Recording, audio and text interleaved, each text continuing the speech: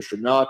Number two, someone refuses to answer a direct question. And number three, someone is drilling the conversation to such an extent that I feel like it's not relevant to the initial prompt. Those are the only times I'll get involved. Hopefully, I won't even have to talk much during this debate, and debaters will have at it. So Andrew kindly asked to do 7-minute opening statements, and I think that's fair. So we'll start off with 7-minute opening statements. I think, Andrew, since you were the initiator, you should do your opening statement first. Yep. Yeah, Okay. So I just want to make sure my audio okay now, guys? Yeah, you're good. Out in the chat. Well, not to you guys. Hang on, I'm just asking my chat. Yeah, it's all good. Okay. Vosh, I won't take the entire 7 minutes. I'm sure you won't either before we get into the back and forth. But first, I appreciate Vosh taking the time to have this debate with me, the audience of both Alex PWF and the audience of The Crucible for coming out tonight as we have this debate. The topic tonight is Christian nationalism versus libertarian communism. I understand Vosh likely has many criticisms of Christian nationalism, though I think most of them will be directed at other people's advocation of it rather than my own. To define Christian nationalism simply, it is the operation of a synergy between the church and the state. Such a synergy can be operated either under the confines of the church acting as the state or as the church being a division of it in some way. This could operate as an advisory role, which in many ways it does now anyway, or as a division. I don't want to get that again. Yeah, Okay. So I just want to make sure my audio okay now, guys? Yeah, you're good. Out in the chat. Well, not to you guys. Hang on, I'm just asking my chat. Yeah, it's all good. Okay. Vosh, I won't take the entire 7 minutes. I'm sure you won't either before we get into the back and forth. But first, I appreciate Vosh taking the time to have this debate with me, the audience of both Alex PWF and the audience of The Crucible for coming out tonight as we have this debate. The topic tonight is Christian nationalism versus libertarian communism. I understand Vosh likely has many criticisms of Christian nationalism, though I think most of them will be directed at other people's advocation of it rather than my own. To define Christian nationalism simply, it is the operation of a synergy between the church and the state.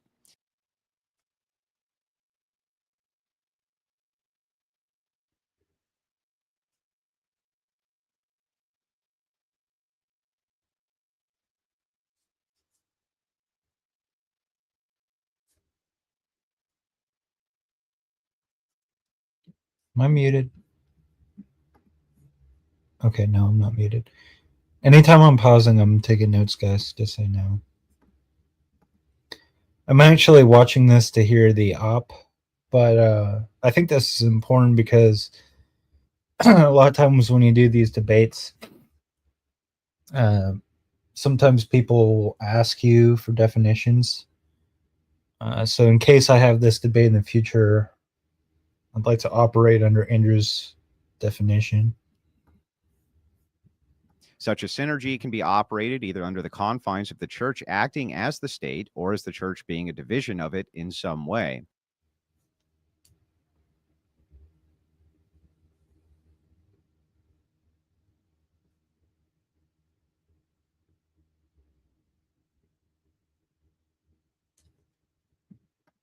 My own. To define Christian nationalism simply, it is the operation of a synergy between the church and the state. Such a synergy can be operated either under the confines of the church acting as the state or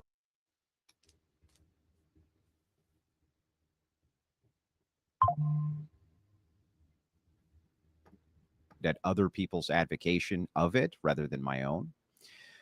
To define Christian nationalism simply, it is the operation of a synergy between the church and the state. Such a synergy can be operated either under the confines of the church acting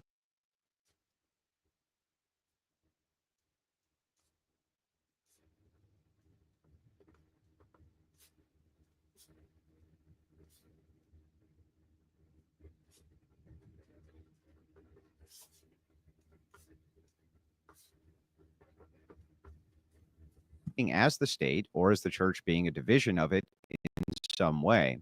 This could operate as an advisory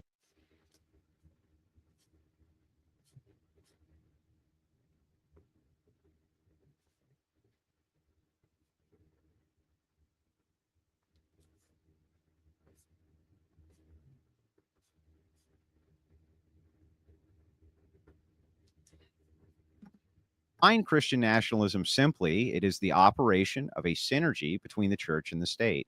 Such a synergy can be operated either under the confines of the church acting as the state or as the church being a division of it in some way. This could operate as an advisory role, which in many ways it does now. Okay, so church being an advisor. Oops. Oh. Anyway, or as a division of the state itself with separate guidelines from that of the secular nation, or it could have similarities to the secular nation. This idea is in no way radical. To this day, there are many nations who operate under these guidelines through religion, though I would argue with the wrong religion. And historically, such Christian nations and empires withstood the test of time, though ultimately buckling. Some of them lasted well over 1,000 years. No current product of any Western nation is going to do that. Remember in the course of this debate that Vaush is at the mercy of the same criticisms he may levy at the idea of Christian nationalism. In many ways, he is more at the mercy of his own criticisms than I am, as the examples of communism we have are less than ideal, and he envisions a radical parting from those systems, yet historically those systems are all we can point to. Under my own system, however, we can point to nations which have prospered, persevered, and ultimately created mostly happy and healthy populations. A return to patriarchy is the order of the day. Yes, The way sir. that we would achieve this is the same way the communists and feminists achieved their subversive goal of their attempted annihilation of Christianity, which is still ongoing, and that key is through the demographic shift via birth rates. The religious have a lot of children, and the non-religious don't. I'm so glad he's tying this in. Not too many people would know to do this, but he's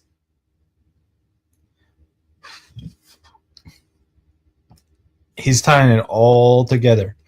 It's like, why would you be against Christian nationalism? And now we're showing some of the bad signs of the more socialism, Marxism that is bringing in ideas of feminism, which all of this stuff, it's against what the Christian is actually standing for.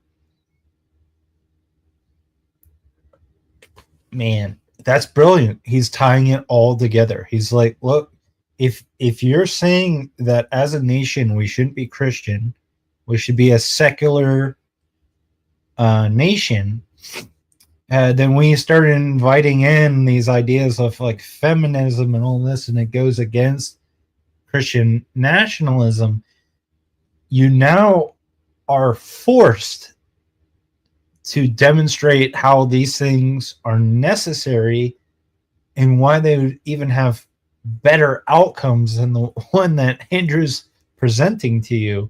So all of the criticisms that an atheist could levy against a Christian or someone that wanted to go more into socialism would levy against a conservative, every single bullet point where they come against us can be levied at them. But not only that, it gets levied twice as hard, because when you start looking into some of the subversive things like feminism and egalitarianism, you start to see a lot of places where there's not good outcomes. So even if God not real, though, because that's why most people don't want Christian nationalism, it's like, well, even if it were the case that, you know, we believe in fairy tales and mythologic, our worldview and the way that our ethos works tends to be a better system than what you present. And then when you say, well, we're going to liberate ourselves from God and all this, all we have to show for that is degeneracy. That's all you have. Because you're shaming you're shaming the nuclear family. You're promoting basically the opposite of that. You're telling women to do something unnatural, which is not be mothers. Every single bullet point you point to, it just leads to hedonism and nihilism. And it's self-refuting because it doesn't even have a good grounding epistemology to even assert the things that it wants to assert. But just like we do, and we debate these guys, they want to grant everything that we do so they can run a proper reductio. Unfortunately, that's the very problem, is that you have to believe what we are saying to you in order to show us why it would be wrong, because that comes from a moral paradigm that the Christian is presupposing, or evil, which comes from, again, a Christian paradigm that the Christian is presupposing, from a subjectivist, relativist, naturalist idea. You don't have right or wrong. Everything is kind of subjective and open to interpretation and up to perception, and there's no grounding there for objective truth or objective morals, or there's really not even a really good telos or reason for life. And so this is where even like evolution kind of falls flat on its face, because it tries to presuppose that creations in nature need to expand for some reason, though the reason is arbitrary to us, though we might boil it down to surviving. But if there's really no reason to live, then why is survival even important? These people are not logically consistent, and if you can catch them in that right away, the rest of the deck of cards will fall flat on its face. The future essentially is ours. My plan for such a system is no different than Vosh's in execution. Over the next 100 years, we Christians establish our values into our children and direct them to begin to take over the institutions. This seems like a laughable proposition, except that's exactly what the Marxists and feminists did. It took them about 150 years or so to accomplish it. We can do exactly the same thing. In fact, we can probably do it in about 100 years. Our job external to that is just to slow the progressive machine down any way we can until age claims its advocates. Obviously, I have a lot more to say on this topic, and as we get into the debate, just remember that theology informs culture, and culture informs politics. I like that.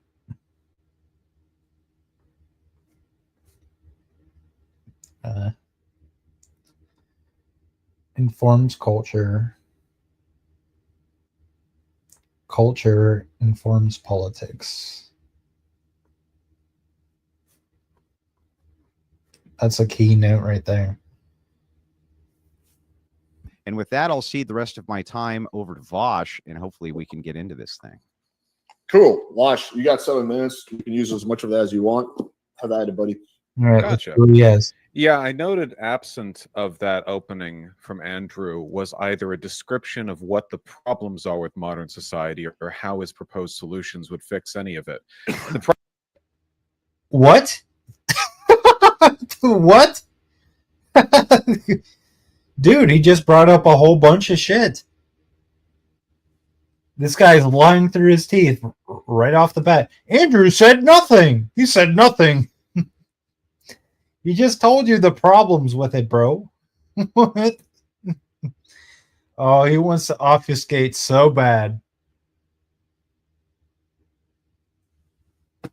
Well, Andrew, even though he provided all of the issues under a worldview with Marxism has yet to address the problems with it. Like, okay, that's nothing. That's a nothing sandwich. Try again, sir. Problem that I have is that ultimately it feels like this is always a vibes thing, which is ironically very Oh, it feels like a vibes thing. Okay. Appeal to emotion.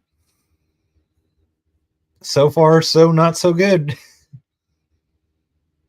feminine and not an all representation of patriarchal logic. The idea that there's something wrong with society and the best way to address it is to return with a V, just gesturing at, well, civilization lasted, ignoring the fact, of course, that Christian civilization and history has been a nonstop shit pit where countries obliterate each other, ethnic and.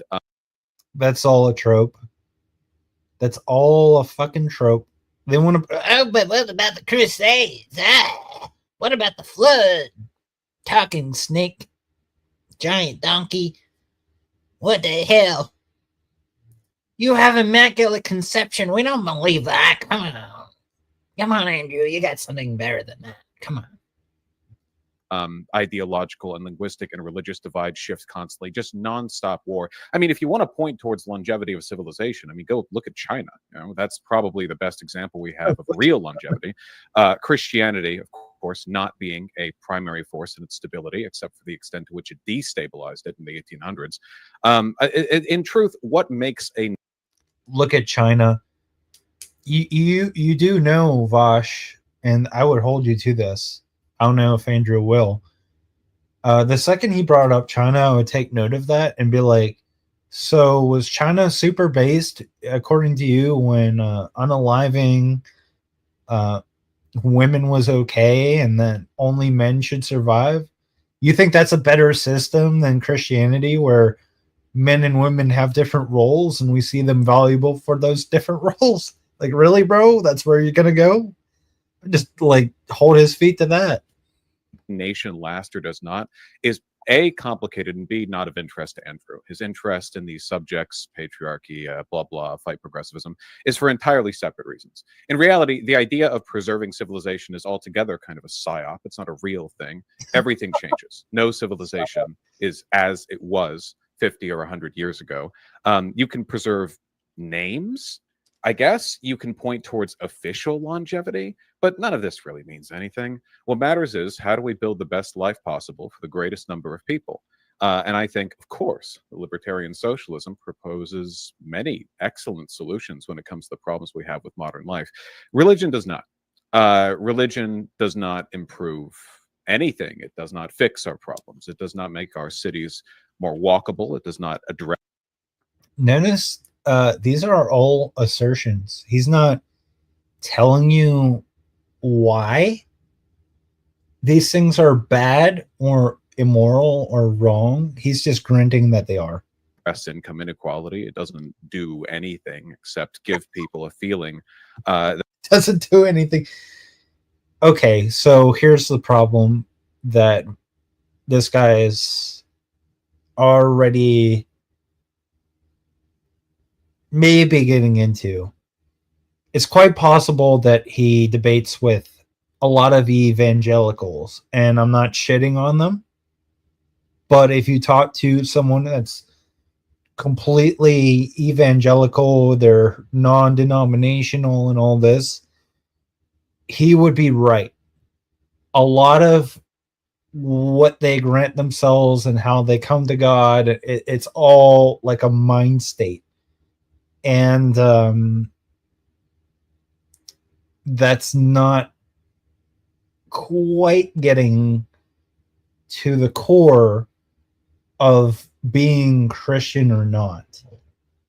That's just a bunch of, I feel this way, therefore I am. That would be the same argument that you could go against, like, the trans ideology or something like that. Like, it's the same criticism for the Shroons, really. It's like, well, just because you feel like you're a woman, that doesn't make you one. So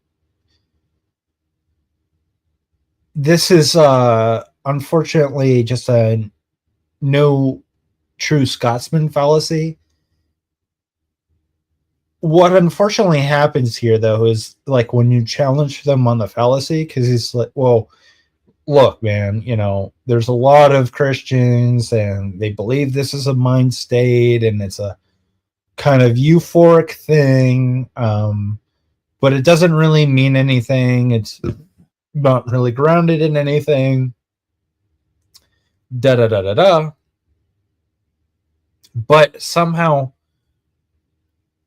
shrooms are okay, even though the very same criticisms you levy against them can be levied against them. You see what you're doing there? Like, basically your straw man is, I'm going to group up a bunch of Christians, even though not all of them agree on what Christianity really is, and boil it down to a mind state. If it's just a mind state, then we can reject it. But here's where he's going to get in trouble, because Andrew here doesn't even have to necessarily defend his Christian ethics once he starts getting into mind state and all this. I would just grant Vosh that he's right and that everything's just a mind state. Therefore, even under that presupposition, you couldn't say there's anything wrong with a Christian believing in a God because it's just a mind state, just like you have a mind state that the Christian is wrong. It's just a matter of preference. It'd be equivalent to me saying, I think pepperoni pizza is superior to all the other pizzas, and you're immoral if you don't put pepperoni on your pizza. Now, can I make that claim? I guess, but I doubt anyone's going to take it seriously. It's not a moral ought.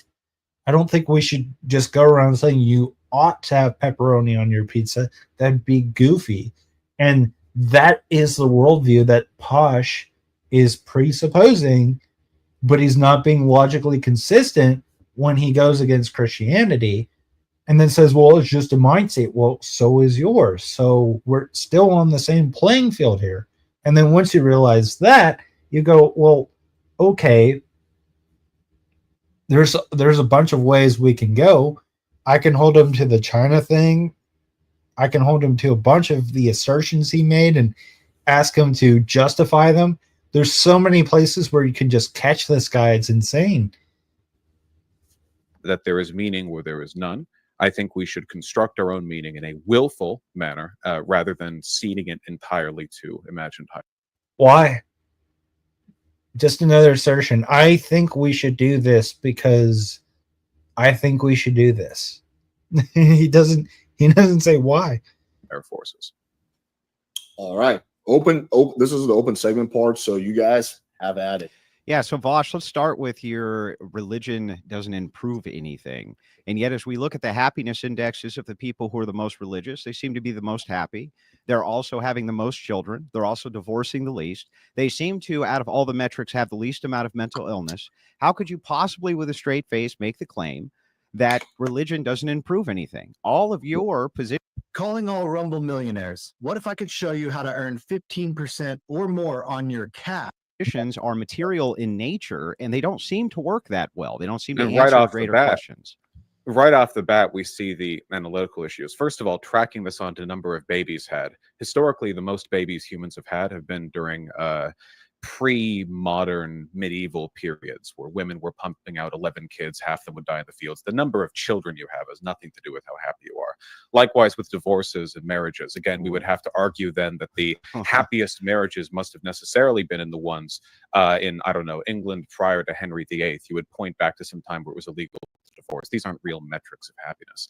People in general are getting less happy. That is absolutely the case. Yeah, but Why the not religious tie it seem to be other- less so via self-reporting, and the religious are having the most amount of children. And I have the stats here. If you'd like to review them, I can show this to you and demonstrate it to you. Pew Research has been following this very closely for a number of years, and their indexes seem to be quite good. And yet your materialist outlook seems to claim that libertarian socialism, materialism will save you. And yet we're closer to that worldview than ever. And yet mental illness and all of these factors which lead to unhappiness is higher than ever. We've Least only of all with began the religious. tracking. So first of all, as I established, birth rates are irrelevant to this discussion if we're talking about happiness. Second, Birth rates are irrelevant.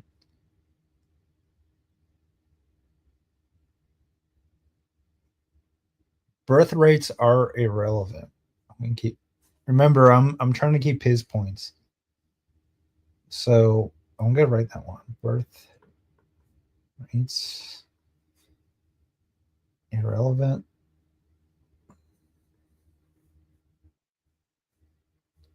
Mind state. I'm gonna put that one in because he said it.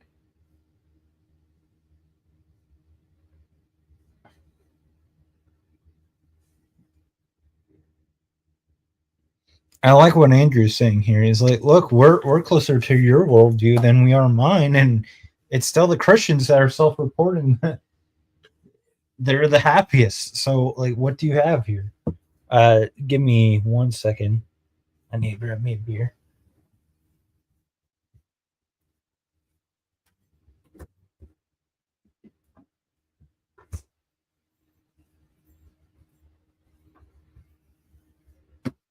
Oh.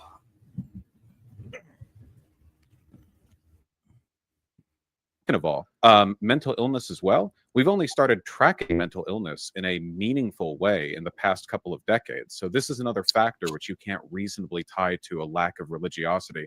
In fact, if you go to our insane asylums and people with severe mental illness issues, you'll find plenty of people there who are deeply religious. The idea that mental illness tracks perfectly onto, or even remotely, onto a lack of religiosity is just absolutely not the case. Well, how can The you make problem that here- claim? That actually makes no sense. You say birth rates can't be tied to happiness, and yet if you have children, you are happier. How I'm sorry, how wait, could do you think- possibly say that birth rates wouldn't track onto that? Of course they Do you- would.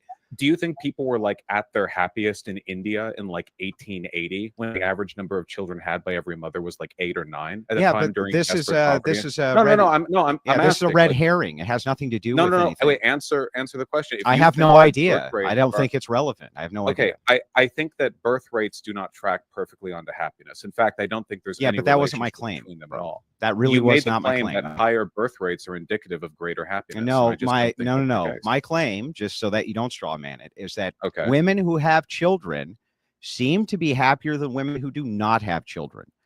When you look at the birth rate, of course, that's going to map onto that, as women are the ones who have the children.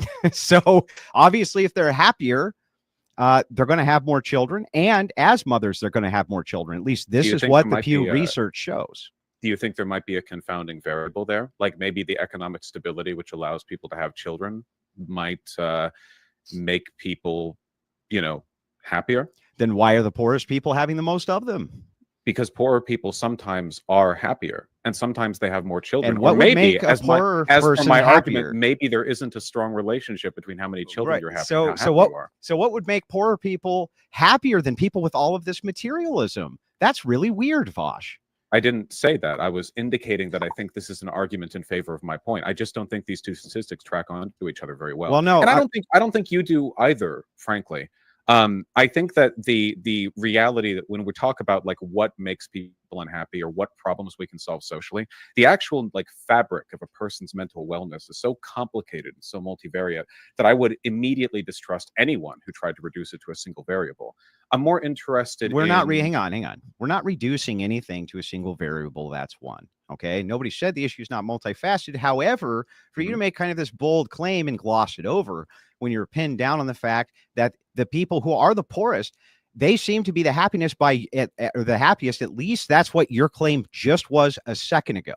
No, So I if didn't that's make that. true, then obviously it must be something other than materialism, which is causing them to be happier. What would you say that is, Vosh? I didn't make that claim. I You said that did. there are plenty of no. I said maybe it's this, maybe it's that, maybe it's this, as ways of indicating that I don't feel there's a strong track between birth rates and happiness. Birth rates are higher in many. I noticed this. Somebody else said it.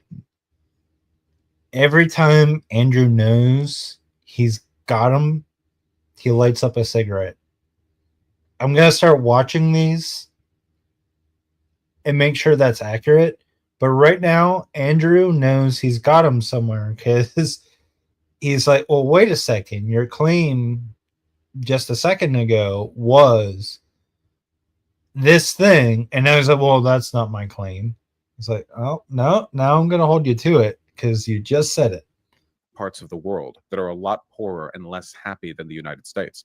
In the United States, it is absolutely the case that poor people tend to have more children. There's also a racial or ethnic element to that as well. But this isn't a perfect one-to-one track. For instance, rural areas where the cities are drying up and dying, there are people who have lots of kids, sure, but they're not happy. I mean, we make I guess sort of reductive comments about white trash families. And I don't think that's fair, but it is certainly the case that, there are plenty of households out there where you have both many children and not a lot of happiness. Well, then this I is just think another it's problem too with the complicated. materialist worldview, Vosh. When you make this kind of bold claim, don't you think that economics really has a lot to do with whether or not people are having children? And then you cite that the poorest people are having the most amount of children.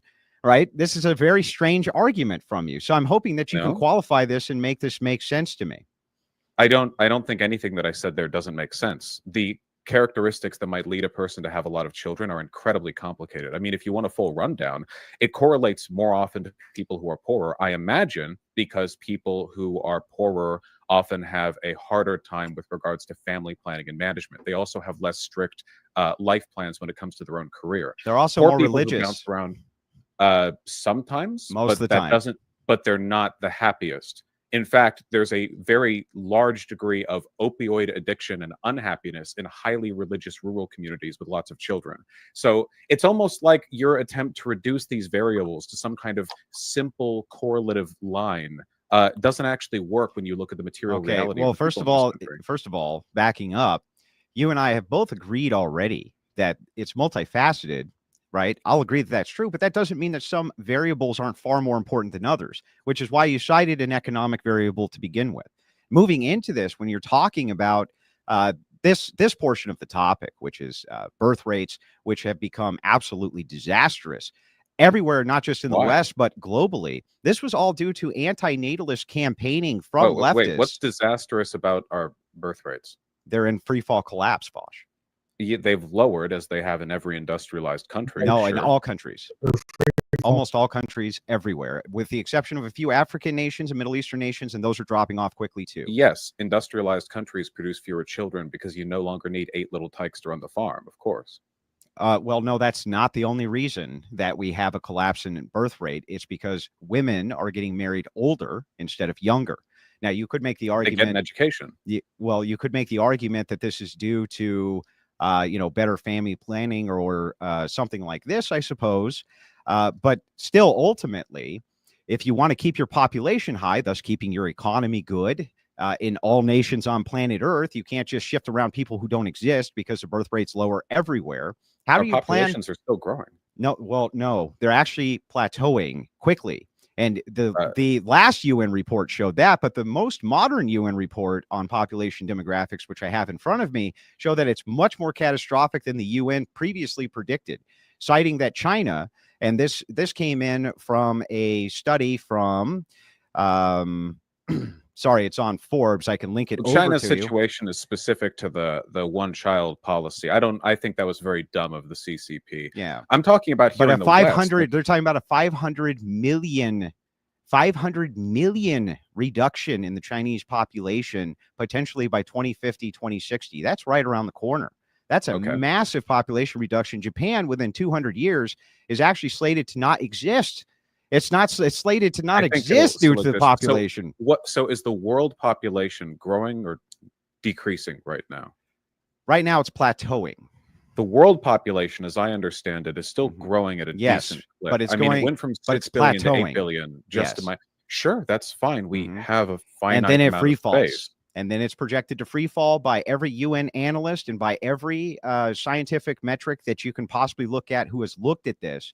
It's expected to free fall and possibly stabilize at 6 billion in the next 150 years to 200 years. But the estimates, I don't think here, what UN analyst? Yeah, I'd like to see that. Yeah. Also, assuming that's the case, okay. I mean, it can't grow forever. Like, let's presume that information is accurate.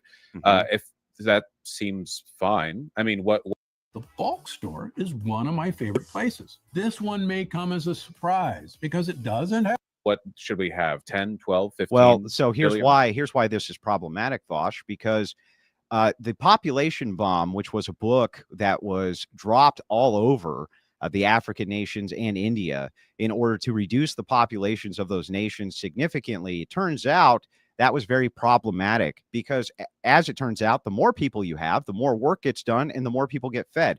Right now, due to the increase in population, there's more global food production, the ability to deliver this food globally to people who need it than there ever has been in human history. That's what happens with pro-natalist policies versus anti-natalist policies. Okay, wait, you just answer what population do you think it should stop at? So, okay, it might stop at 6 billion. What meaningfully is the difference? Oh, I think between that the stopping at Earth 6 or could 7? the Earth can easily, according to analysis, have up to 25, 30 billion people with pretty, it's pretty regular ease.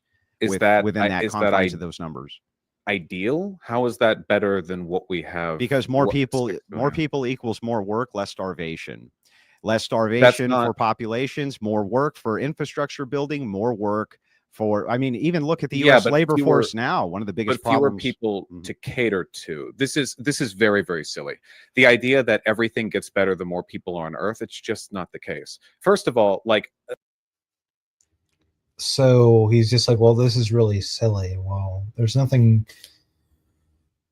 What Andrew's saying is the more people we have, then the more we can do for other people. And he's like, well, that's silly. So not saying anything.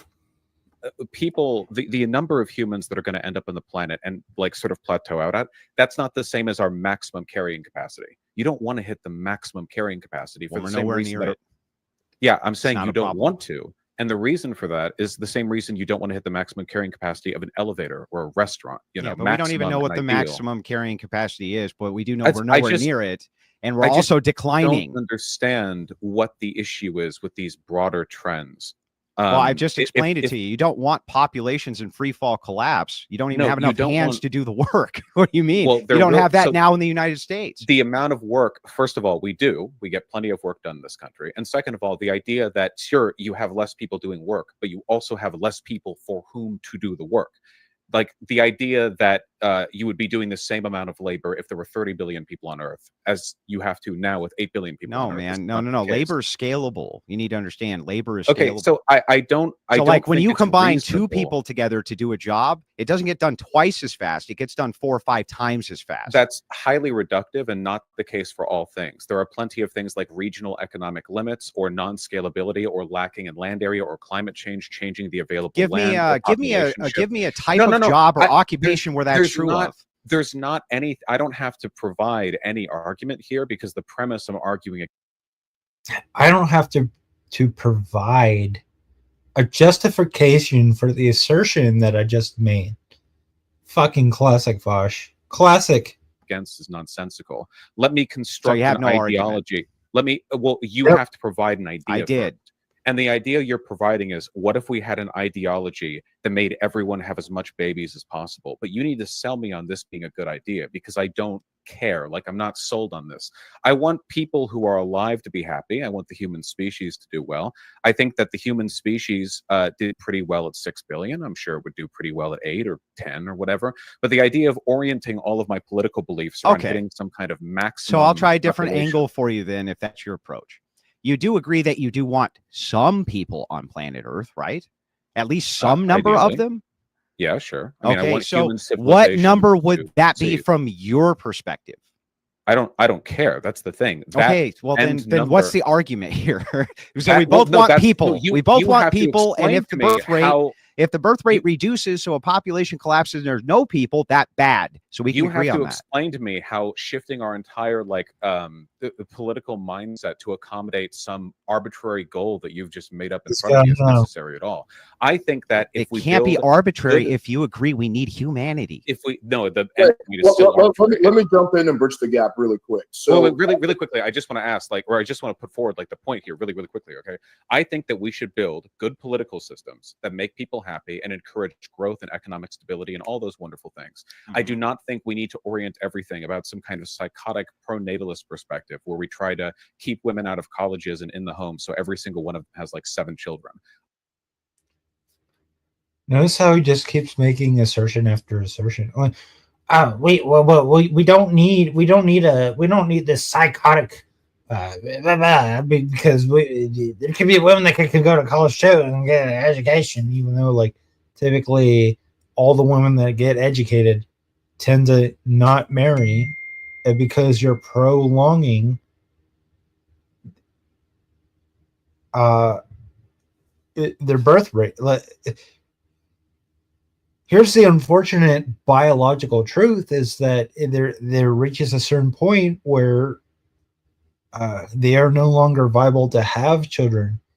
And so even if you want your women to be educated or something like that, you would have to spend it in their early years so they didn't have to go to college so that they could be stay-at-home moms.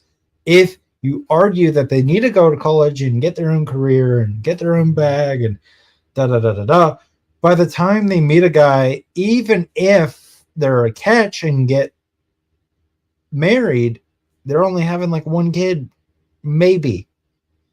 And that's exactly Andrew's point, is to say these women that go into education and do all this and go into their career, they stop focusing on having children and they start focusing on themselves.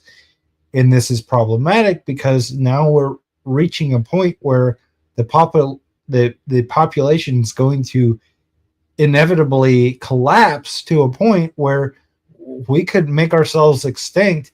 And Vosh's retort to this is, well, I just don't give a shit. So Andrew already showed that this guy just doesn't fucking care. He's like, yeah, if we all die, who cares? Now, I don't know where he's going to go next, but here's what I would do. I would just give him a hypothetical because it seems like Andrew and Vosh agree that we have to have some number of people. And Andrew was trying to give him a number, and he's like, well, I don't care. And so it was smart of Andrew. It was like, well, oh, okay, so if you don't care, then what's wrong with an increase rather than a decrease? He's got nothing. And he's going to be like, well, there's going to be some sort of something that I made the fuck up to demonstrate that that's irrelevant somehow, even though you and I agree that a level of population would matter. If you operate under the I don't give a shit, then you shouldn't fucking give a shit if we all go extinct. End of the argument. I don't think that Nobody. Okay, first of all, all you're doing there is framing. I never made the argument that women must do anything. What I told you is that we have a birth rate that's in free fall. You agree that we need to at least have some humanity, which means you have to at least replace the people who are in existence. So you and I can at least agree that every human being should probably have at least one other human being to replace them, right?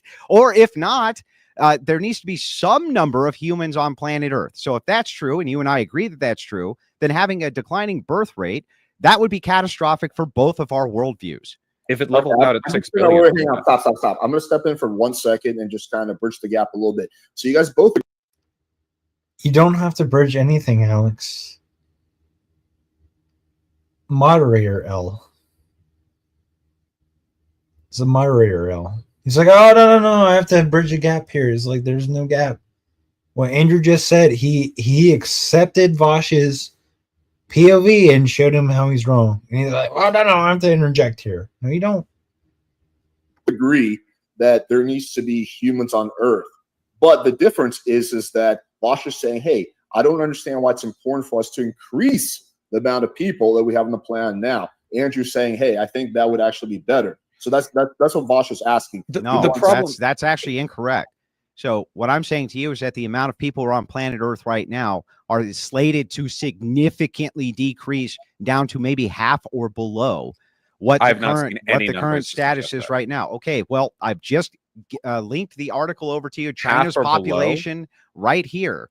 What And about world? Yeah, this world is population. this is the projection. Now, the world population, the UN projection was at 6 billion. However, the trend is very, very quickly going the other direction. I can send you an article on this as well. Telling as the world. So they're saying that it could be reduced to as little as 3.5 billion to 4 billion. They don't know. So these are speculative numbers that don't actually tie in with like the broader consensus. Well, Look, what's the not issue here- speculative though is the number of, or what the birth rate is at for the percentage of the population. Invariably, no matter what point you hit, you will hit periods of general like population decline, because it's not possible to perpetually maintain growth or stagnation. There will be waves up and down. This is inevitable. I think that what's the problem here is that this is all fake policy. There is no such thing as like global pronatalism or antinatalism. You said earlier the left does antinatalism. This is nonsense. Let me give you an In example. reality, people have children and are able to have children in line with the material circumstances they live in. Are they educated? Do they have the money? Do they have the space in their household? Are there cultural values that incline them towards having more children or not? These are the things that we can do and control. Now, if we're to have a discussion on what we should promote, here's something I think we could do. Okay. No. it would Let be me cool. respond to these 2 points because both of Well, them are well, but inaccurate. we The can first agree one on is this. Then you the can- 2 points that you what if we smuggled in. agree? The What if first we point agree? that you smuggled in was that We might people agree. can only have children based on material conditions. Not true. They have children outside of the scope of their material conditions all the time. And that's why you see some of the poorest nations in the world breeding more than any other nation. those So are this the is material first of all, conditions. this No, is you don't- patently false. Hang on, let me Wait, you finish. I don't just let understand- you. No, wait. I let you don't give your understand. argument. No, Let no, me give mine back. You just described those are the material conditions. Material conditions doesn't mean if you're rich enough. It means that the circumstances that surround you give you the ability and inclination to do something. Poverty inclines people towards having Saying lots of nothing. children. That is a material Oh, condition. man, okay, fine. Even if I grant this, okay, this kind of second thing which you smuggled in is that the left has no anti-natalist policy, but they do. They're the by far the largest advocates of abortion everywhere on planet Earth. That's a left-wing socialist policy for sure. Even back to its roots, it was a socialist policy. There's no doubt that that's true. They're the ones who dropped the population bomb all over planet Earth via helicopter in order to get people to stop breeding. Yes, they have had significant anti-natalist policies. It's absurd to say otherwise. So you're saying that giving people the choice as to whether or not they want to have children, it leads to a decrease in how many children people have? Well, again, this is a smuggled in premise. You're not That's not. giving. I'm just asking. You're you a not question. giving them the choice. You're saying you can't kill your offspring. There's a distinction to be made. No, the legality of abortion is giving people the choice to have or to not have children. It leaves out the possibility of accidentally this having. is No. 1,000 times no. Because if you're already pregnant, you can't kill your kid. His presuppositions are shit. your bad worldview. No. Of you Please, making please the stop. assumption it's not No, murder. stop complaining that literally anything that doesn't immediately like pre-pack your framing into it is some kind of biased question. Well, okay? then don't complain I want- immediately that I accept your framing as being true.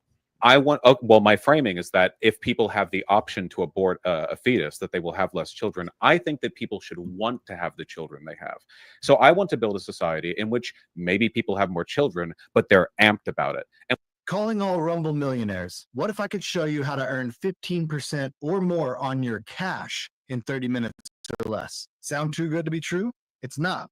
Billions in capital are already doing this, including some of the biggest banks in the world like Citibank, Goldman Sachs, BlackRock, Fidelity, Visa, you name it. In fact, our private equity firm utilizes this strategy right now, but for the first time, we're going to teach you how to do it yourself, free for 14 days. We charge $10,000 per year for this advisory, but we're so confident you'll be making so much money with this, we're going to let you try it for free for 14 days. No credit card required. This is a complete A to Z course, breaking down everything step by step. Plus, we host a daily webinar showing you the results, walking you through the process every step of the way, and answering any questions you have in real time. No stocks, no bonds, no life insurance, no complicated investment. And what that means is supporting material policies, like, for example, free childcare or better tax credits or legal mandates for corporations to provide maternity and paternity leave. Those are examples of things that socialists tend to support and would massively increase the viability of having children, even in an industrialized country. Then, That's real if that's policy statement. true, then how come in the nations where these things are implemented, you have not seen the birth rate make a recovery, Vosh? Well, I think that there's more to it than that. Oh, You have to right. give So then people why the are you giving me options that- policies that don't work? I don't care. They Give me do work. policies that work. They do work. Well, okay. Well, then However- show me how they work Okay, and where I they do- well, work. wait, do you need me to explain to you how like state subsidized daycare makes it easier for people to have Why kids? it has like not done free any food. reversal to the birth rate in the nations which have implemented it? None. Well, wait. Do you have data that demonstrates it as Yes, absolutely the no birth effect, rate. even Which though for which the past nation would you century? like to cite? And I'll give you the birth rates and that they're on the decline. Absolutely. What specific policies? Wait, hold on. They're on the decline. Is Mhm. it possible they would be more on the decline if it wasn't for those policies? It's possible. Then how do you know? Then how do you know? Wait, no, however, so even you if it- confidently say you even have if data it that were, demonstrates but even if it correlation were, or causative they don't. behavior. You say that these are the policies which would reverse the trend. They want. They don't I reverse can- the trend. I can give more. Then So give a lot of more. it- Sure. A lot of it also has to do with work culture. Even in a society in which people are given the opportunity to have children with state mandates and subsidies and what have you, there's a huge issue of like people lose out economically on a lot by having children. A lot of this also has to do with like keeping dads in the home, right? Like if a dad takes 6 months off work, even if it's part of paternity leave, that is a rough sell economically, and it can disincentivize their future promotions. I think that we should have a culture that is much more permissive towards people not being nonstop 24/7 workaholics, because that shit kills families. Not only does it prevent people from having kids, it also fucks up the kids if they are This born, is a because dad's restatement always out of the house. same exact claim. You're giving a material position to this, and yet in the Mhm. places where you have these material positions, like France, for instance, where you have a reduction in the work week and you do have these types of childcare programs, you still see the collapse in free fall of their birth rates. This is not reversing these trends Collapse- Wait, hold on. whatsoever. One second. France birth rate over time. You use very scary words like collapse and free fall. Yeah, and I just free want fall. to make sure that Look it up yourself. It looks like hold on one second. It looks like it's been holding roughly steady for decades.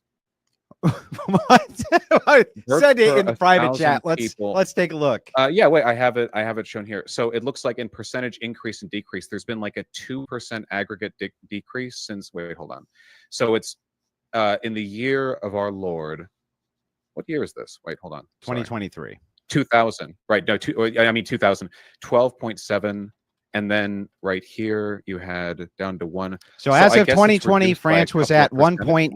1.83 births per woman. That's not even replacement rate, Vosh. You have Mhm. nothing here. Well, they have, okay, but what's the rate over the past few decades? You need to have at Also, least they have you need to have immigration. at least 2.2. But even if that were true and the rate were still decreasing past your policy implementation, it hasn't reversed it. It hasn't done Wait, what you but- want it to do, man. So wait, again, you don't seem to understand how this data works. The whole point of He doesn't understand the data. He just dog walked you down the data, bro. This is what they do, though. It's like, well, you're just not educated enough, Andrew. You're just not educated enough, Andrew.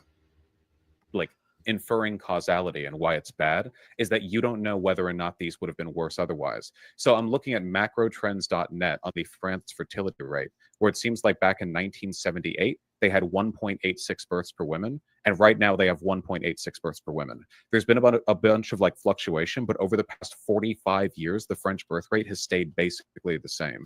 You're So I talking don't like about it a when you use things negligible like collapse and difference free right fall. now at 20 Over 40 years, hang on. stability. In the 40 year years of stability. in the year 2020, the United States at 1.64 birth rates, Well, and I thought we were France is talking about only France. negligibly at 1.8. This is a negligible distinction utilizing wait, the we were same talking policies about- that you advocate for.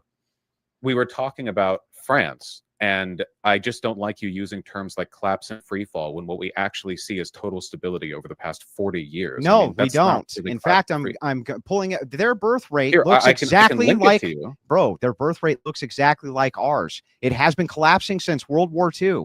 There's no doubt Okay, that wait, I'm hold on. looking at the data. Okay, wait, I'm going to link you this really quickly so you can see what I'm seeing, because Okay. I feel like we're talking past each other a little bit. If you want to share but the if you- screen, just add it and I can share the screen. That's fine here, too. well, I've just Well, linked no, it. You just put can- it in you the can- private chat, and I'll get a look at it here. All right, There. there. I've linked it. I've linked it right there. And as you can see, the French birth rate has remained stable for nearly 45 years now, which is pretty significant, I feel. Unless I'm misreading this data, but it was at 1.86 per woman back in 1978. And it's the same today. So again, like free fall and stability are 1.5. opposites. So, okay, so we see a historical collapse. We see in the UN projections and yet another collapse.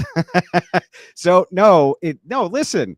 This is still- listen, this is still a collapse. What collapse? Wait, what collapse? I'm looking at the horizontal line. What is your definition of collapse? Yeah, so Where's the I'm going to collapse? send you over the counter data because this is not correct. No.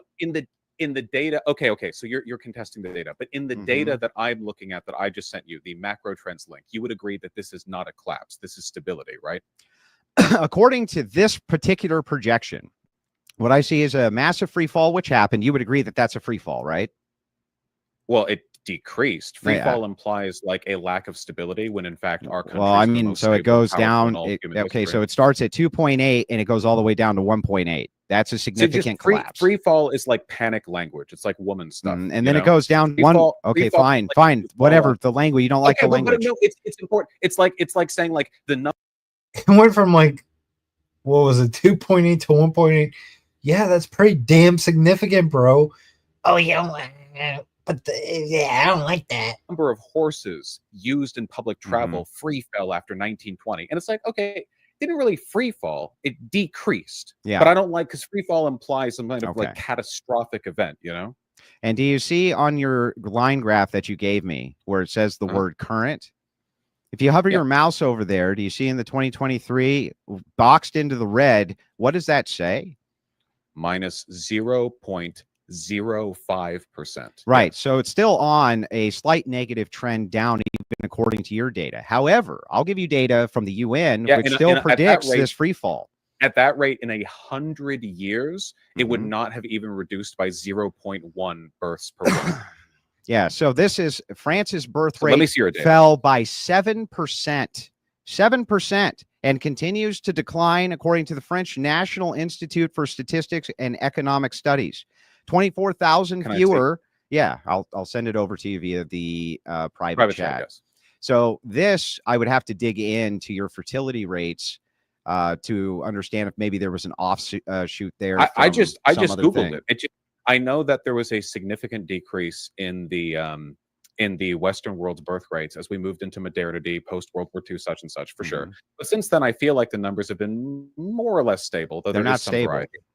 Wait, hold on. Okay, so the problem here is that this is a panic article. Why on earth would you ever try to assess a nation's Dispute the average numbers. birth rate, but with a single year of data? Dispute the numbers. So, okay. So the way numbers work is if you want to analyze trends of stuff like birth rates in a nation that go forward and backward Mm-hmm. decades, you try to use like larger aggregate data rather Like than global data. sure, like over Yeah. decades. and So decades, let me yeah. give you the global data. The global data shows the population is increasing. but, no, well, no, again, the- like, no. What we're does the so global far data off show right now. about birth rates, though, Vosh? The birth rates are decreasing. The population is increasing. So can you perpetually have a birth rate which decreases and a population which increases, Vosh? no, but I don't want No, a population to increase. no, forever. you can't. Yeah, Oh, what happened? I don't know. I guess his internet crapped out. Let's give him a minute. I wrote down a few things I want to bring up after you guys are done, but I'll let you guys. Okay, there he is. I'm sorry, I hit the wrong button. I thought I was closing a link, but it turns out I was closing another link. Hi, You're sorry. good. Okay, yes. I heard you. You said we were talking about the birth rate falling even if the population increases. Sorry, that was my Yeah, debate the tactic birth that rate didn't the work birth that rate well. is still falling, even if the population is slated for Yeah, that's for an increased You're not a child, you're a man. So stop wearing so many layers to go outside and get the bear temporarily. that's But fine. I'm fine with that. Yeah. but we don't actually know that the population is slated for the kind of increase. This Weren't is we talking about I'm going to France show this. specifically? Yeah, I'm Like, going to show this to and you like so that policies that you could do? understand the reason. Well, France was actually a sideline to this. However, you asked me for an argument for why it is that Christians are pro-natalist, essentially, and I why don't we think see that Christians as are a pro-natalist. massive problem. You can see this competes, and there is data linked within that link, which is competitive to the UN models, which shows that the UN models could be vastly incorrect with their projections. I can't really engage with a random 4 citation article that says, "Hey, maybe the UN and all that data is wrong." They'll never engage. So when I started following, actually, even before I started following Andrew, there's a guy in my life that's basically this guy. And to be honest, if you don't know shit about debate, you don't even know how to like argue his points really. Which is why I wanted to listen to this guy, because I wanted to say, well, wait a second. This dude is literally making arguments I've heard before, and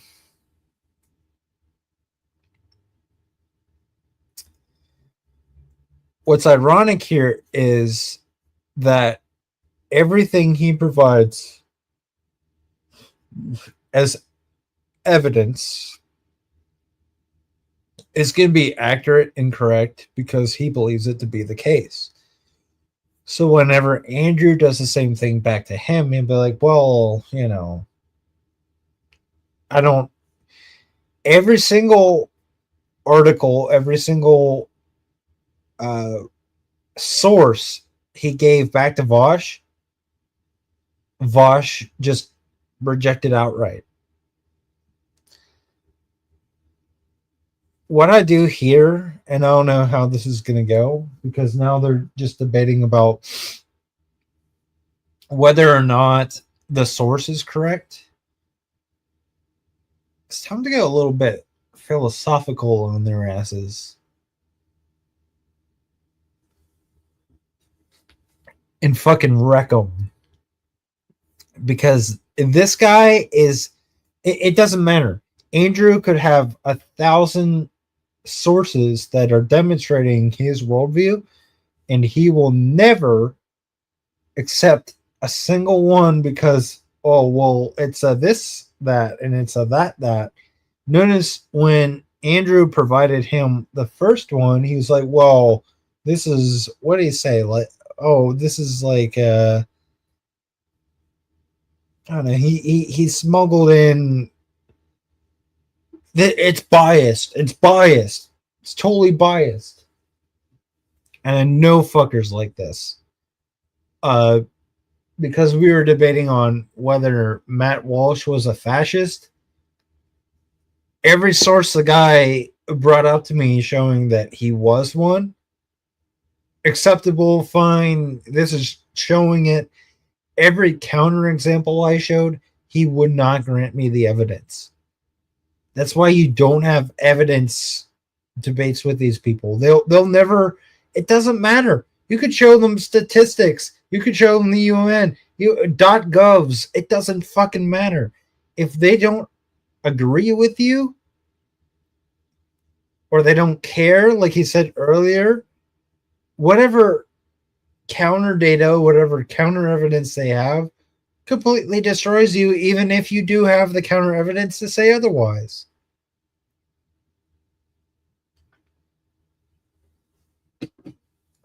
That's why I learned real quick never to get into evidence right away, because that's all they're gonna argue about is the data. He has data that supports his view. He has data that supports his view. But I'm sure that if you just went philosophical, that this guy could just completely rage quit because he's got fucking nothing at the end of the day. It's like, yeah, I found some sources that support me, even though we haven't checked to see if their sources are correct or if they're running the proper scientific method or anything like that. So why should I accept your sources when you want to accept mine? And if you're gonna just flat out reject it because it's alarming or it has these catchphrases or what the fuck he says, like he smuggled in, oh well, this is just a blank, this is just more fear mongering. This is just misinformation. Don't allow them to just make assertions like that. Hold their feet to the fucking fire and say, how did you come to that conclusion? When I have counter data that demonstrates otherwise. But let's see how Andrew does it, because that'd be my thing. I'd be like, you know what? Fuck the data.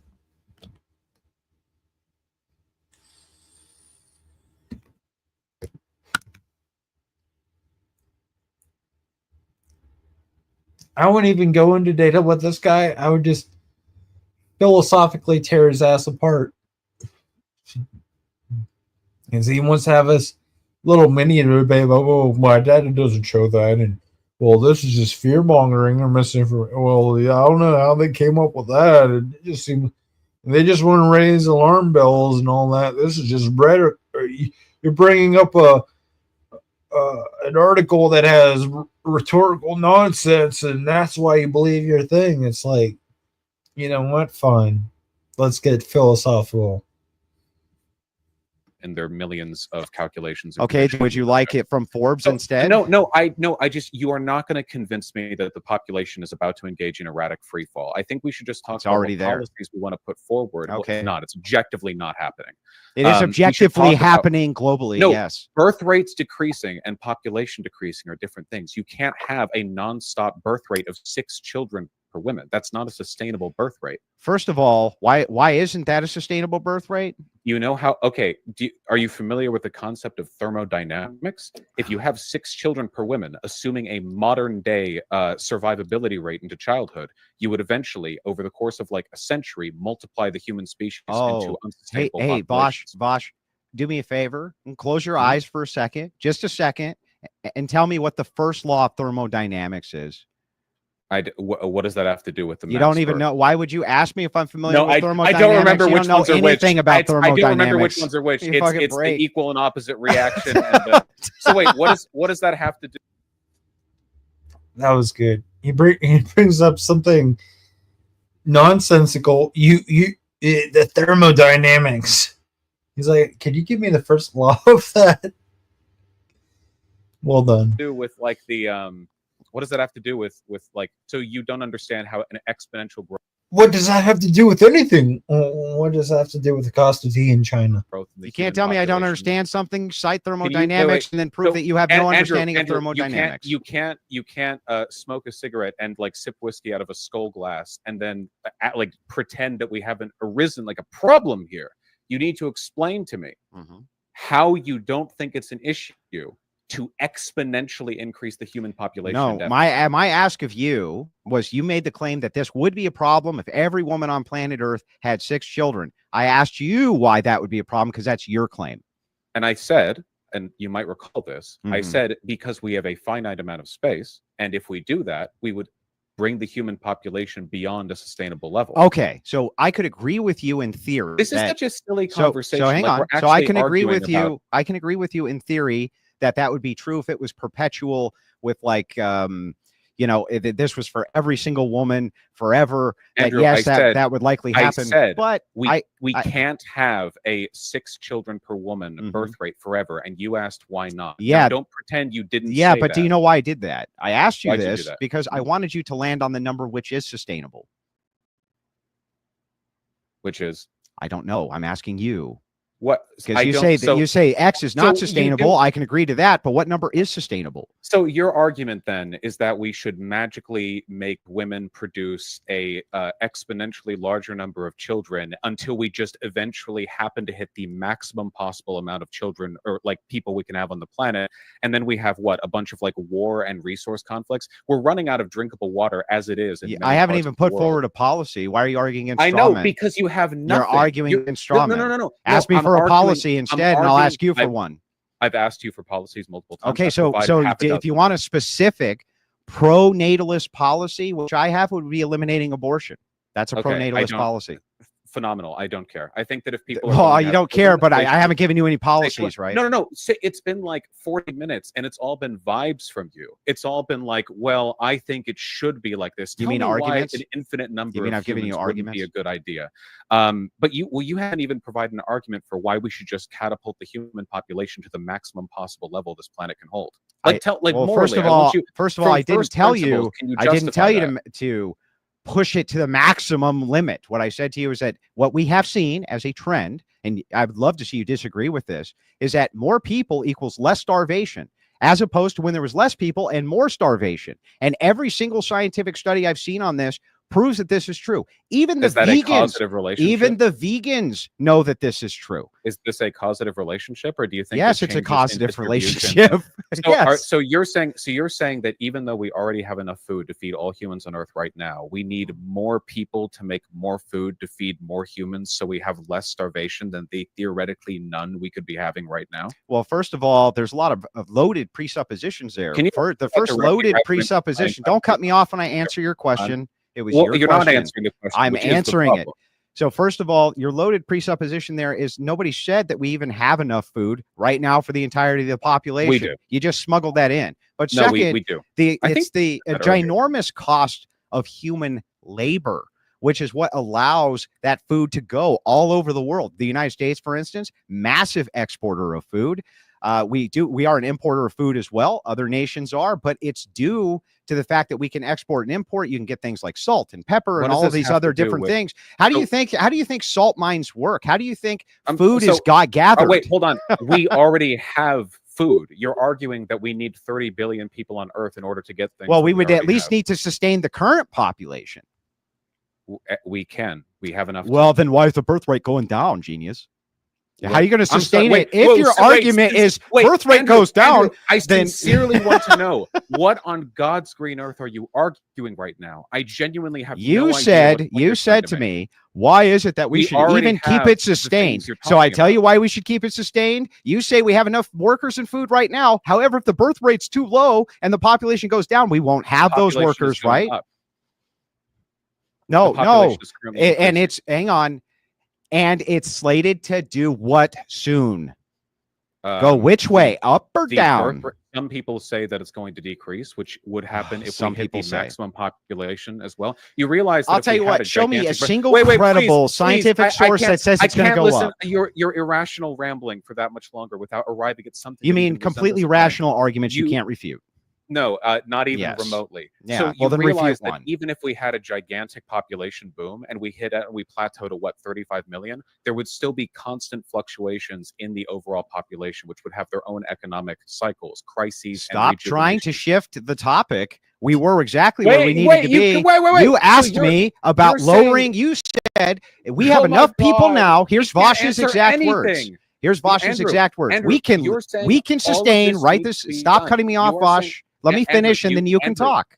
You cut me off. You're Okay, saying that you tell all me of this when needs you to give be me the done. signal for when you're done talking, and then I Okay. will go ahead and refute what you're saying. All right, it will be a while. So you're saying all of this needs to be done to avoid the problems associated with population decrease, but that would also happen even if we hit the maximum carrying capacity of the planet, because population fluctuations are an inevitable part of all human civilization, depending on a variety of internal factors. So we would never even be fully rid of the problem of the population occasionally decreasing. That's one. For two, you've made the argument that we need more people to feed more people. This makes absolutely no sense. We have enough resources on the planet as it is, and we're going to run into more resource issues the more people we have. Because in addition to climate change literally eating up millions and millions of square miles of like arable population-filled land, we also have the broader problem that these are not like problems we need to solve right now. We already have the resources necessary to feed as many people as we want within our own population. If you want to increase the population, again, this isn't like a policy first issue. If you want, there are policies that you can promote. And if people are happy and feel like they can, maybe they can have more children. But the idea of like, we need to drop everything Great. right Now, now. let me and change respond, everything. Vosh. No. Wait. I said I'd tell you. The idea that we need to drop all sensible policymaking and forget about socioeconomics as a concept just so we can pursue this arbitrary goal of inflating the population, creating, by the way, massive resource conflicts, because quadrupling the human population within a century or two would inevitably lead to massive conflict, because those gains would not be distributed evenly across populations, people with different territories that wouldn't be fully settled. So we're causing all these problems for what? If you want to ban abortion, just say ban abortion. Like, don't. I already have, it's like earlier, but now back. Calling all Rumble millionaires. What if I could show you how to earn 15% or more on your cash? Back to my argument. Something I noticed about Vosh, and something that you should notice about guys that are like Vosh, they love to fucking filibuster. Even in like a text, I've noticed this because, like I said, I've met a guy. He's basically my Vosh. I'm basically Andrew. He's basically Vosh.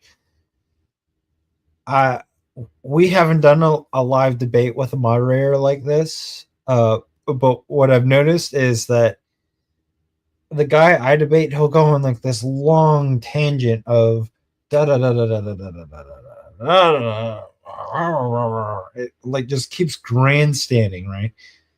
And so, in Andrew fashion, like he's doing, is like, can we break this up point by point? Because if you just go on like this long ramble, I'm never going to be able to address all the things you're saying all at once.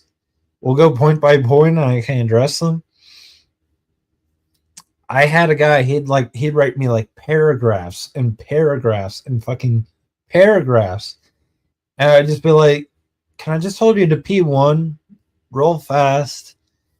And let's just make sure P1's right. And then, you can bring up all the other gobbledygook. They get so goddamn annoyed because they're like, oh, well, I just gave you all the reasons. It's like, yeah, that doesn't equal you win, bro, because you just made a bunch of fucking points. We have to go point by point and make sure that your points even hold up to some level. And for some reason, probably because they know, oh, because I made a bunch of points, I'm smart and you're dumb and you can't argue these because I brought up a bunch of points. It's like, well, you're not even letting me, like, let's take them one at a time. And 9 times out of 10, if you know what the hell you're talking about, you just knock these right out of the park. And But back wait, to my. wait, I didn't say. Wait. You Are said you ever going to give the fucking discipline. signal? Discipline. Well, I told you to take a while. Discipline is being a man, making promises and filling to those promises. Okay, so you have to wait a bit longer. Earlier on in your opening statement, you whined about the left. and Just a feminism. gish gallop, You said Vosh. you Let me want- respond to your point. So Well, listen, hold on. You this is said- and ridiculous. patriarchy. Your I initial just- If you wanna argument talk was about such. Christian conservatism. Hang on. Your just talk initial about Christian argument was conservatism. such. What you said was this. You said we already have enough people to sustain. You just made the argument again, by the way. We already have enough people to sustain this, and we can deliver global food because there's plenty of food right now with the current population we have. But you also agree that the population is slated to go significantly fucking down by the birth rate. You know this. You've conceded that it's There will true. be These two fluctuations, things yeah. cannot make Always. sense together. You can't say, why are you advocating a pro-natalist policy when we already have all the people that are required in order to deliver all this food? Well, There will because always in be the population future, don't cut me off, didn't cut you off. In the You did, future, actually. we're not going to have this population. We can see it in all the trends, including the UN forecast. That's why we need a pro-natalist policy. And you, the materialist, is still arguing against it, even knowing that that's true.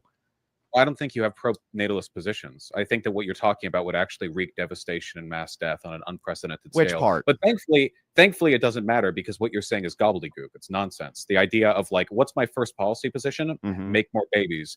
How about this? Take an average American man, good old earnest man, okay? How are your policies going to make his life better? Okay, we're Well, talking about a voter, Mhm. a good old boy. How is he benefiting from this scheme to, if we had 30 billion people, then we could feed 30 billion? That was not my scheme. You just, again, one more time, you're completely mischaracterizing and strawmanning my position. I never made the affirmative statement that we needed 30 billion people on planet Earth. You So just you won't made the make any thing, affirmative you statement. made it up out of the blue so that you could argue with a straw man. It's bad faith tactics, by the way, Vosh, but they won't work. So you aren't making any. So affirmative again, statement. I'll go It's ahead and make difficult. the affirmative statement for the policies that I would want to see. Yes, You're talking I to would an average absolutely be American against abortion. That would be a number one, and that would be a pro-natalist policy, not an anti-natalist policy. You haven't made an argument for how that would be anti-natalist. That's insane. And then how this would benefit Streamline America is we need to have workers ourselves here. We need to have a replacement No, rate for our that own man. population in order to sustain itself. Other populations, which we recruit immigrants from, they're also in free fall collapse. You cannot, and you might take issue with the Level language, but they're in at least a birth rate collapse. You can't endlessly take from other populations, which are also in collapse. This is a serious and significant global problem that needs to be addressed. It's beneficial to everybody to address it. Also, if you're just looking at the simple metrics for women, women are happier with children.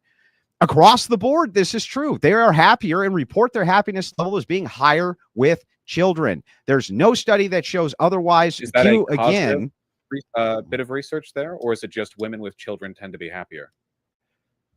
Is it causative or correlative? Do you know the difference between the two? yeah, but what are you talking Okay. about? Is it causative or correlative? In this particular case, according to Pew, anyway, it looks like it's both causative It's and got- there's a correlation there. Okay, can you tell me what the difference is between a causative? Yeah, and a one correlative? causes and one's a correlatory. There's lots of correlatories, but correlatories can be part of a cause too, Vosh. Okay, so what in the study indicates that they, in Pew Research polling, this is extraordinary. I've never heard that. Pew Because they Research ask polling them, because they was ask them before positive. you had kids, were you happy? And they went, no. And then they say, well, after you had the kids, were you happier? And it wasn't due to the kids. And they said, yes. That's how. Okay, so quick question: do you think it might be beneficial to the happiness of those mothers that they actually chose to have those kids? Like, do you think that a mother who was forced to have a child might be less happy with that child because the abortion was outlawed? Well, that's not force. That is forced to have a child. No, Right that's now, not force. a mother can choose to stop complaining about the framing. Do you not Then stop understand how lying being about the forced to have framing. a It's not child- force. Tell me how Please, I it's can't- force. I'm sorry. Listen, I live in a world of facts and not feelings. And the Yeah. idea that the state preventing a woman from having an abortion is not forcing them to have the child is just lunacy. I'm sorry. I don't subscribe to your feminine. Then Christian you need to delusion. explain how it is No, because that it's force.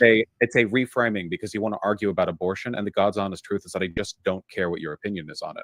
I want you to answer the question. I already Do you answered not your question. It's not understand force. So I reject the How a premise. woman, that's not the question. Do you not understand how a woman who's been forced to have a child as opposed to choosing to have a child might be less happy with having a child? I've already answered this twice. It's not force. That's not answering the question. Yeah, it is That's- answering the that's question. taking It's not issue with force. the Andrew, framing. Oh, that's okay. not- If it's not, then Well, Vosh, You literally can't. Vosh, the fact how that you- long- Vosh. When the moderator talks, just everyone be quiet. I'm just going to quickly Go right ahead, Alex. So the actual question, you don't like his framing of using the word force, which is fine. But the point Vosh is trying to make, don't you feel that babies whose parents didn't really want to have them Mhm. are going to be more suboptimal to parents whose babies did want to have them? That's the actual larger point. That's the question he's trying to ask you. Okay. If you're making the correlatory there that there could be some increase in women who are unhappy because they weren't allowed to have an abortion, I can accept that framing.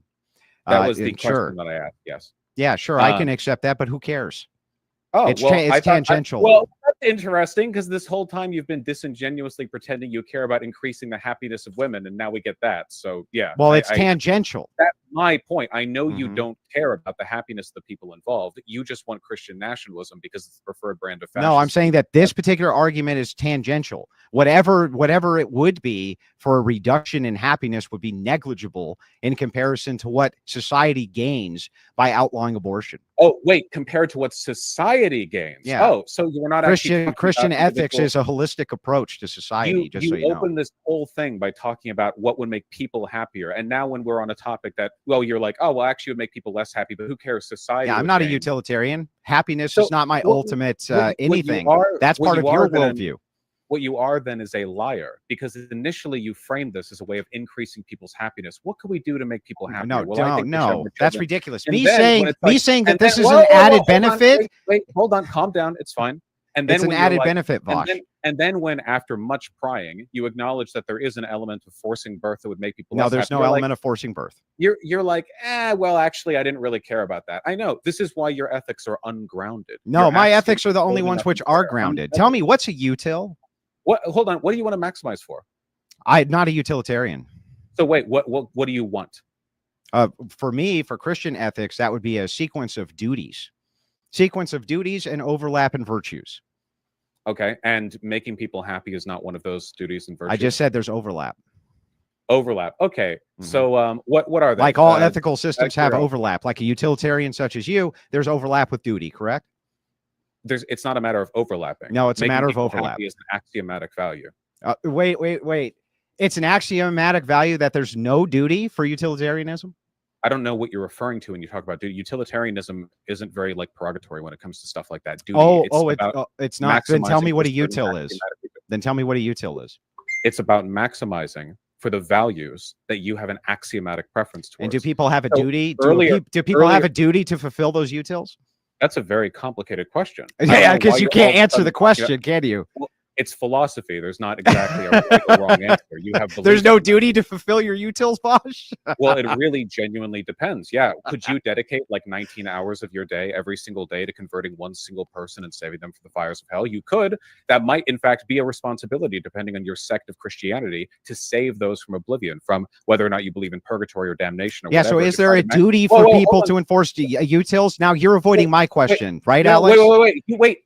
I asked you a question. And I What asked do you one. want? I answered yours and asked you one. Now No, no, answer no. mine. What- Do you what have a do you duty? want? You said there's no overlap. There's no overlap know is what just you mean silly by to say. overlap. Is there overlap with duties and utilitarianism or not, Bosch? I don't understand what you're asking. What time is the plane? The question. that No, you're I'm asking is- you if you believe that the thing people should do should maximize utility, do they have a duty then to maximize utility or not?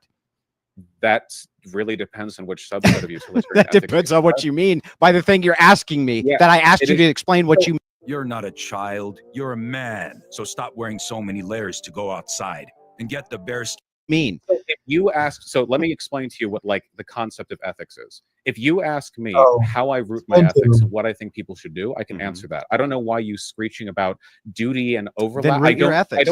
I don't think you know what these terms mean. in Oh the no, I know what they context mean. of what Root I your believe. ethics for me then. Ground them. So hold on. I can't let you run away from what I asked you. Mhm. What do you want? What outcomes do you want? I don't. I've already told you that my worldview is not based solely on outcomes. That would be utility and consequentialism. There's a highly masculine logic here. It's my ethics are not tied to reality. So What do you What mean they're do- not tied to reality? I said they're what not do solely you- tied to outcomes. what are you? So trying here's an example of do? this. I'll give you an example so Well, that you it's understand. it's And like- you're going to it's answer my genuinely question. I crazy just, that you don't have an hey, Vosh, answer. I just What do answered you yours. want to do? Vosh, I'll ask you this directly. Is it I'm immoral? asking you a Is question. it immoral for I'm not somebody answering this. I to need have your sex answer. with a dead body? Is that immoral to do? Do you think it is? Yes. Okay, so explain to me why. I think you have a duty not to do so via A du- divine okay, command. Where does that duty come from? It's divine command. Now back to where Okay. I was at. You Wait, need to wait, hold on. answer. So No, I just divine- answered 4 of your questions. Whoa, Now whoa, answer hold on, hold mine. on. No. You haven't. Stop you keep running away evading from it. and answer. You Is it haven't answered immoral the or question. not? Wait, Vosh, to be Heard- fair, Andrew did answer your question on this one, so I do Answer think it's mine. fair. Is it immoral to have sex with a dead body or not, Vosh? Yeah, probably shouldn't do that. Seems bad. Okay, why? Because I think that if nothing else, like leaving aside the biological answers for that, I think we have very strong cultural precepts of right for the dead. I think that this is really like touchy ground because rights of the dead is complicated because they're not like living people. But there are things even in a utilitarian framework where you can acknowledge that there is a kind of broader cultural respect that we have for subjects that go outside the purview of pure human behavior. And last So, question. there- Last question, and then I'll answer yours. Well, I just want to know what I'm you almost want. done. Like, I'm this almost whole done. thing is I'm for- almost done. first I you're just like, want to know people are this. happy, it's If like, it, doesn't if all matter. things were equal, and a person having sex with a dead body did Jesus not Christ. negatively affect anybody through utility, there was no negative utils that you could point to. Would you be for it? For it. I Would wouldn't you be for allow it. people to do it? Yes. Would I allow people to? I think it is unethical in that context still because of rule utilitarianism. Now, if you could stop projecting your kink onto the discussion, I Why would this like be to- against rule utilitarianism? because That's rule bizarre. utilitarian. I can't explain all ethical philosophy to you because You don't rule need to. I know what a rule utilitarianism- utilitarian is. So Then why are you asking me? because a rule utilitarian would still have to follow utils. In this particular case, at all thing equal, there is no negative utils which are applied. Your answer should be, as a utilitarian, to say that that's fine. I don't see how you could get away Because the point regardless of because rule utilitarianism. Otherwise, everything would just be act utilitarianism. The point of rule utilitarianism is that you have sort of social boundaries and guidelines and ethical expectations that exceed individual assessments. Unless of they give utility. because those give negative utils. So Okay, that's why I so said let's- all things no. equal. There's no negative utils. No, so I can't explain if you don't understand. Okay, here's a good example. Okay, Mhm. imagine so it is unethical to punch somebody like out of nowhere. That's generally not good. You shouldn't do that. However, imagine a person had like divine precog and they could know for an absolute fact that if they punch this one random dude on the street, it Mhm. will actually be good for them because when Mhm. they go to the hospital for their broken nose, it'll be discovered that they have a relatively benign brain cancer tumor. So in reality, punching them will be a way to help them get treatment early and will actually save 30 years of their life. Right. Now, even under those circumstances, if we could know for an absolute fact that the consequence of punching that person would be morally good, Mhm. I still think it would be Yes. morally right. for Right. them And to the be reason you arrested think for that is assault. because there would be societal negative utils. So that's why I said all things equal, there's no societal negative utils. Why would it not be okay from your worldview for people to have sex with dead bodies? If you are detaching this from ethics so much to the point where even Not- rule utilitarianism doesn't have any consideration, you might as well be asking if it's ethical to fuck a corpse in a dream. Like you're asking about something that can't happen in reality. In reality, the consequences of rule utilitarian analysis would always apply because you're always subject. Do you to know the what a broader hypothetical ethical is? A hypothetical is not designed necessarily to be you're mapped not onto gotching reality. me with this. Can you please just tell me Mhm. what outcomes or what anything you want to do Yes. to reality? I've already told you Please. multiple times. First thing I would do is stop abortion. Second thing I would No, do is put a halt ethically. on underage people being able to be allowed to have unfettered access to pornography on the Okay, internet. Thank you. So, no, wait. The ethics I wanted to know. Yes, So this you would said be divine Christian command theory. ethics. Christian Okay. ethics. Do you need Hey, me to break Christian- those okay, down so- for you? No, Chris. No. Well, yes, please. I want to know what you're trying to do here. So Christian ethics. Christian So you ethics work feel- around virtues and they work around Okay. duties.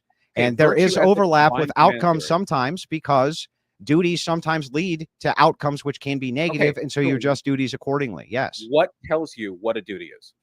This is divine command for us Christians. Yeah. So what tells you? How do you know? We would know this through church authority. Through church authority. Yes. So just any old pastor, like your whole ethical system. No, would change churches and are a become whole member of the church? holistic system. There's only two churches which exist: the Catholic Church and the Orthodox Church. There's a series of I'm sorry. Wait, are Protestant. you Catholic or Orthodox? Out I'm of Orthodox. curiosity? There's a series No, I'm of sure. Wait, when did you convert? 2 years ago. Oh, I bet. I'm sure. What does this have to do with anything? Do you have a refutation or not? A refutation of what argument, of what logic?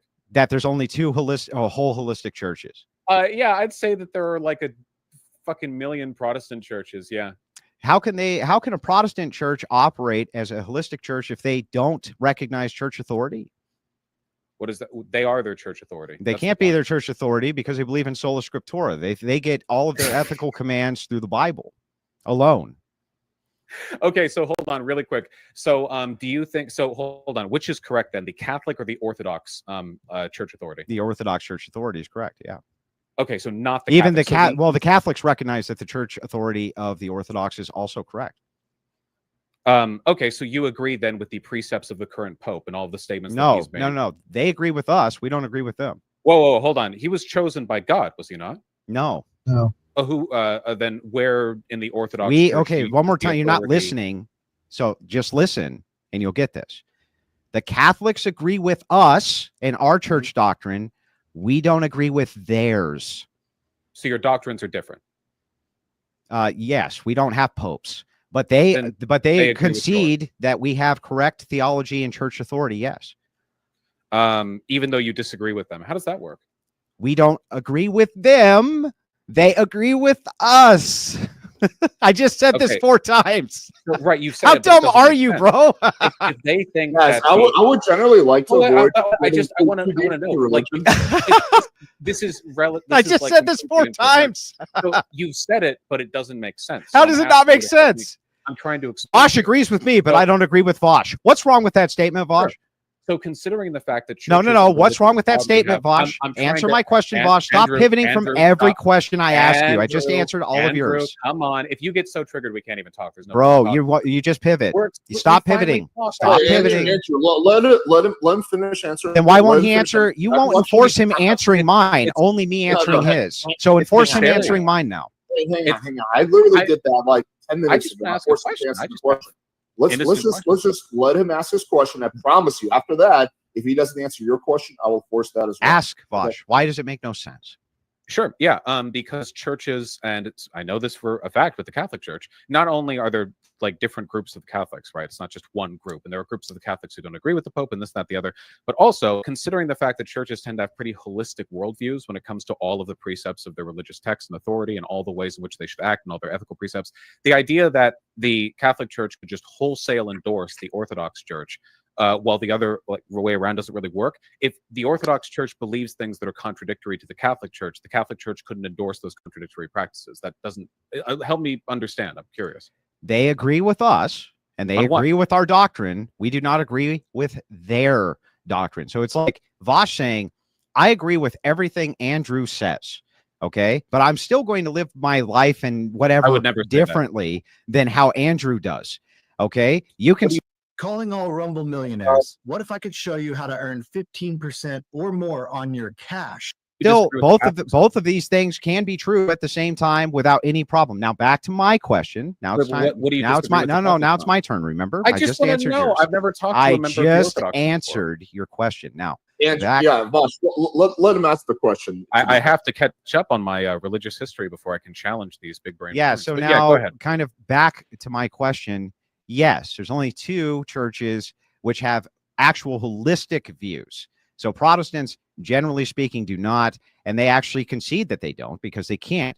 Now, when you're talking about Christian nationalism in and of itself, of course, I would always advocate for my church to be the church that was, cooperating with Protestants. Vosh, let him ask the question. I have to catch up on my religious history before I can challenge these big brain. Yeah. words. So But now, yeah, go ahead. kind of back to my question.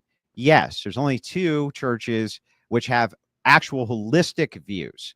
So Protestants, generally speaking, do not, and they actually concede that they don't because they can't. I can challenge these big brain. Yeah. words. So But now, yeah, go ahead. kind of back to my question. Yes, there's only 2 churches which have actual holistic views. So Protestants, generally speaking, do not, and they actually concede that they don't because they can't. Now, when you're talking about Christian nationalism in and of itself, of course, I would always advocate for my church to be the Sorry, guys. I'm having a debate, and this is necessary. I Remember the just Orthodox before. answered your question. Now, And back- yeah, Vosh, let him ask the question. I have to catch up on my religious history before I can challenge these big brain. yeah. words. So But now, yeah, go ahead. kind of back to my question. Yes, there's only 2 churches which have actual holistic views. So Protestants, generally speaking, do not, and they actually concede that they don't because they can't.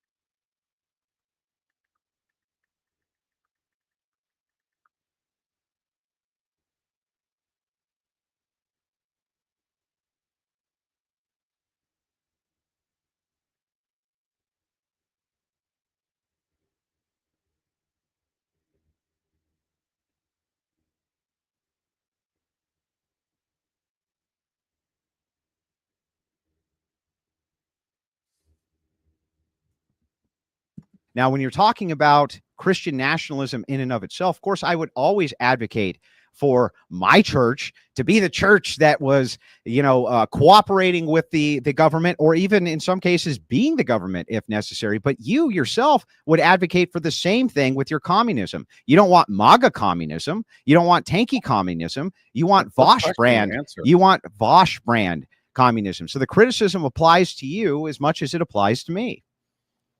Andrew, is there a question there though? Okay. So the question becomes, is that not true? Okay.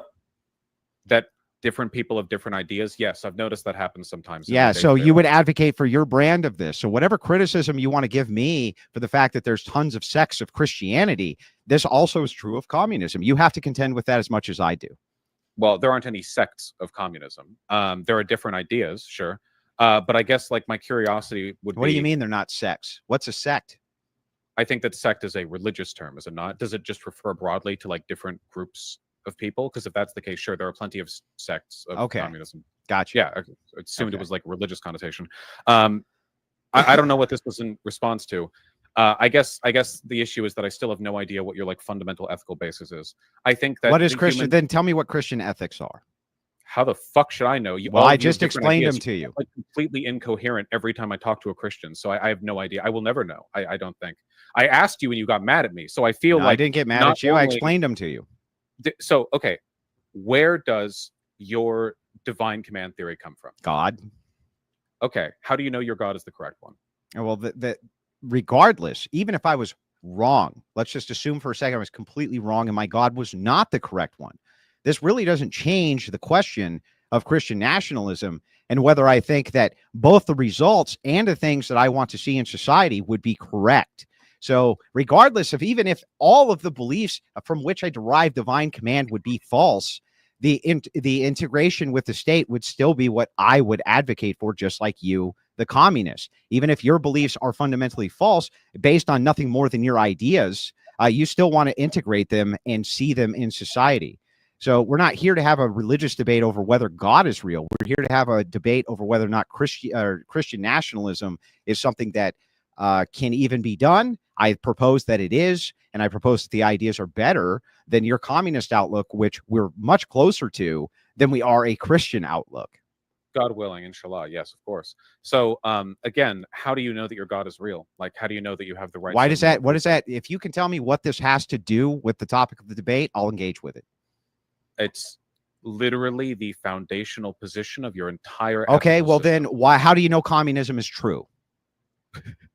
Okay, sure. I mean, we can talk about my ethical system. So as a utilitarian, I believe in maximizing a set of axioms that I've arbitrarily determined to be things that I prioritize. So you don't know it's true. I don't think you can make metaphysical. Well, then why are you asking me what? Dude, can we rewind this 2 minutes where this guy just refuted himself? Okay, sure. I mean, we can talk about my ethical system. So as a utilitarian, I believe in maximizing a set of axioms that I've arbitrarily determined to be things that I prioritize. I arbitrarily...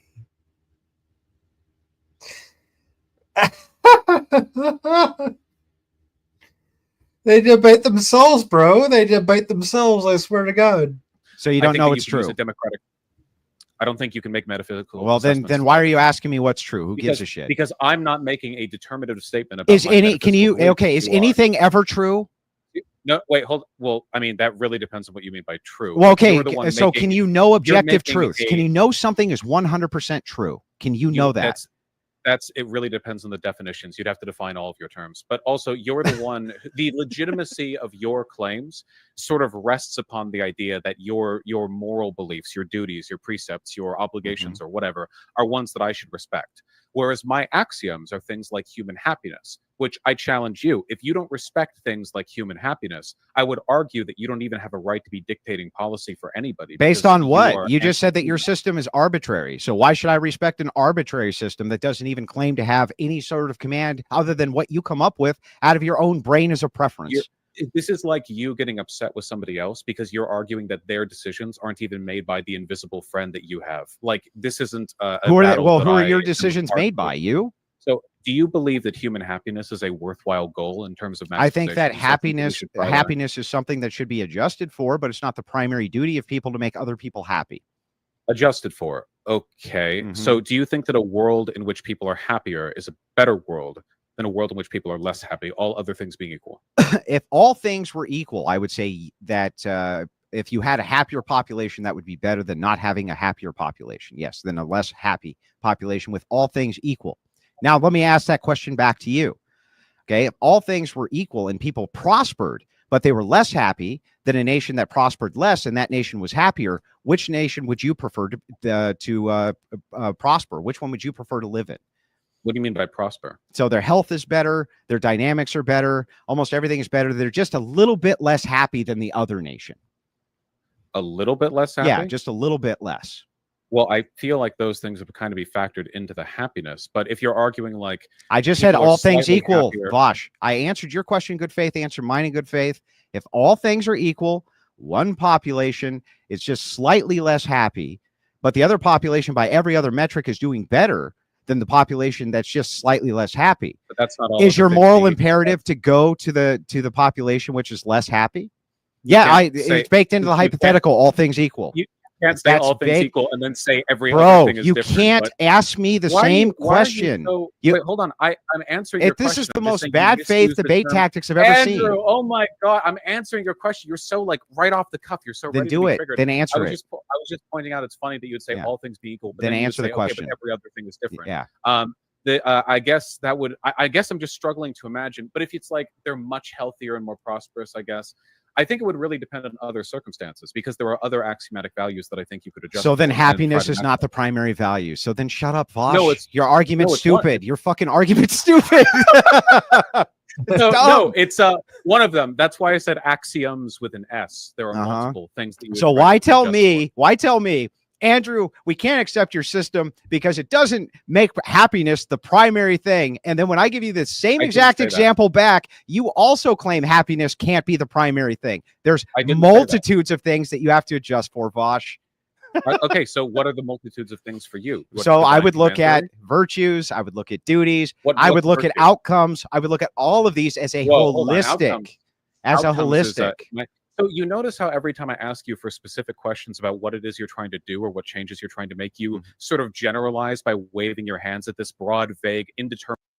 When it comes to chewing, we're what they call experts. Yep. Mint stuff, the good stuff. Like group of virtues that you probably don't actually subscribe to or believe in. Early on in this debate, Which you virtues pointed do you to think I happiness. don't subscribe to? You haven't even You asked me haven't what they are. listed any. You haven't so I even asked can't me know. what they are. You've I only have. asked me I've been general asking, questions. dude.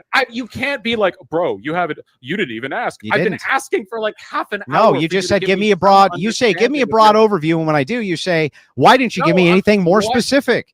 If What? you I'm have a supposed Hang on, specific, to be fair, Andrew did say about banning abortion. That's one he gave, and the second one he gave is I know there was one more. It was something about So those are policy positions, but Right. why? you asked for is the those question. too. I've answered every question you've had, and you've been as evasive as possible. So why are these things virtues? What is a virtue? Give me an example. Policies to maximize what? So if you're talking about virtues themselves, when you were talking about virtue as morality, virtues are the building blocks of what makes a person a person. So we're looking at the actual behaviors of the person to judge whether or not the person is moral. That would be a virtue. So I Okay, can give like- you many of those types of virtues. I think you would likely agree with them. But with the virtue in Christian ethics comes duty. So you have a duty, for instance, to obey Lord Jesus Christ's teachings. You have duties to do these things as well. So these things work together. The church itself has given virtues which are passed down from Christ Lord, who explains what these virtues are supposed to be and how you are supposed to act and behave in society and how you're supposed to act and behave towards other people or untowards to other people. And Under why your should we listen system, to them? why should I listen to yours? It's the same criticism back. Okay, so I keep answering this. Yeah, and but I don't think. No, yeah. no, no, please. Okay, please, you well, can't keep fine. I'll give you the same misunderstanding my position, same okay? answer because it's axiomatic. That's not what I was going to say. But You that's don't what even your understand answer the- was. Your answer was You just that have it's to earn- axiomatic. You have to earn the right to be blasé and dismissive about another person's ideas. You have to know what they are first. So the It- difference is, I don't think you can make determinative claims Mhm. about the metaphysical. I think that in order to have any ethical system, you have to admit that there is a degree of arbitrarity and bias, and you have to work from that. The problem that I have with divine command theory is not that it's metaphysical in nature, because so is mine. The difference is that I acknowledge the arbitrarity, something I think everyone Why would that has make to. it better? You have to let me finish, because you make it You up. have to let- So it's So do like you. the difference between no, It's the there's a same huge criticism applied. So no, do you. no, please, Andrew, you are so ready to interrupt. Okay, so there is a Well, huge otherwise you'll difference go on a between- diatribe for the there next is a year. huge- you can learn from it. There is a huge difference learn. between saying I don't think we can make determinative metaphysical statements. However, I swear to God, this is every leftist scumbag tactic that I've ever heard in my life. Andrew, you don't get to say a thing about your Christian ethics because I know more than you and I'm about to educate you. So why don't you stop interrupting me while I go on a giant diatribe about why my ethics are more important, while at the same time telling you that relativism, it makes total sense, brah. My moral preferences be better than your own God who tells me where my moral preferences come from. Duh. Like, these guys are like Becky level retarded. Becky level retarded. What does that even mean? I gotta show you some Jim Bob.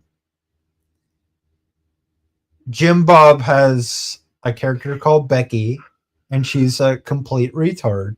And anytime someone like Vosh goes, Well, I don't accept that because I presuppose that I got a bunch of arbitrary axioms, and because of these arbitrary axioms, I therefore suppose that your God isn't even as good as you say he is, even though I have to appeal to your own theology to even prove that.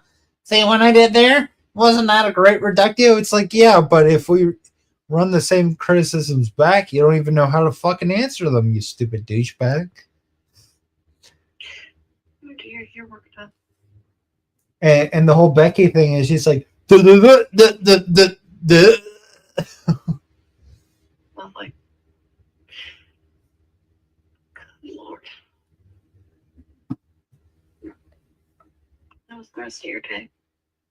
well, arguing with a bunch of women is always fun, and I decided to partake because I watched the whole video, and so we have less than a minute. I don't know what that first like half a second or whatever that is of the guy saying whatever he said.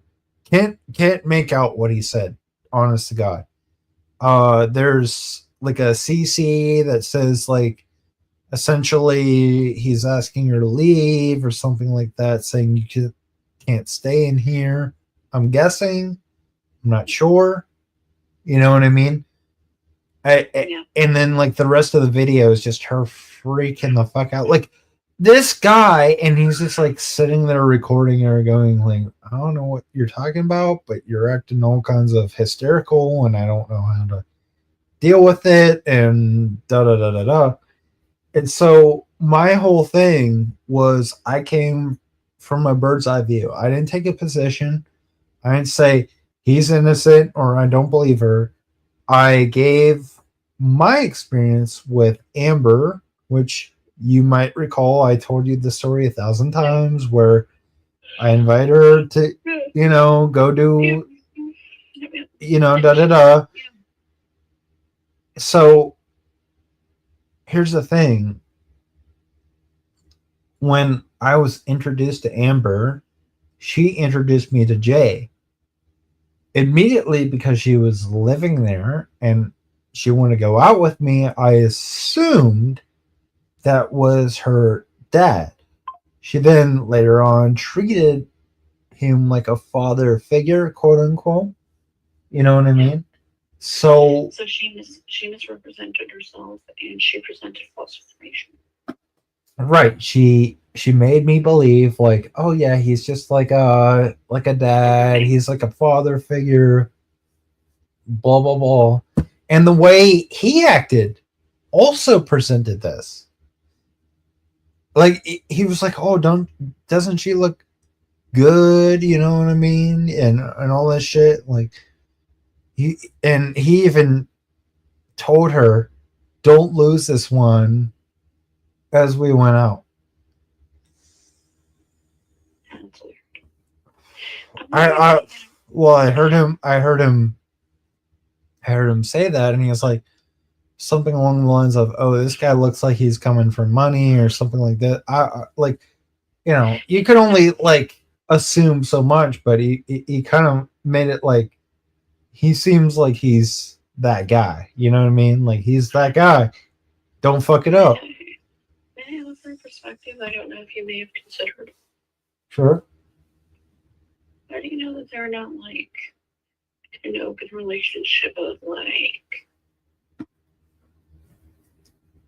they're looking to screw other people? I mean, you don't know that, but Well, I'm just saying from that initial like yeah. that came across as he was a dad letting me go out with his daughter, and I don't know what I did or did not do, but after meeting me and I talked to him a little bit, he seemed approving of it, right? All things like green flags all across the board, until the next day when I took her up to North Carolina with me. And then she said, I slept with this guy, I slept with that guy, I slept with this guy. And she's just showing me her belt. And I'm like, you're not a dude. So this isn't a flex. It's actually disgusting me. And now I don't even want to partake in sexual activity with you. Then we get to the hotel or whatever you want to call it. It wasn't really condo, more so. Airbnb. Yeah. It was Airbnb. It was kind of like a condo. We get there, and then she tells me I'm they them, and I'm like, oh no, no. We're not gonna have that here. And I spent half an hour praising God that Satan would leave her body. I swear to you not. I was probably like, if you didn't believe in Jesus Christ and the way that some spiritual people behave, some people would have thought like I just lost my mind. But I was just going around like praising God and asking that she like the devil would leave her mind, right? Mm-hmm. And I'm telling her the whole time, I'm saying, you have a vagina, you have tits, you're a woman, you're not a they. You're not a guy, you're not in between. You can give birth to children. You told me yourself that you are a Christian. You have to believe this is true, or you have to reject Christianity. That's what you're left with. Conceded and said, you know what, I think you're right, I think you're helping me, blah, blah, blah, blah, blah, and went to bed. I stuck around in the living room atmosphere, and then Jay was texting her all night like, oh, you can pack your bags and leave, and you're for the streets and all this shit. And she was and right before she was, sorry, I left that part out. Before she went to bed, she was mentioning me these texts, and then she went to bed.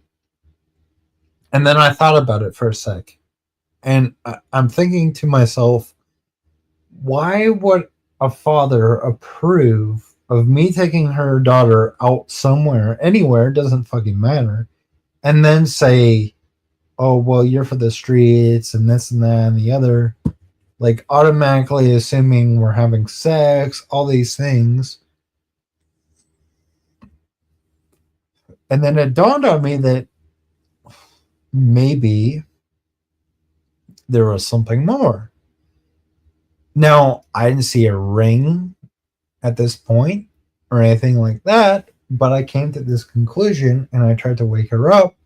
And I said, once I did, I said, I think you need to give Jay a call and tell him that you apologize, that you spent time with me, and I think that you need to go back to him.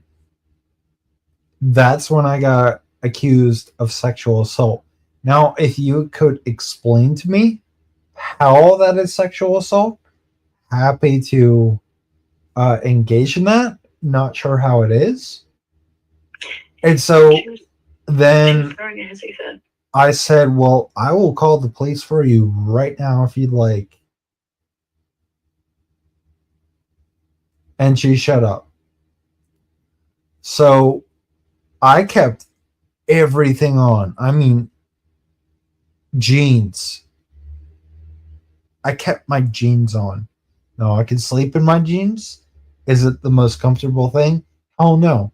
But after being accused of sexual assault when I'm trying to wake you up when your quote unquote father is trying to contact you, doesn't demonstrate sexual assault. No, that demonstrates that she's crazy, and that demonstrates that she not caught in a line. She was just pissy, and she was trying to throw you under the bus because Right. she didn't want to take responsibility. Exactly. And then I woke up and I called a friend. And I told her everything. Oh yeah, I remember you. Yeah, mentioned I called you Melissa called when we Melissa, were. and then she got nasty because Yeah, and she you were started talking getting about her, that. you had So, to tell- yep, and you had to tell her to mind her own business. That was a private conversation. yep, yeah. So I get on my phone, I call Melissa. I'm like, hey, you're a woman. Like, I don't understand women sometimes. So maybe you can enlighten me on this particular situation. And even Melissa was telling me, get her the fuck out. Like, get her the next Uber ride home.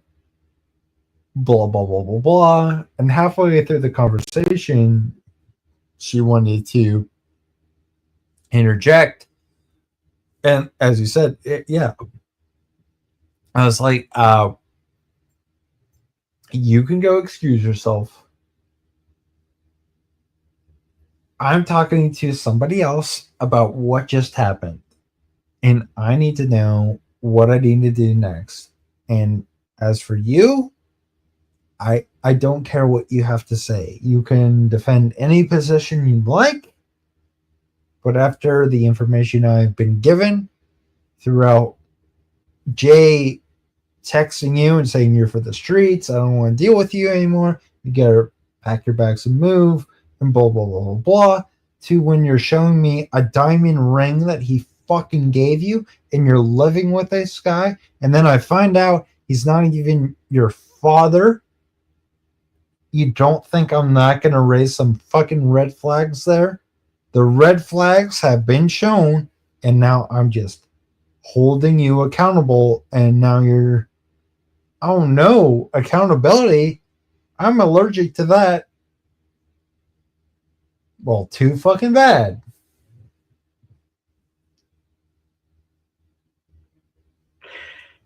It sounds like she just had way too many problems.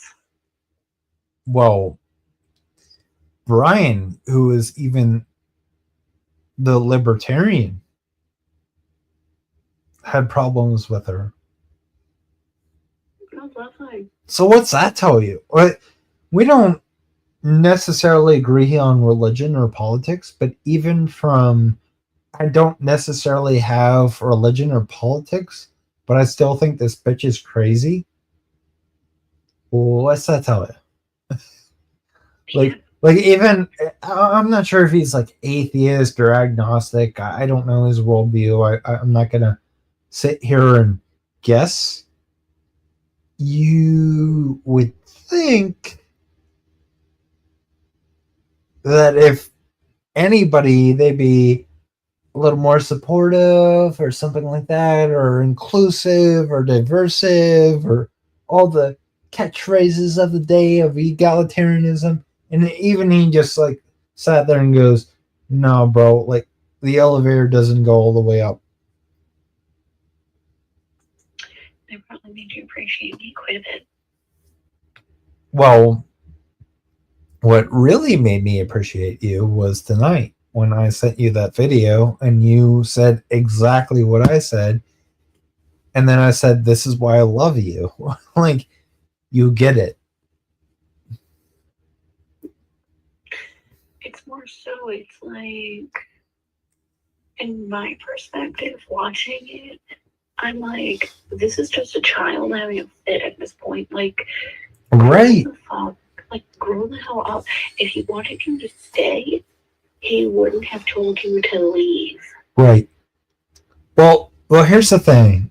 The first half a minute, whatever that first little thing, you can't really determine what he's saying. I'm guessing The only thing that I could think that he could have said, or this is my other theory as to what he could have said. Well, it's speculative because you can't, like, there's a CC under it and it's presupposed. Like, he's saying, "I said this," like, I'm basically telling her to get the fuck out right now because she's acting crazy, right? Or whatever it is. That's how it's framed. I told her to get the fuck out, basically. And then now she's on the phone with the police going, "Oh my god, this guy raped me and he took abuse of me and I'm naked and I don't know where I'm at and I'm disoriented and blah blah blah blah blah." Meanwhile, she asks him for the address, he gives it to her. She's capable of going outside and back in without any issue. This doesn't automatically strike me as a person that would assault a woman, because typically in those instances, and like, statistics are all over the fucking board with this, but I try to think the way someone would do that. So if I had a daughter, I could tell her how she could protect herself against these things. If it were the case that he assaulted her or things like that, why would he bring her back to his apartment? Why would he then say, "You need to leave"?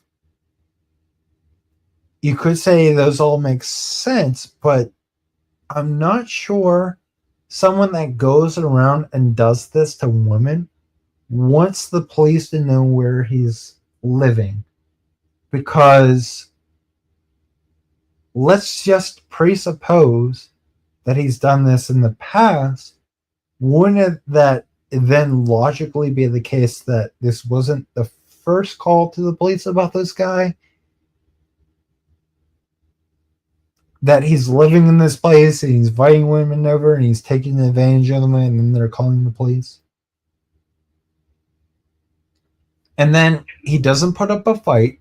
In the second video, she puts up a fight with him recording her because he wanted proof that he wasn't going to do a goddamn thing, which was wise. Now, you could make the argument from her perspective that, well, of course, even if he wasn't recording, that if he started like messing with her or, physically pushing her or whatever, that all be caught on tape. And that they could use that as some sort of audio reference that he was abusive. And so, like, he played the part of cool and nonchalant so he wouldn't get in trouble with the cops. Fair enough. But as a guy that has dealt with that, I've done with so many women who act just the way she did, just so she can get other men to come in and quote unquote save the day. And all he asked her to do was leave. That's really pathetic. And so when I sent it to you, I was like, look, here's my position. I'm neutral. Like, there's not enough evidence to show that he's completely innocent. Because, like I said, you can make the argument, well, she's on the phone with 911. Of course, he's not going to do anything unless he's fucking stupid.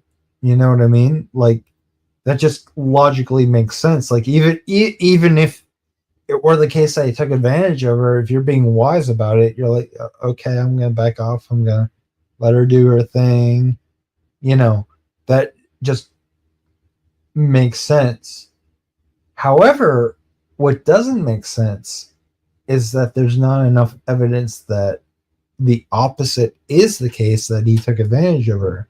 All we have is a short clip that I can't comprehend. I can't. Now, there's a CC that helps you comprehend, but I can't tell if that's what he's actually saying or not. And so there's not enough context. It's like a quick quip of him basically telling her she needs to leave, from what I get, and then her throwing a giant fucking hissy fit.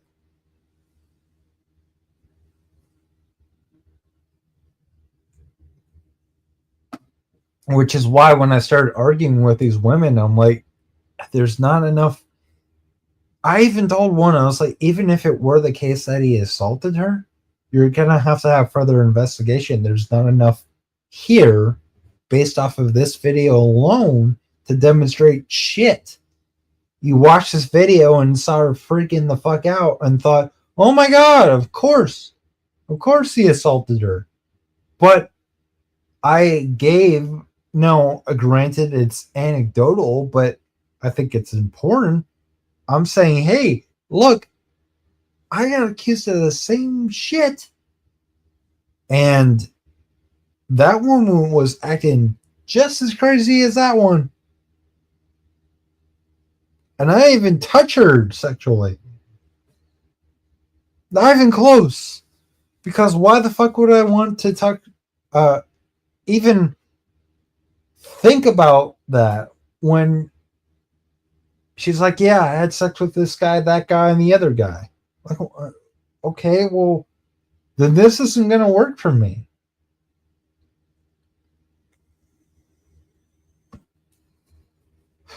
And I even told her, and I flipped it. And she got like, she had like stars in her eyes. She's, oh my God, you're not like all the other guys. You're not turned on by this. Why would I be turned on by you having sex with a shit load of guys, and now you just want to claim Christianity arbitrarily? Like, oh yeah, you've repented of that. That's fine. But that doesn't mean I'm going to have sex with you.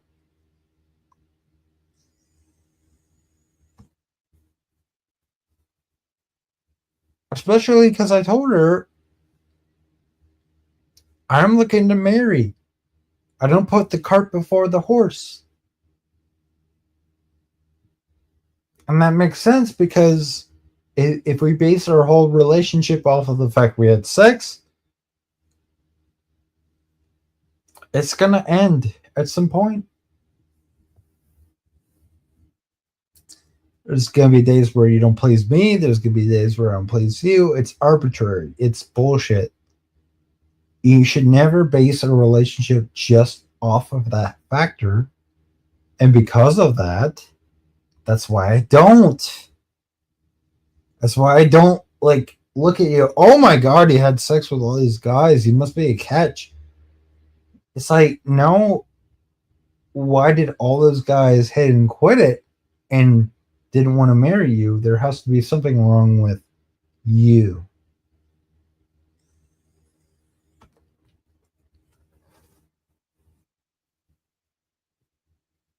And she didn't like that. I held her accountable. It sounds like she is very used to being mommy and daddy's whole world, and that was nothing. Well, mommy and daddy weren't in her world, so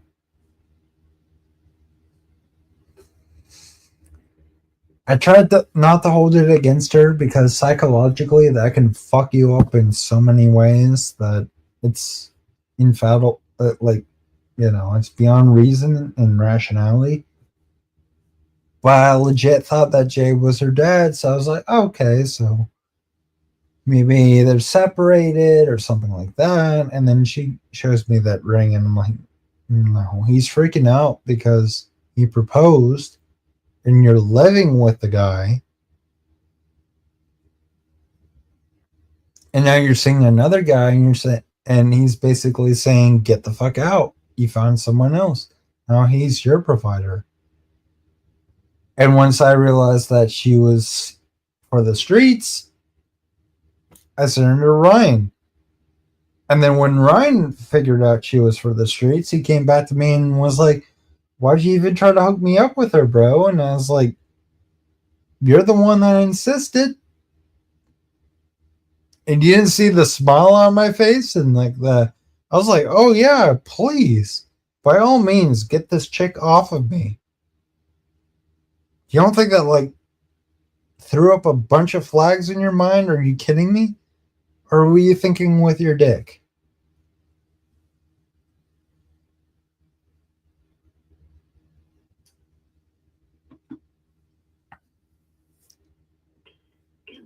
I'm sorry you went through all that.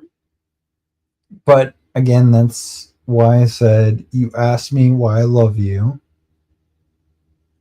I gave you a clip. I asked you your thoughts and feelings about it, honestly, and you agreed with me. And you're like, this chick is fucking nuts. And I said, you remember when you asked me like what it is or how I rationalize caring about you? It's that. You just get it.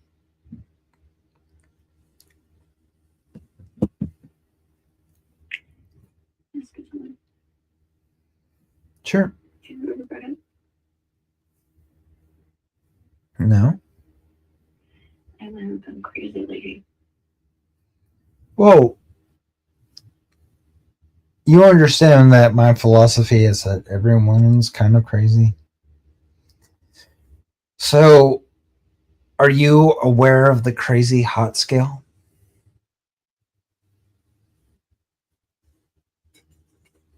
The crazy hot scale says that you're allowed to be somewhat crazy as long as you're equally hot.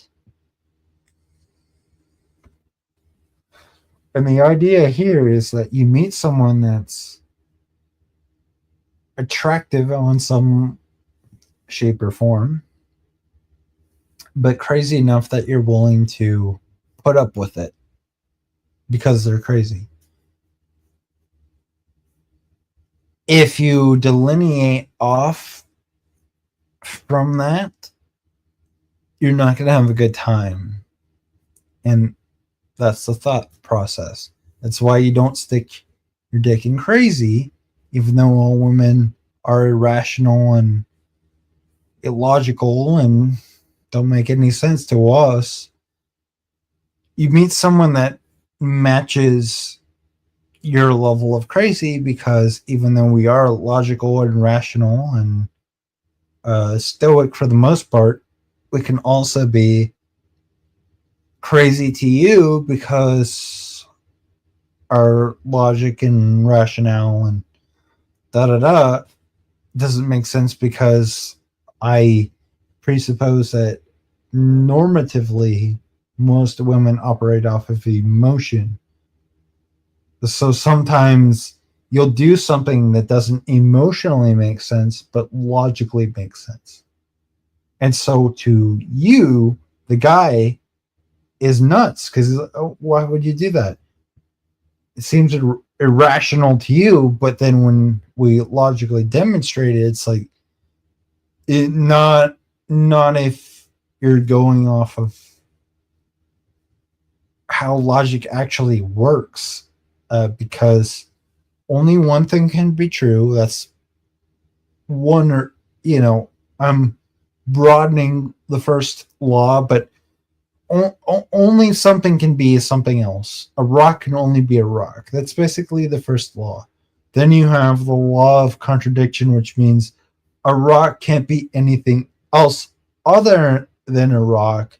And if it's not a rock, then it's something else. That's it, like dumb blonde terms. And then 3 is you can't have the rule of excluded middle. If it can't be determined that it's a rock, but it can't be determined to be something else, it has to be one or the other.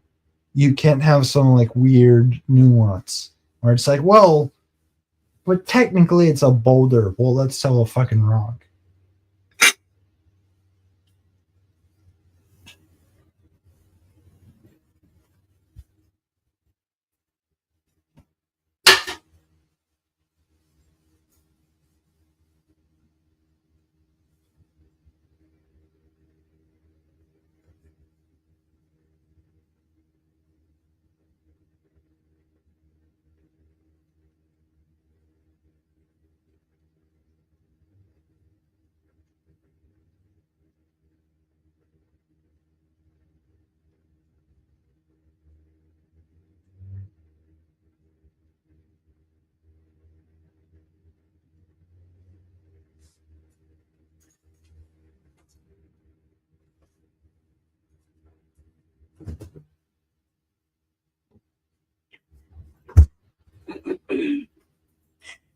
What did you see in Brian? In Brian? Crazy Batman person thing. Right. Oh, that's Ryan. Mhm. At first? Or now? Whichever. Well, you have to remember when I first met the fam, I agreed with them in the secular hippie Jesus relativistic worldview. Most of them, I agreed with that.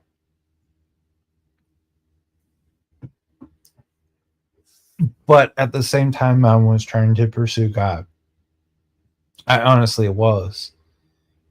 I was starting to go back to church. I was starting to read my Bible. I was starting to study. You have to remember at this point of time, I've accepted their worldview, but I've also accepted a new one, which gave me the room to be as neutral and fence-sitting as I possibly could.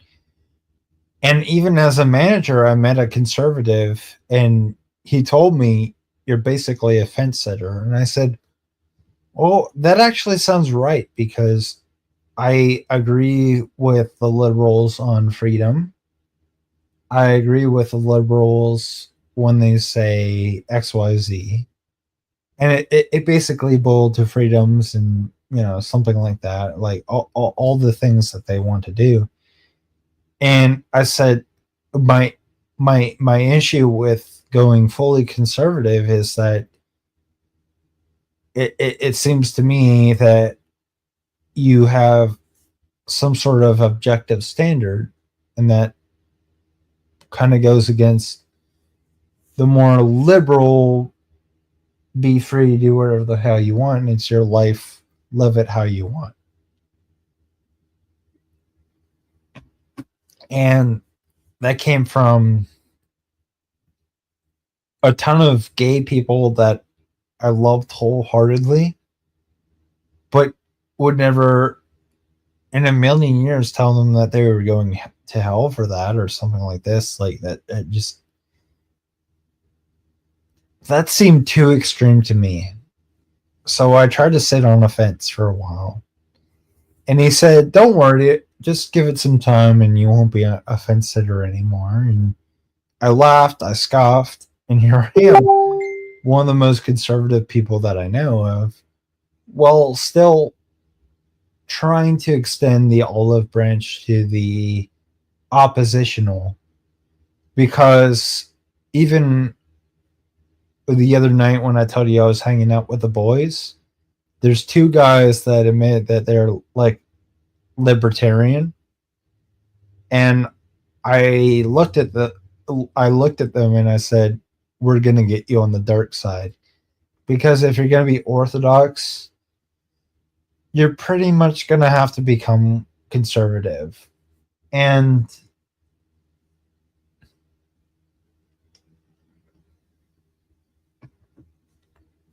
originally I thought to myself, if Jesus were to come back today, let's just say, like, we wake up tomorrow and Jesus is back somehow, some way, some shape or form, he's back, and we all have to follow him or get the fuck out. However it goes. I made a claim stating that I'm not sure that a political view would be Jesus's main concern. And someone took that to mean, oh, so being libertarian is okay and being liberal is okay and all this and all that. And so I said, I'm not, from my perspective, I don't think he wouldn't hang out with you or anything like that. Which is why I don't mind hanging out with them. Like, I'll hang out with them. But I have a notion that Jesus is somewhat conservative, because even when the Pharisees were trying to tell him what the law meant, he was holding them to the traditions of what the law was supposed to be and going further into it.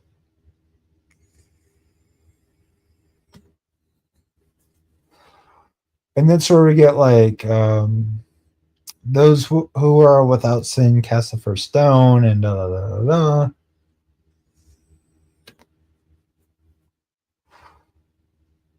But that's why the Orthodox do not have salvific claims. We cannot grant that someone would go to hell or heaven. We have no fucking idea. And I think that's a better position than to be so arrogant as to thinking that we're just going to automatically get into heaven based off of our works, when we know that our works are filthy rags to God, or judge someone else because our works seem better than somebody else. And so within that, we find grace. And so that's why I'm capable of loving someone that is gay or whatever, but at the same time saying, I'll pray for you, and if you're going to follow Christian ethics, you shouldn't get involved with homosexual activity. And that's the distinction we have to make. It's okay to have somewhat gay thoughts, even though, like, if you're going to follow Jesus to the letter, he said, if you lust after someone, you might as well have committed adultery.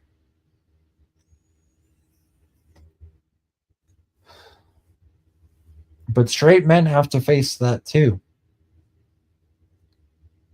But you don't see me going around having sex with every female that I could possibly have. It's about self-control.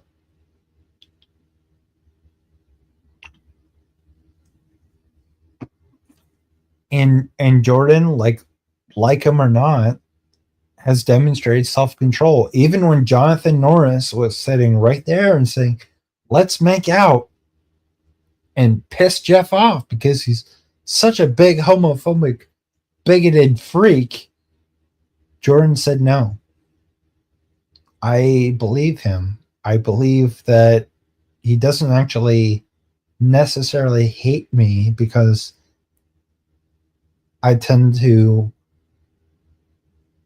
agree more so with your side than my side, which is more orthodox. But because I'm orthodox, I'm not going to participate in this because that wouldn't be orthodox either. And I agree with him that he probably feels the same way.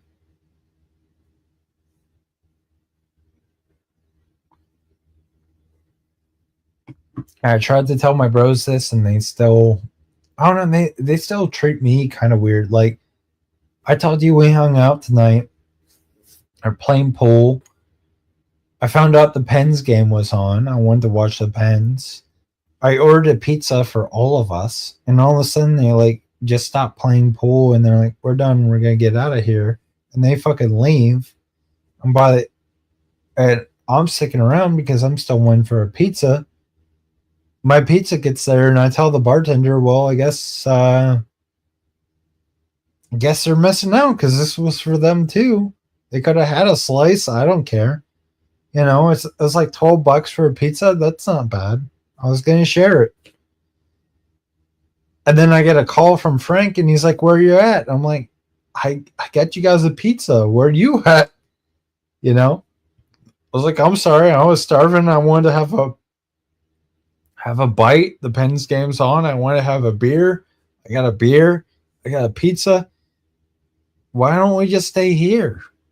And they're like, "Well, we all want to go to the Mexican place down the road." And I'm like, "Well, you could do that, but I ordered a pizza. So if you guys want to stick around and have a pizza, why not stick around here? Like, I got you guys a pizza. You guys can have a bite. I'm not going to bite or argue with you for having a bite. Like that was the point of getting a pizza."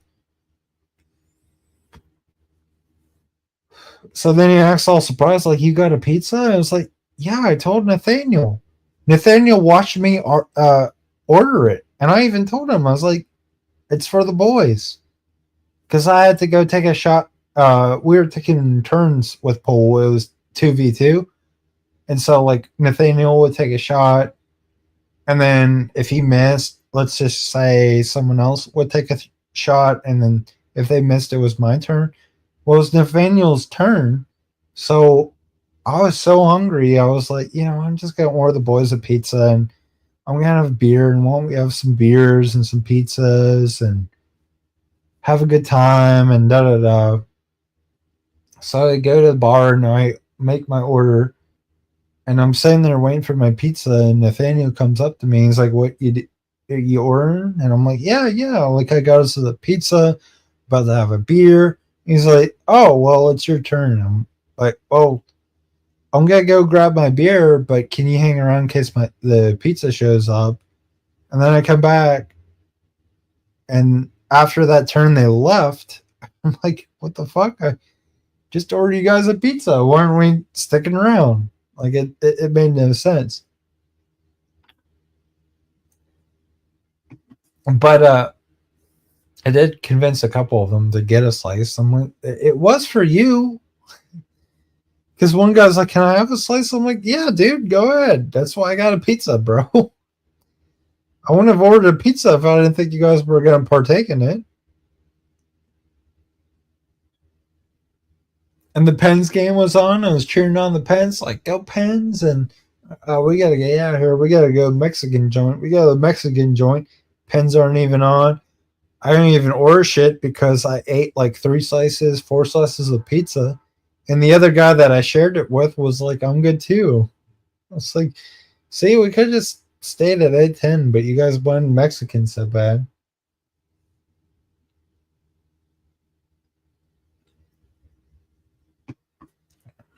And then Tune come out to be libertarian, and I'm just going, I hope you guys saw my hat because I'm wearing the Crucible. I hope you guys start listening to your libertarian Dave Smith go against Andrew, and Andrew just completely destroying your ass.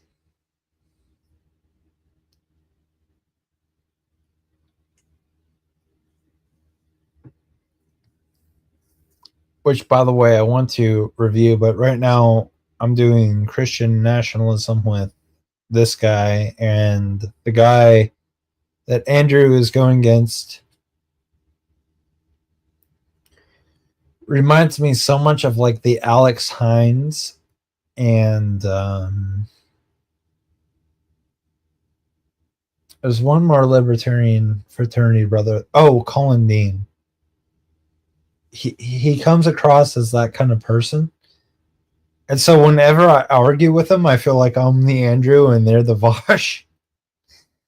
So tonight I'm just studying Vosh and seeing how I can destroy his worldview. But he's having a really bad time with Andrew.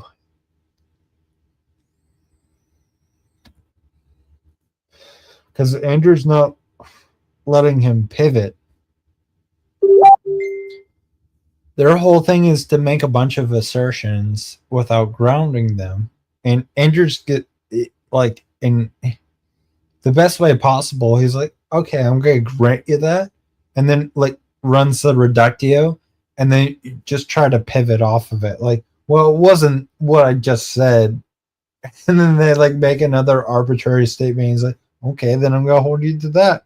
Well, no, I'm going to move the goalpost again. Or say that we don't understand the worldview, or, you know.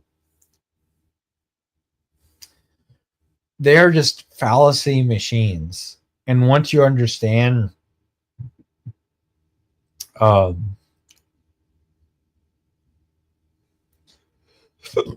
say most of the logical fallacies, you can destroy these guys in seconds flat. Because they started a bunch of shit, and whenever you hold them to whatever they just said, they're like, well, it's technically, I didn't mean what I just said. There's nuance to what I just said. There's all these bunch of other things I want to smuggle in so you can't destroy my argument. It's like, well, okay. How are you coming to all of those things? Our mouth is flawed.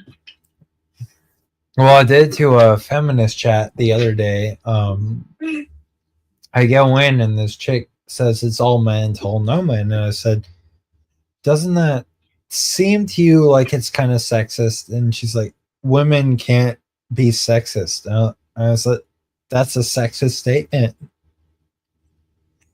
No, it's specific. There's some propaganda, like, you can't sit and say X, Y, Z. Now, the only thing you can say in her argument is the only thing in which you cannot claim is men do not have monthly cycles like women do. Her claim was essentially that women can't be sexist, which is a sexist claim, and that somehow, some way, that men are prejudiced against women, but women could never be prejudiced against them. And I said, well, that makes no sense. And she said, well, but men can, grape and assault women and all this and that. I said, fair enough, but if women could never be sexist, then why are so many women leaving men? Well, it's because they're sexist. Well, okay. What about the guys that aren't? And she would never address that. She's like, well, you're conflating and you're doing this, and some other girl wanted to chime in and mute me and like put words in my mouth, and I wasn't letting her. And she's like, you're interrupting me. And I'm like, yeah, well, you're putting words in my mouth. You're saying things I never said. Because she made the claim that it's based off happiness. I said, well, happiness in of itself is a really bad reason to leave a relationship. Should you be overall joyful that you're in that relationship? Sure. Should you want your spouse to be happy to some extent? Sure. But when we test this on reality, you're gonna have fights. Like even the best couples have arguments. They're going to. We're opposites. We're supposed to have arguments and discussions over the things we believe. That's supposed to happen. You know what's not supposed to happen is that we just arbitrarily say, well, that's it. I had an argument with my spouse. Better get that divorce paper out because I'm unhappy. I said, doesn't that sound silly to you? And then they start to add a bunch of qualifiers like safety and all this. And I was like, well, now you're adding qualifiers to what makes you happy. I said, you know, if you're going to safety, I would grant DV. Like if there's domestic violence, I don't want you to be involved in that, but I'm still not sure that happiness in of itself is a great metric. And now you're adding a bunch of other things that we can explore, like safety. Like, yeah, if you don't feel safe coming home to your own home, essentially, why would you even be married in the first? Like that doesn't make any sense, you know? Like if he's just like abusing you physically, why would you even partake in that? It doesn't, you know, like it doesn't logically follow. It's like I'm presupposing the worst and saying, well, yeah, of course, like if there's violence or there's something, like there's a good reason for you to leave, I'll just grant it to you. Can you now tell me overarchingly, excluding this variable, like how are we making this a metric when even people that I know love each other deeply have had, you know, some sort of discourse over things? We're not supposed to agree on everything. And this is the cancer culture of feminism, to say, if you don't agree with every single bullet point that I've shown you, you have to automatically unfollow me, cancel me, never be my friend again, so help you God. But if you live that way, then you're basically for isolationism. You're saying I'm the only one that matters, and if no one agrees with me on every single thing, even my favorite slice of pizza, they can't be my friend. It's like good luck finding someone that agrees with you on everything. You're not going to find it. It doesn't exist in reality. You have to accept the fact that people disagree on certain things. Some people like pepperoni on pizza, other people like pineapple. You're gonna have to live with it.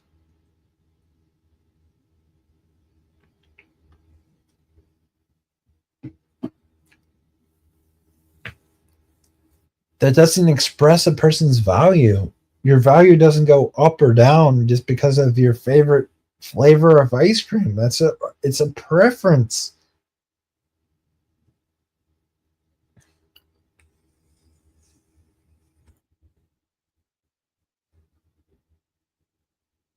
So from my understanding, the correct partner will also agree that there are certain aspects that you wish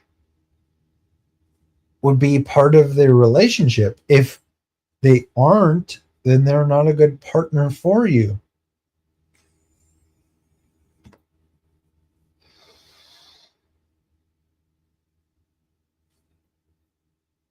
And all the other bros agree with me.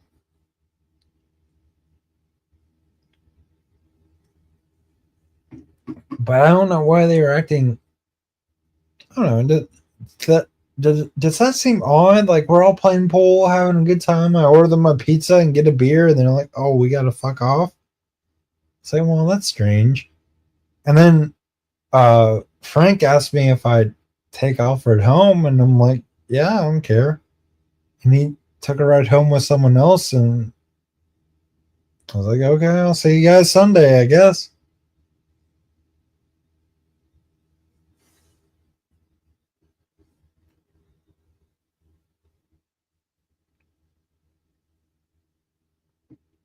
It could be that Alfred has a no drinking policy, that he did that, but I don't know. And they also saw me being friendly with Jordan, so I don't know if part of them is like, are you friendly with him because you agree? Are you a frenemy or something like this? And my thought is this. Yeah, he's gay and I don't agree with it. But he's also Orthodox, so he's a brother. And so if I had personal reasons to reject Jordan, I better be capable of bringing them before Father and before Jordan so he could give an account. And he demonstrated orthodoxy when he could have made out with some guy just to spite me, and he didn't do it. He rejected him and said, no, I think Jeff does love me, though your definition of love may be incorrect.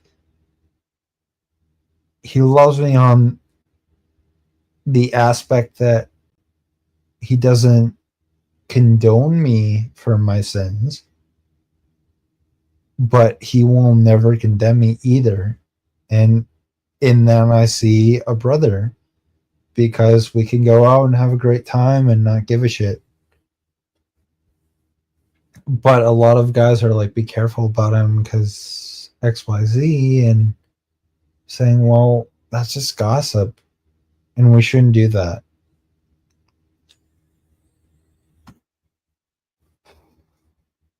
Again, and I've told people this who've had like, even with Alfred, because he's like probably the most prominent with it, I came to him and I said, listen, bro, I'm willing to accept that you have issues with him, but I think you need to address them to your priest rather than voicing them in public. Just saying. Because as far as you know, he believes everything we believe to a certain extent. Subtracting possibly the, the whole idea of how marriage works. So we need to, look, I'm willing to grant he's a Judas. But how did Jesus treat Judas? Like one of his own. And he knew he was going to betray him. That's how we need to be. I know that's a hard path.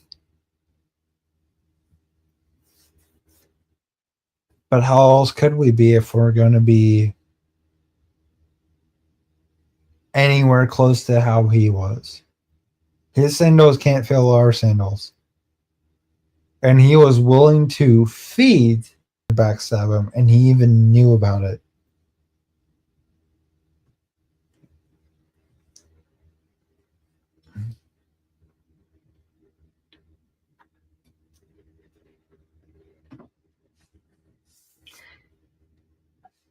How do you find these people?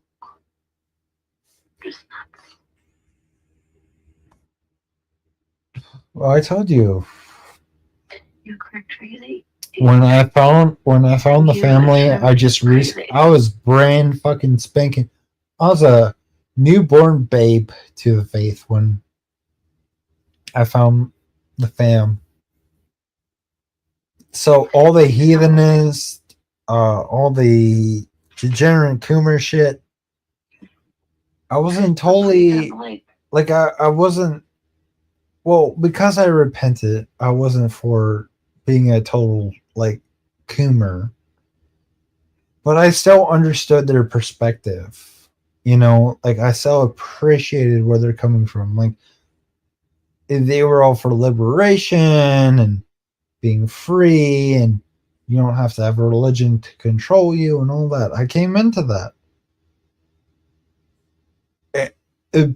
But the more and more I argue with them, the more and more they sound like the Columbians, and the more and more they sound like the Alex Hines. Is that whenever you bring these things up, they want to pivot. And that's why I want to study Vosh, which what I was doing before he called. Is it's not so much I'm listening to Andrew, though I enjoy his arguments. This entire thing is for me to clip Posh and get his worldview down to a T so that I can destroy it just as easily as Andrew's destroying his. And my hope is that I do a couple of these and do them the same way, because I took note that earlier on, Andrew lights up a cigarette when he knows he's got something. Someone else took note of that, and I said, oh, I better pay attention. So Vosh said something pretty peculiar, and Andrew lights up his cigarette, and I was like, I know Andrew is going to catch him on this, because I caught him on it as well. He made an assertion without justifying how he came to that assertion. And now Andrew, all he has to do is push him on it and hold his feet to the fire. And that's when they like to pivot and squirm and do whatever, and you just hold their feet to the fire.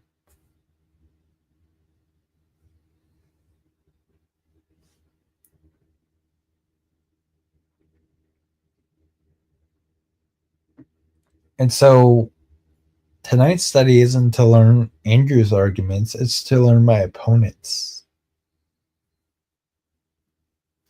So if you don't mind, I'm going to get back to it. Is that a determinative Before statement? Andrew, let's let Vosh finish his point, and then Okay, you can respond. go ahead. However, if we decide to prioritize these things, I think it's good for people. So, for example, I don't think it's possible to objectively. Yes, that's the point. That's great. The difference is I'm the one 10,000 years ago who says I don't know why the lightning strikes, and you're the one who says that it must be because the gods are angry. You make fun of me for not being willing to make a statement you can't justify, but that's your weakness in my logic. So I can acknowledge You don't have any logic. the weakness of metaphysical arguments, and I think it's a necessary presupposition when discussing ethics. Your arguments rely on a presumptive statement about the metaphysical God that you can't justify, and that is the critical difference. Okay. If you asked me, how do you know that human happiness is good to prioritize for? I would answer, you know what? I don't think I can objectively prove that. Right. I think I can gesture at what human happiness is. So then you have nothing. And I think that it makes people better. I So think that it so then improves you things. so I Whereas want to tell you. I'm almost done. Well, okay, so when you're almost done, how much longer does that mean? I'll give him another 30 seconds, and then I'll let you interrupt. Yeah. So the difference with you is that for your positions to make sense, you're referring to like the word of God. You have to explain why that should be listened to. My argument for why my axioms are relevant is to gesture at the world and say, is happiness not good? That's the most I can do. Yours is to say, well,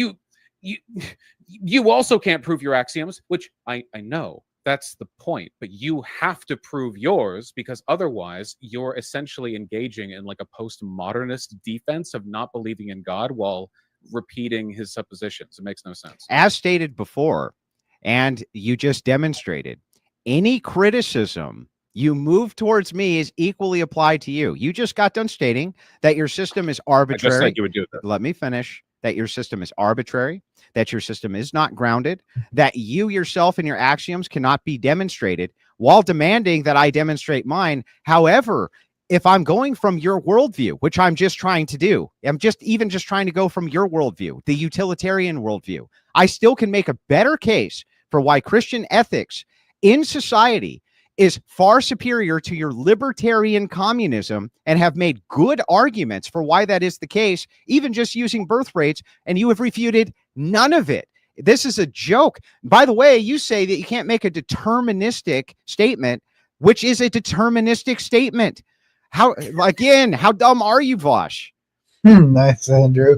Again, I refer to my anecdote about 10,000 years ago watching lightning crash in the sky, where you're like, dude, yeah, I think it's the angry men in the sky. You don't even know what it is. You admit you don't know. So now you're saying that I'm wrong when I say it's angry men in the sky. It's like returning to like primeval logical fallacies. I feel like you're in, like, the shadow puppets could dance on the walls in front of you, and you could like have your entire ethical system. Well, Vosh, do you agree with me that you would not actually have to demonstrate the existence of God in order to have a nation which was governed by a church or who had a synergistic relationship with a church, even if they couldn't prove God? Because if you agree to that, then that has nothing to do with the debate, me proving God is real to Vosh. If you want to make an argument for the existence of that state, then yeah, you kind of would need to, because why else would I care about the responsibilities laid out by Christ? Why would we care about the responsibilities laid out by utilitarians, which are arbitrary and can't be demonstrated by the utilitarian's own mouth? So again, I don't know how many times I can keep explaining this to you, but you seem to have a fundamental misunderstanding of what a prescriptive meta-ethical statement is. You know what I think? Hold on, because this could go on forever, and like the whining of Christians is fun up to a point. I don't think you actually believe in any of this, including the religion.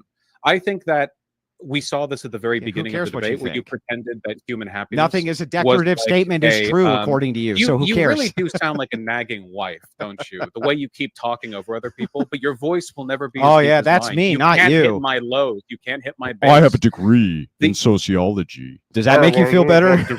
I have a degree in sociology. Are you threatened by my education? Did you know that liberals? Well, at some point, maybe you would use it to make an argument. That would be great. It's like I'm trying to explain sociology to like a monkey, and it is true that my degree is failing me somewhat. So I can't convince you that you're meta-ethically retarded. Let me try this. That's because you don't know what the fuck you're talking about. You don't know what meta-ethics are, right? I agree. So it's like you'd have to do too much work to begin with. The problem ultimately is that you don't believe in anything you're saying. If a person actually believed in Christian ethics, there are a trillion things you would care to fix about the world. Okay. The cruelty and graft and vice and sin, the hatred and misery. But you are that would require people. That would require people. Wait, no, wait, hold on. He made a very strong statement. Let's let him try to explain what his reasoning is. Go ahead. See, I know Christians. A lot of my extended family are, and I know good Christians too. Oh, you literally cannot help yourself. Go ahead, Vosh. And a lot of them, when you talk about what is sin, what is of concern of Christ, there is so much misery in this world. But I've seen your politics, and I know what you believe, and you just believe the same shit that like regular fascists believe, more or less. Like the Christian conservatism thing is often like promoted by people with a very low investment of Christianity. It's the same way that fascists wrap themselves in the flag. Now I'm a fascist. Your name was Big Papa Fascist. Yeah, but you also know that was a debate handle. That was explained to you, and you know that it's okay. True. Gotcha. That was right. Yeah. Okay. Wait. Can you tell me what fascist policies I want? The Christian nationalism. No, you can't make the claim I'm a fascist, and you claimed I'm a fascist. You need to answer for it. Oh my God, dude! Is this going to be every time I talk more than 5 seconds? Well, like, I can let you talk for a while. Go back and forth. Then I'm talkative too, but like, holy shit! I don't think anyone who is genuinely motivated by the word of Calling all Rumble millionaires. What if I could show you how to earn 15% or more on your cash? Christ could ever have a conversation like this and be like, oh, you know what I would change? Abortion. Like there are so many trillions of things. A real Christian would be outraged at like Donald Trump's presidency, for example, because he's one of the most flagrant grifters and most openly anti-human individuals to ever occupy the office. But it's always like, oh, so what angle are you going to bring? What Christian angle are you going to bring to governance? Oh, the exact same stuff every other right-winger does with very little emphasis. Okay, so no argument, but so back to what I'm asking. Hang on. No. How about you answer now for your accusation? You need to answer for your accusation now that I'm a fascist. Can you tell me what fascist policy I endorse or talk about? Real quick. No, Andrew, he needs to answer, Alex. Hang on. I'm going to do that. I'm going to do what you want. Do you want to move off the previous? Well, first I want all I'm asking Vosh to do. He made the qualifier. He claimed I was a fascist. I would like you to give me the list of fascism that you go by, and then what we'll do is we'll go one by one and see which one of us is more So, fascist. Notice how Okay. he wants to. Well, hold on. Notice how like he gets triggered. Notice by how one word he that made I an say, accusation and he can't back it literally- up. He can't do it. He like in a It was broader my point turn that to I'm talk, making Vosh. about the. It was, you know, political remember how it was my turn to talk? Vosh, to be fair, I did let you talk for a while. Yeah. You did make Sure. that Well, I'm claim. trying to move the Yeah, so argument now it's forward. my It's all turn. I want to Now do. it's my And turn, he's trying Vosh. to So- say I it know, and indefinitely. I'm gonna move it right after we get through this. But to be fair, you did make that claim. He I did think make it's the only claim. So fair. Vosh, you make the I claim, think- and what you do, Sure, you do this. okay, yeah. It's my turn, Vosh. Hey, Vosh, Andrew, it's my Andrew, turn, yes, Vosh. I'm answering. Yeah, Let me finish my question. I'm trying to answer your question. Let me finish it, No, and then you can Vosh. answer it. This is so. So one more time, Vosh. I'm gonna do both of you. Hang on, I'm gonna Vosh. do You both. often do this during debates where you make these bold claims I'm muting based both. on your Okay. feels. I'm sorry, I hate doing this, but okay. So, Bosch, you did make that claim. It's a pretty strong statement. So, I think Andrew is within his rights to ask for clarification of why you want that. And after that, I promise you we can move the conversation forward. Okay, I'm muting both of you. Go ahead, Vosh. Am I back? Yeah. It's good to be back. What So was, why- Wait, what was the question? Andrew's asking, why do you think I'm a fascist? What are the things that make me a fascist? Oh, well, literally, he called himself Big Papa Fascist. But if you want like an actual, like, I don't know, reasoning beliefs, I would say that being like a political advocate for Donald Trump, the Republican Party, would count towards one.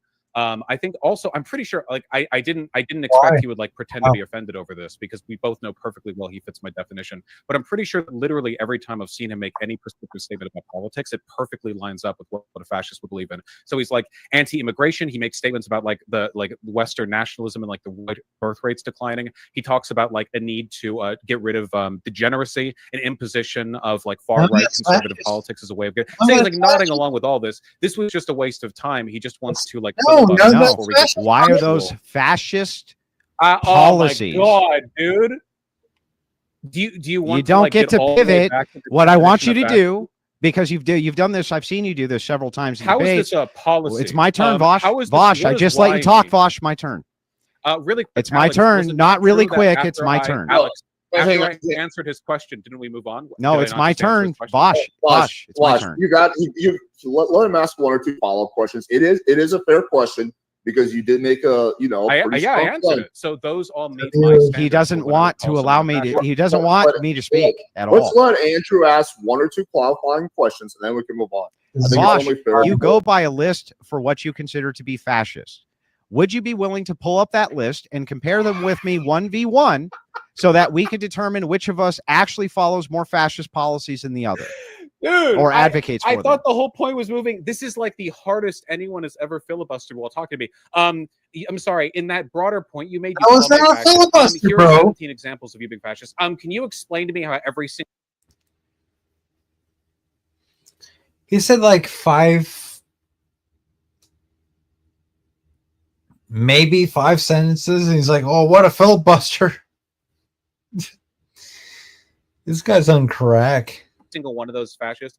If you want to like indefinitely henpeck back and forth, I guess we can. But I consider this a concession on everything regarding. I don't give a Christianity shit with what you consider a because concession. Are you I- willing to well, do that I- or I not? certainly- Just say no. I'm certainly not not. willing to It do just- it. I just think it's funny that you get very. I just think said it's I'm funny willing that to you do can it. make accusations and then you won't back them up because you're a like coward. you get really angry. Yeah, you're a whenever I, coward, like, bro. Make Whenever I poke, you. I've already, actually Andrew, make I've the already said I'll argument. do it. I've already. Then I've do already it. said Then I'll do it.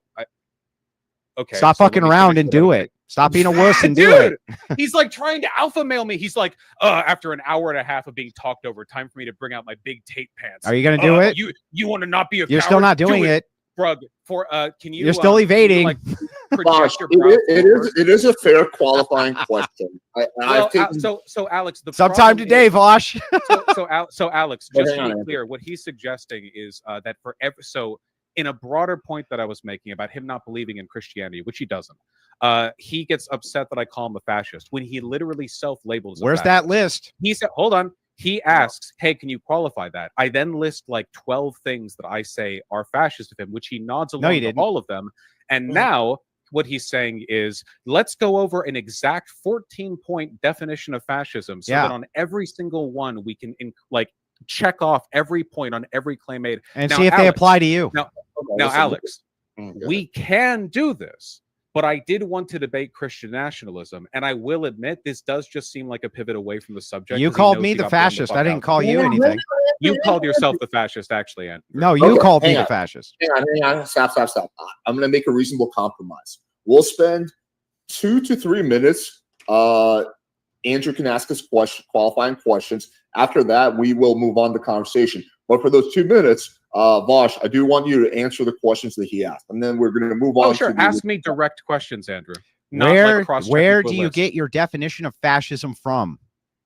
I think that, like most broader socio-political definitions, you kind of pull from a wide varieties of texts. But for the most part, I refer to Umberto Eco's 14 points. Yes, I agree that you do, and I've seen you do it. Can you pull You up watch my those content? 14 points, and we'll go through them point by point, and I will see if they apply more to you or more to me.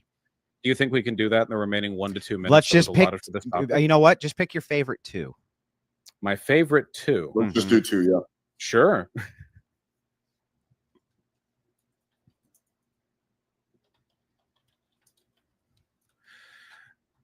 A practical list for identifying fascists. Hold on, let me find the one that actually. There we go. Not the one that just lists like the simplified version.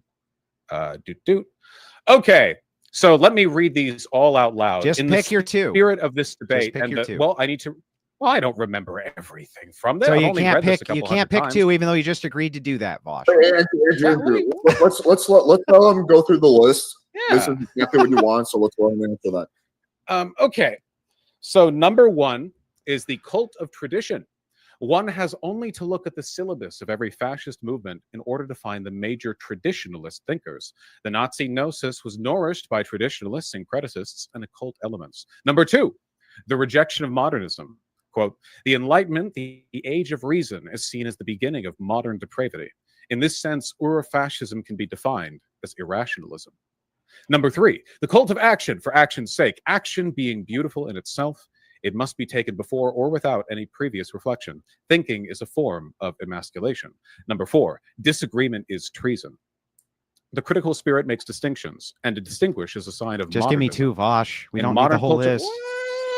Whoa! Why are you letting him go through the whole list, Alex? He agreed to 2. He's Hang on, filibustering hang on. the entire debate. Stop. Okay, listen.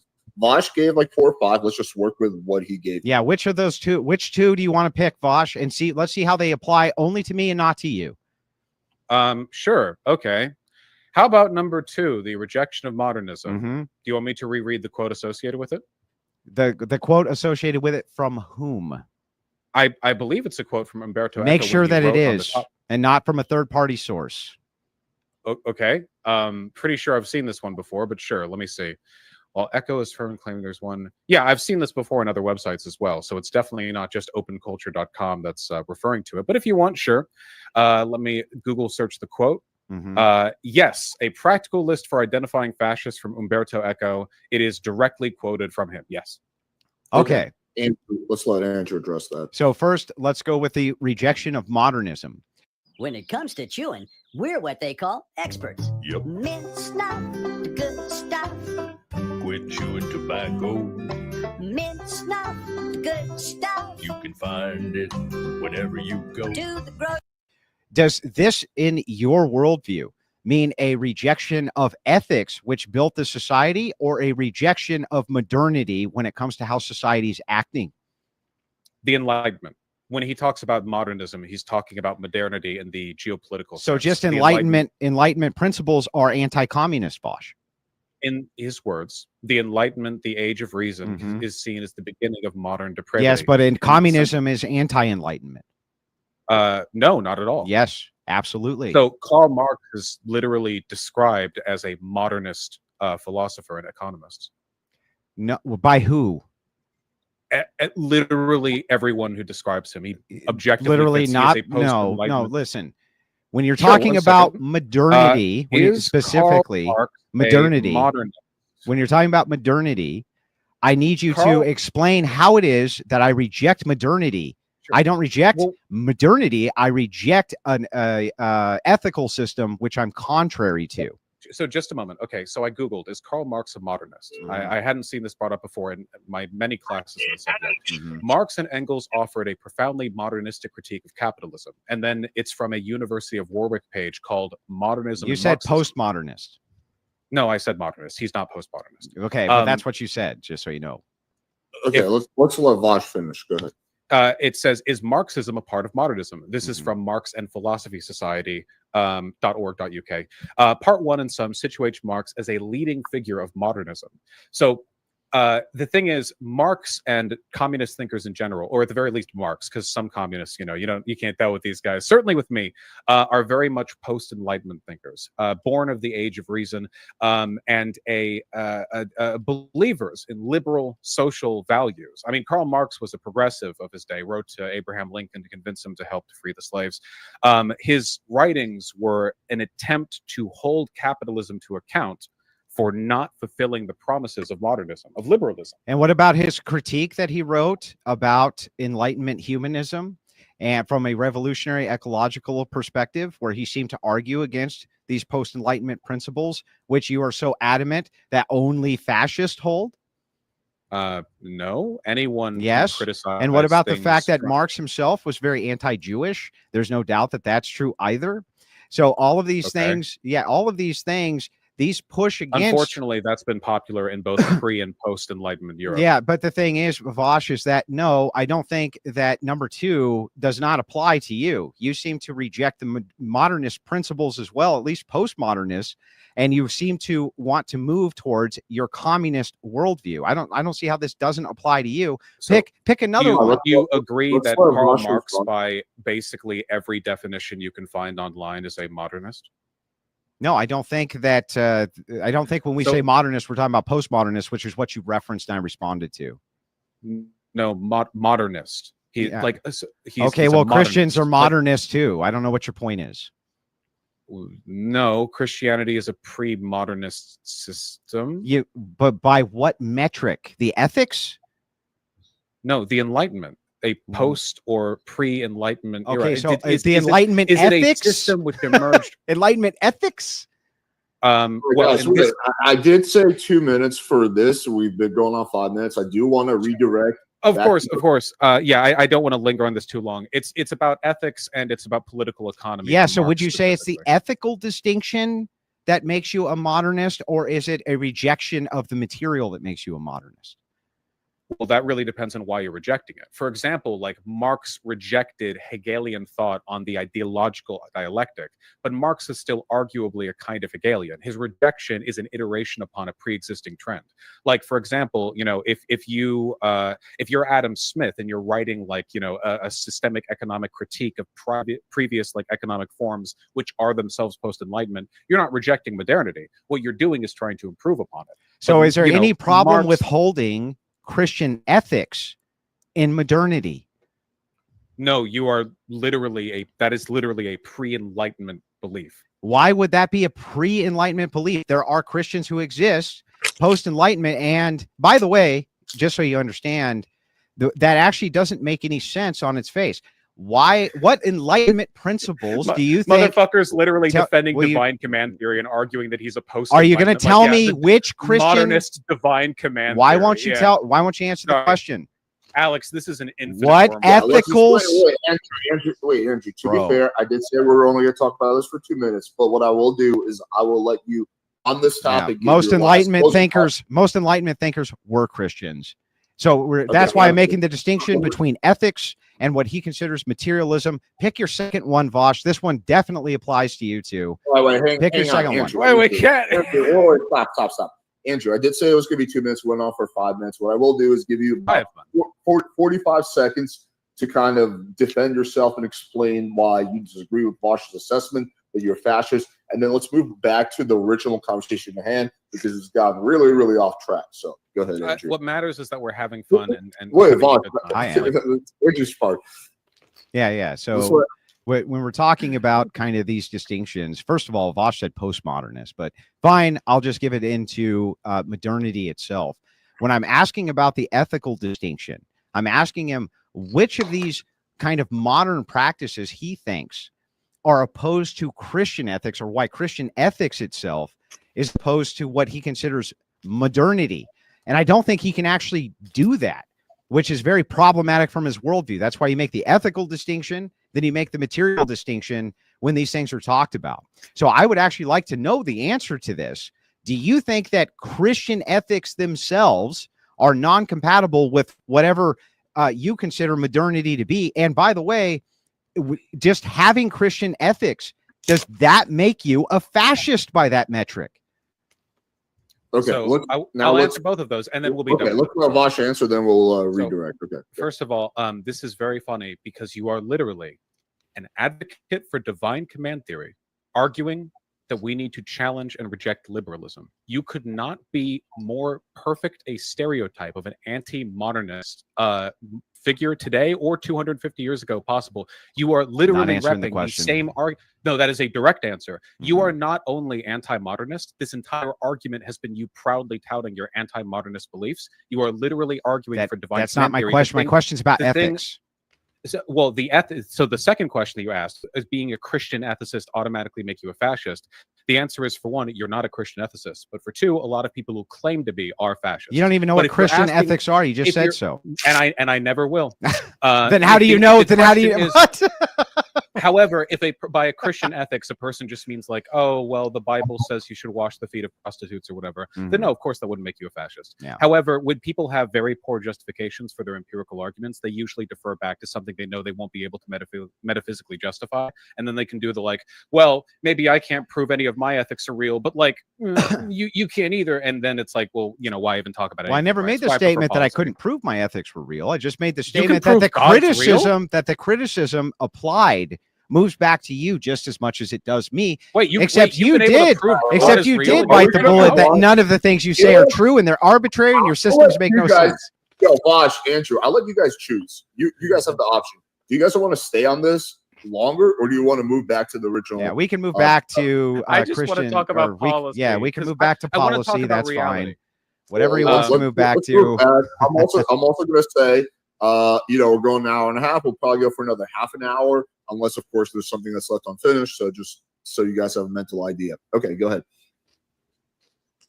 Oh, I mean, I guess I'd like to know how to prove God exists, but like leaving that aside, because I know what rabbit hole that goes down. If you want to have a debate over that, then I would suggest that you debate with Jay Dyer, and we'll see if your logic for utilitarianism can hold up.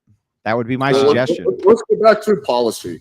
Yeah. Also, you don't have to prove utilitarianism to disprove a person's assertions that they've proven God. But but the criticism refines back the other way. You realize that, right? Which is that even if I was unable. Calling all Rumble millionaires. What if I could show you how to earn 15% or more on your cash? Able to substantiate my worldview as being true, you also it's can't. The lightning thing again. You also can't. Okay. Policy. Okay, back to policy.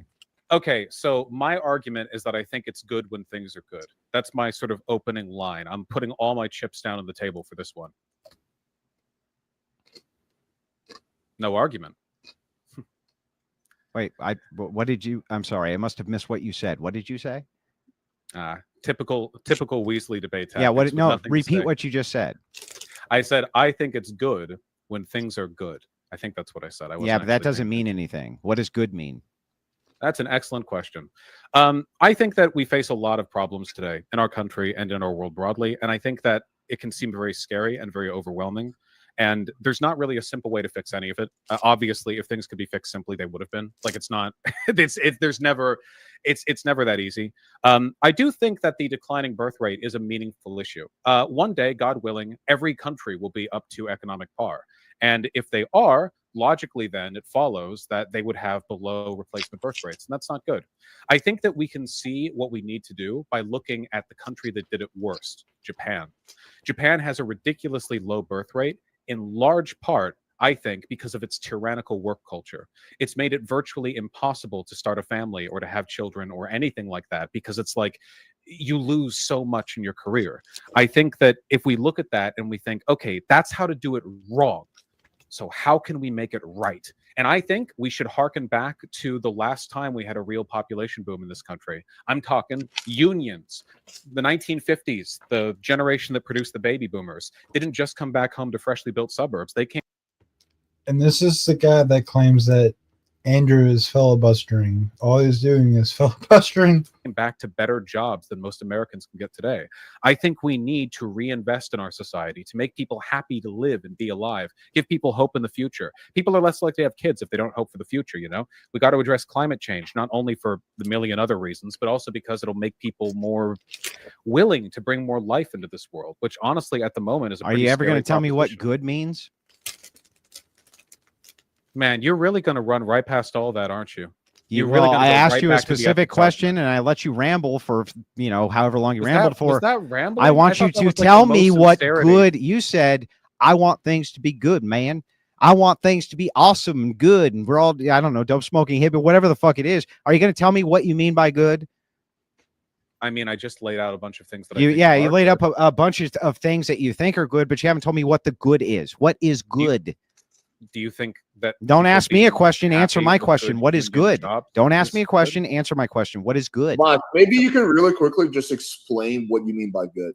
Sure. Though this seems like a willful disengagement from any of the material. It was substance your I just laid out. argument. Your argument But, was the good is the I'll make good. sure he No. engages with the question afterwards. But let's just Okay. expand on that. Yeah, so going back to the topic we just painfully wrested ourselves away from over the past hour, when I say good, I mean in line with my utilitarian ethics. And when I say that, what I mean is that it maximizes or at least improves a number of conditions that I think are associated with positive utility. So in this case, I'm arguing in favor of something we should both agree is morally good, people being happy and people being fruitful, literally, people producing more children. So what do I you would think do? that we could So what do you do with all these vast population centers which don't follow utilitarianism and have a different version of what is good? So do you, the things that I just talked about Mm-hmm. looking at Japan and learning what not to do, do you think that's a good Yeah, idea? no, answer Like, my question. oh my God, Alex, he doesn't have anything, so he'll do anything. I to just keep the asked you a argument very away. specific question. So What it's like exactly it's is not your even question? related to what we're talking It about. is related. I- so- Your so- statement was this is all good. All these things are good. I ask you for the definition of good. do You you say it's a believe- utilitarian ethic. Okay, it's a you- utilitarian yes, ethic. So what do you want to do with all these Policy. massive, vast populations that don't Policy. follow your utilitarian Policy. Wait, ethics? hang on, Mark, Policy. Wait, hang on. Let him finish his point. What was the end of that? I missed it. He claims, Vosh's claim was, I want to do what's good, man. And then I said, what's good? And after his rambling diatribe, he finally said, whatever gives positive utility. I said, okay, well, as a policy prescription, which is what we're talking about, what do you want to do with all of these nations which are vast and don't follow utilitarian ethics? They follow religious ethics. What are you going to do with those, Vosh? So Alex, Mark, it is a fair question. It is well, Alex, related. do to you topic. remember how we said policy a bunch a while ago? That would and be then I laid policy. And then I Yeah, laid we- out like a bunch of specific policies that I think would make people happier and produce more children. And then he ignored all of it. And because I said at the No, the beginning opposite of that, happened, like 2 but minutes okay. ago, I said, I think good things are good. He's disingenuously latching onto that so he can avoid acknowledging the fact that he has I no think real bad world things are prescriptions on bad. Hang on, stop, I stop, think stop. bad All right, things are bad. Listen, like, listen, he's literally, it's like a fucking ape in the corner, But man. it's He's like stupid, one of Vosh. these beasties. My He doesn't kid, know I'm my behind glass. kids. Stop. Okay, let's do this. So, Vosh, if you can answer his question, and after that, I will make sure that we go back to your initial question. He answers that in detail, and you will get from the Policy. question. This would be Yeah, policy. What do So you what's do with the vast populations that don't follow your stupid ass utilitarian ethic, which almost no broad nation who has religious undertones, which are most of them, follow? They don't follow your utilitarian ethic. So what's your policy in dealing with them?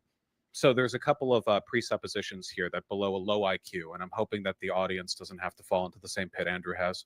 For one, countries don't follow quote unquote utilitarian ethics. That's nonsensical. The fact that he would say that You just is a said that reminder of was the fact good. So hang on, that he Andrew. is- Let him finish. You asked the question. Let him finish. He doesn't understand how ethics works. Countries are ruled by, and decisions within them are made by literally millions of Yeah, people. Andrew doesn't Sometimes know in ethics. autocracies, it seems They like are. it's one, but it's usually the influence of a huge number of people. And most people don't have cohesive ethical systems. For the idea that the House of Saud, the Saudi Arabian, the bloodthirsty, vicious Saudi Arabian royal family is making their decisions based on religious ethics. Like when they decide to build a giant clock tower over he Mecca, isn't they're like, answering my well, question, by the way. what does the Quran say? Still notice not how answering he the muted question. himself. He's talking to his own chat. He literally, like, he has no Wait, intention hang of on, engaging Vosh, with anything. I can repeat back everything you just said. Would you like me to? We're gonna go on another. Would you tangent, like me to but- repeat back what you just said if you think Well, I'm no, not well, listening? keep- Would you keep like me to holding on. repeat back what I just said, what you just said? Keep holding it to your On memory that for third, like. Vosh, I want to give you a chance to finish that. Yeah, and I then want to finish. We will But redirect your initial question to Andrew. in a couple minutes, he can repeat everything I've said back word for word as a test of his memory. It's like a fun game. The idea that like the Oh shit. Sorry, bro. I just got that. My first comment of the night, we got Vosh. Dude, you don't know how many of these people I have to deal with, and they all sound like this guy. It's insane. Appreciate the comment, brother. House of Saud is making religiously oriented decisions, like they're looking in the Quran to decide what decision to make. Like, it's ridiculous. In reality, the decisions that countries make are almost always guided by self-interest, either for the nation or for the class of people in power or for the individual in power.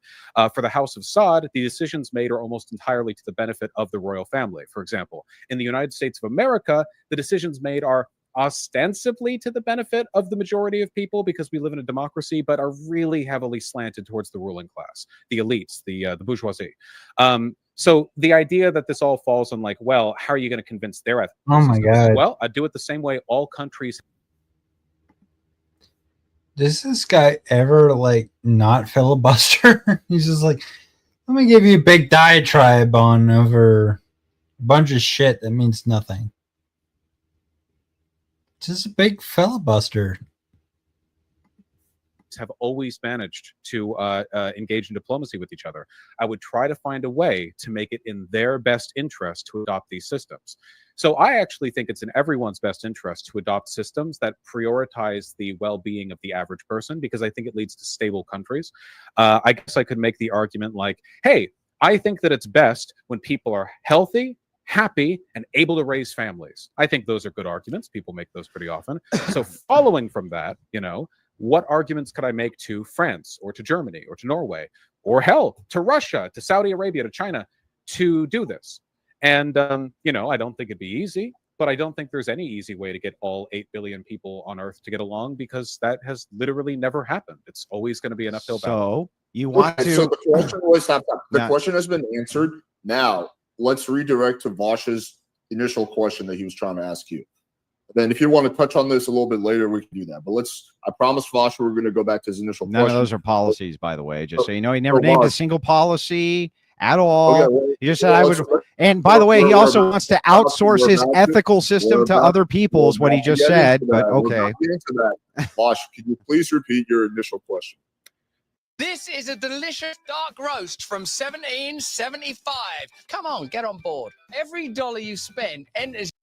Sure. So I listed a bunch of policies. I guess his memory is not as good as he remembers, but I guess a specific one would be, given that Japan has a uniquely low birth rate and a very bad work culture, wouldn't it be sensible to look at Japan for examples on what not to do? Like maybe if we see That's not a what they're policy. doing has led to really bad outcomes when it comes to birth rates, we could then try to prevent those things from happening in our place. So, for example, there are, because he doesn't seem to think it's policy, there are lots of Japanese policies, laws, and cultural norms that dictate their extremely bad work culture. So maybe we could look at that, see the outcomes, and go, hey, let's not do that. Like, would that be What's the sensible? policy then? Vosh, sorry, Andrew, it is a fair question. You can follow up and ask him, hey, I don't see, what the policy is. It is a fair question. It is related to the discussion. So you got to answer that. What would the policy be? Andrew, that's just answer his He question. doesn't know. He wasn't listening. He doesn't stop know. watching. You didn't give a fucking policy, bro. You just said we Andrew. shouldn't do X. What's Yes. So what's the actual policy prescription here? So, okay, fine. Vosh, what is the actual? I'll repeat. No, don't worry. I'll repeat it. Okay. And then I Yeah, will- repeat it. I didn't make a policy prescription there. You Right. wasn't listening. That's why I What I asked you for said- the third time. What's the policy? I didn't give one. Your goal was Right, to I answer the know. question. Yeah, that it wasn't about the policy. You weren't. Yeah, listening. but I asked you what Let me policy repeat you were supposed to one more answer, then time. then ask me a There- question, but you there didn't wasn't answer. Yeah, because you didn't listen. There was no policy. You're asking the wrong question. I'm So, how can I again- ask the wrong fucking question? Just answer my question. Bro, dude literally asked you for a policy and you can't even provide one. The Yeah, fact that you hang don't on, know the hang on. answer to that. What? is Hang on. What the fuck are you No, talking I'm about? just trying to repeat it, man. I'm just trying to help you I'm understand. gonna have to start muting you guys. Okay, so listen. Repeat the question. Can I repeat the question? Vosh asked the question. Sorry, what? May I repeat the question without any flourish? Yeah, but I think we got the question. Andrew, Did we? I personally got the question. Yeah. I know you do, sir. I think you're doing great. Well, if Andrew needs it, you can repeat it. But I think so. Vosh made a question that's not directly policy prescription. However, it is very much related to the topic. Yeah, I know. Hang on, Alex. I understand, but just so that you understand, I asked him for a policy. Then he reiterated, then asked me a question, but he never gave me the please policy. Answer his question, and then afterwards, I will force Vosh to answer. Give you a policy. Okay. Then give me that's the only actual fair way I think of question. doing this. Make it Try to be as fair concise. as What's the possible. question? Hopefully I'm doing a good job. But yeah, so let's just What's do the that. question, Bosch? A rough debate. Yeah. No, happily. So, Japan has a uniquely low birth rate, and that low birth rate is almost certainly caused It's not by a close. set of laws and cultural norms, Mm-hmm.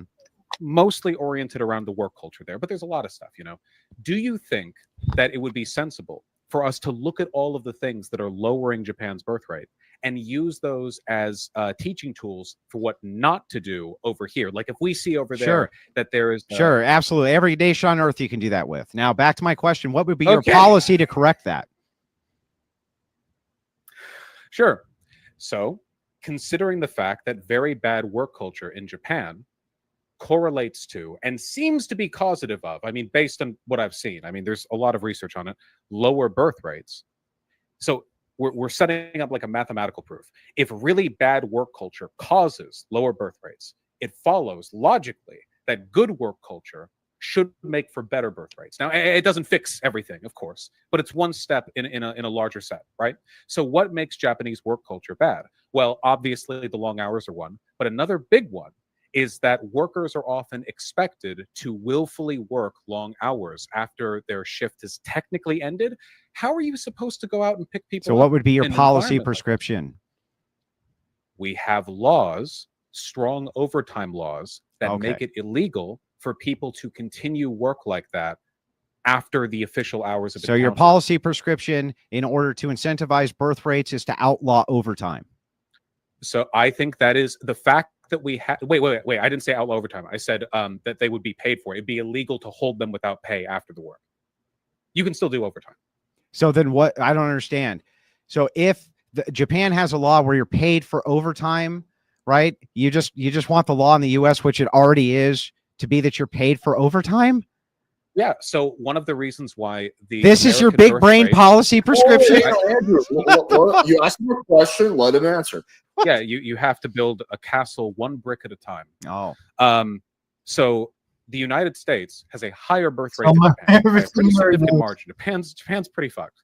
So maybe one of the reasons why it's fucked is because they do things worse than us in some specific ways. Okay. This would be an example of something that I think works to their detriment.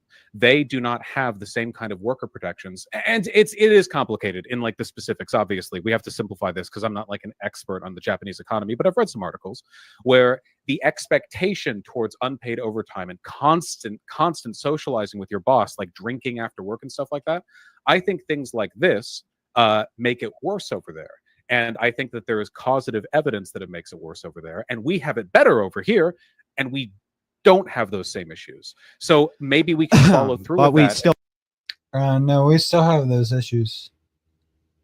People drink with their boss all the time. What are you talking about? Sort of do. throw it We out have a front. 1.64 birth rate. They have a 1.34 birth rate.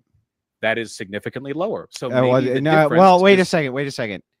When you say significant, when you say it's significantly lower, they're really low in both areas. If all your policy prescription is to Japan is, hey, pay people for overtime, and that's already the policy prescription inside of the United States, how do you plan on outsourcing this policy? That's the whole question. You want other country to do Vosh ethics. How does Vosh want to make Japan start paying for overtime? I'm just talking about learning what policies would be most effective to increasing the birth rate. I think that the fact that we have that policy in the United States helps. So that was one example. There are like 1,000 more that we could go over, because obviously something as nebulous and complicated as improving the birth rate is going to involve, I mean, we could talk about criminology, we could talk about economics, we could talk about, there are so many fields where you could influence the outcomes here. I mean, no single human could know even like we're talking about a insane set of shifts. But hey, big paradigm shifts are what socialists are supposed to be all about, so I'm fine with it. So how would you move that big paradigm shift? Well, we already have paid overtime in the United States. No, so externally, Vosh. You mean like to make Japan better about this? Yeah, so you want to export your ethical system, right? No, Japanese workers also want to be paid for overtime. There are labor rights organizations that have been really active there for decades. They have a lot of trouble because Japan is not that democratic.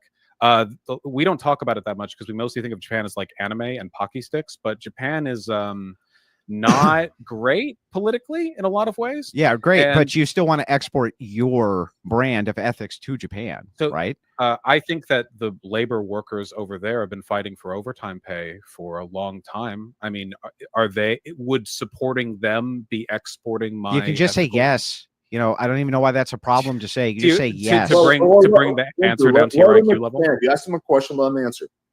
Yeah. So I guess right now the current setup, like the current disingenuous setup for a gotcha is that I believe that it's good for good things to happen to people in other countries. No, you think it's good to export your moral system, and so I don't understand what your criticism is of other people doing it. Hang on. Children. Let's let Vosh answer the original question that Andrew asked him. So again, he frames this entirely in gotchas.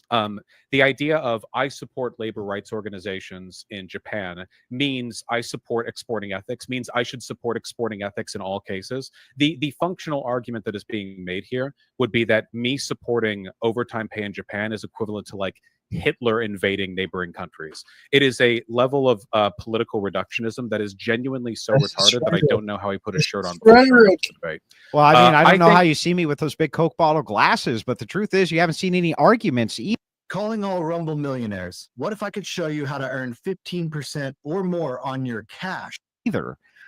But I am happy to see that you've finally been losing weight.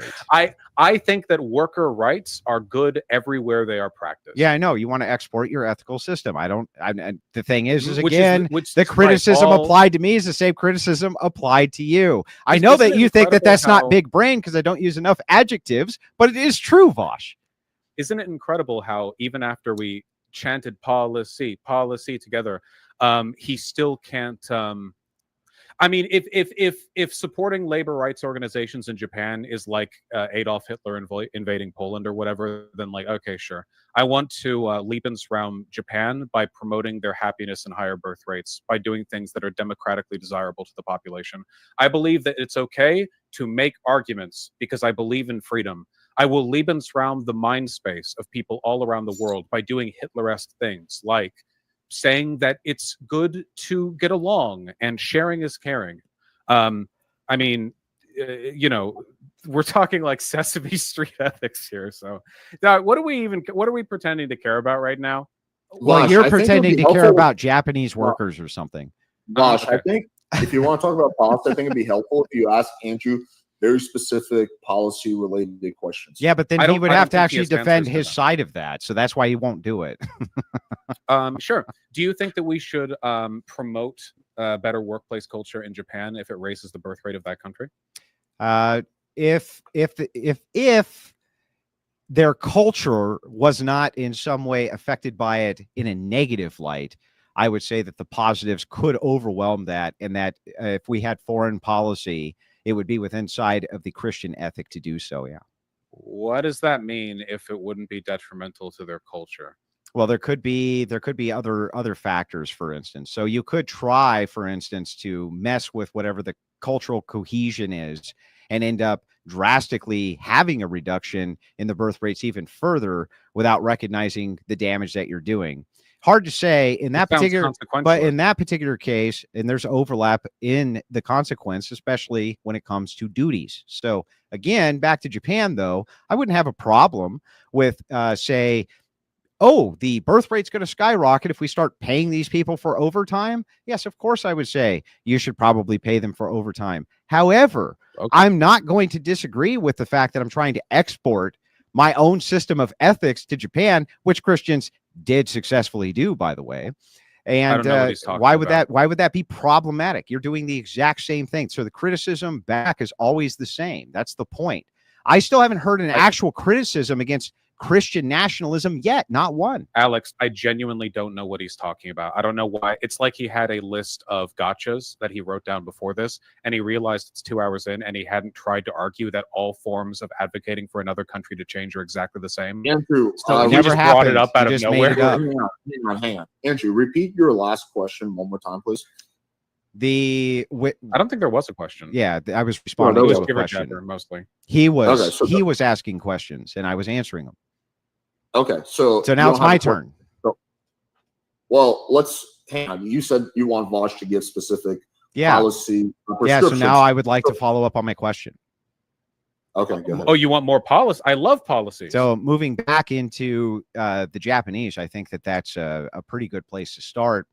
Right now, Japan is being drastically affected by the fact that they have such an elder care crisis. And the elder care crisis is coming, of course, because of their birth rate crisis. This is the number one thing affecting them. They've even considered opening up their borders for slight amounts of immigration in order to take care of this problem. Though the culture there seems to be adamantly against it, they are considering doing so.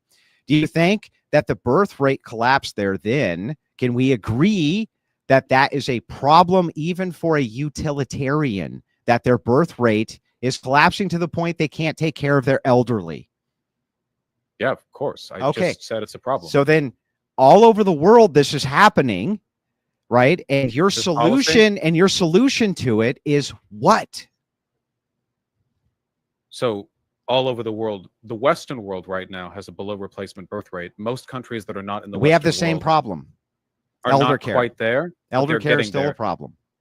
Well, elder care is always going to be an issue. They're old. Japan and China. No, that has nothing to do with what I just said. The problem with Yeah, elder care, I the problem with elder care here has to do with the fact that we have below replacement levels again, and even with mass migration, we can't get enough people into these jobs to take care of the elderly. Same issue you have in Japan now. Andrew, let's let Vosh answer that question. So the difference is, first of all, it actually isn't the same problem.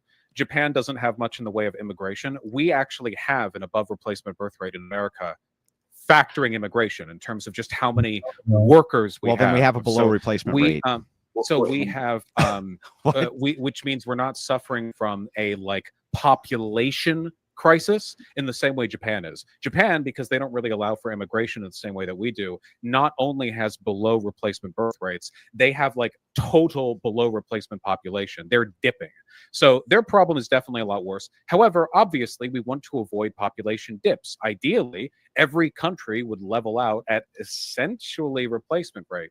There's always going to be fluctuations. The thing we're below, it's going to right? be highly variable.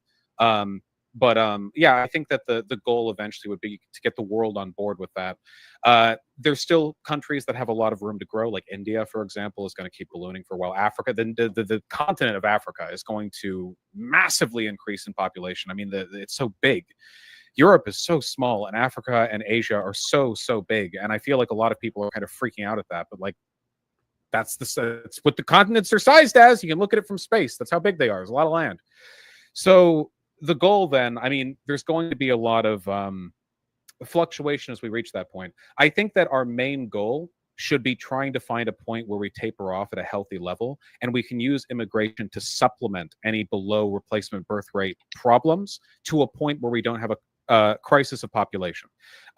Ideally, every country, or I guess every region of the world, because there's always going to be some degree of immigration, would be able to level its population and just stay strong. And I think that would probably lead to the best economic outcome for all humans. My question Okay, was let's how go you ahead would and do solve the birth rate problem. You said Oh, by just- bringing in immigrants, that's going to solve the birth rate problem. What? That's what your argument was that while population levels can still be maintained due to immigration, so the birth rate problems essentially. How would you solve the birth rate problem for the third time? At the moment, that does literally do that, because the issue, of course, is the population. When your population declines, or when you have very uneven population distribution in terms of age, that's when the real problems show up.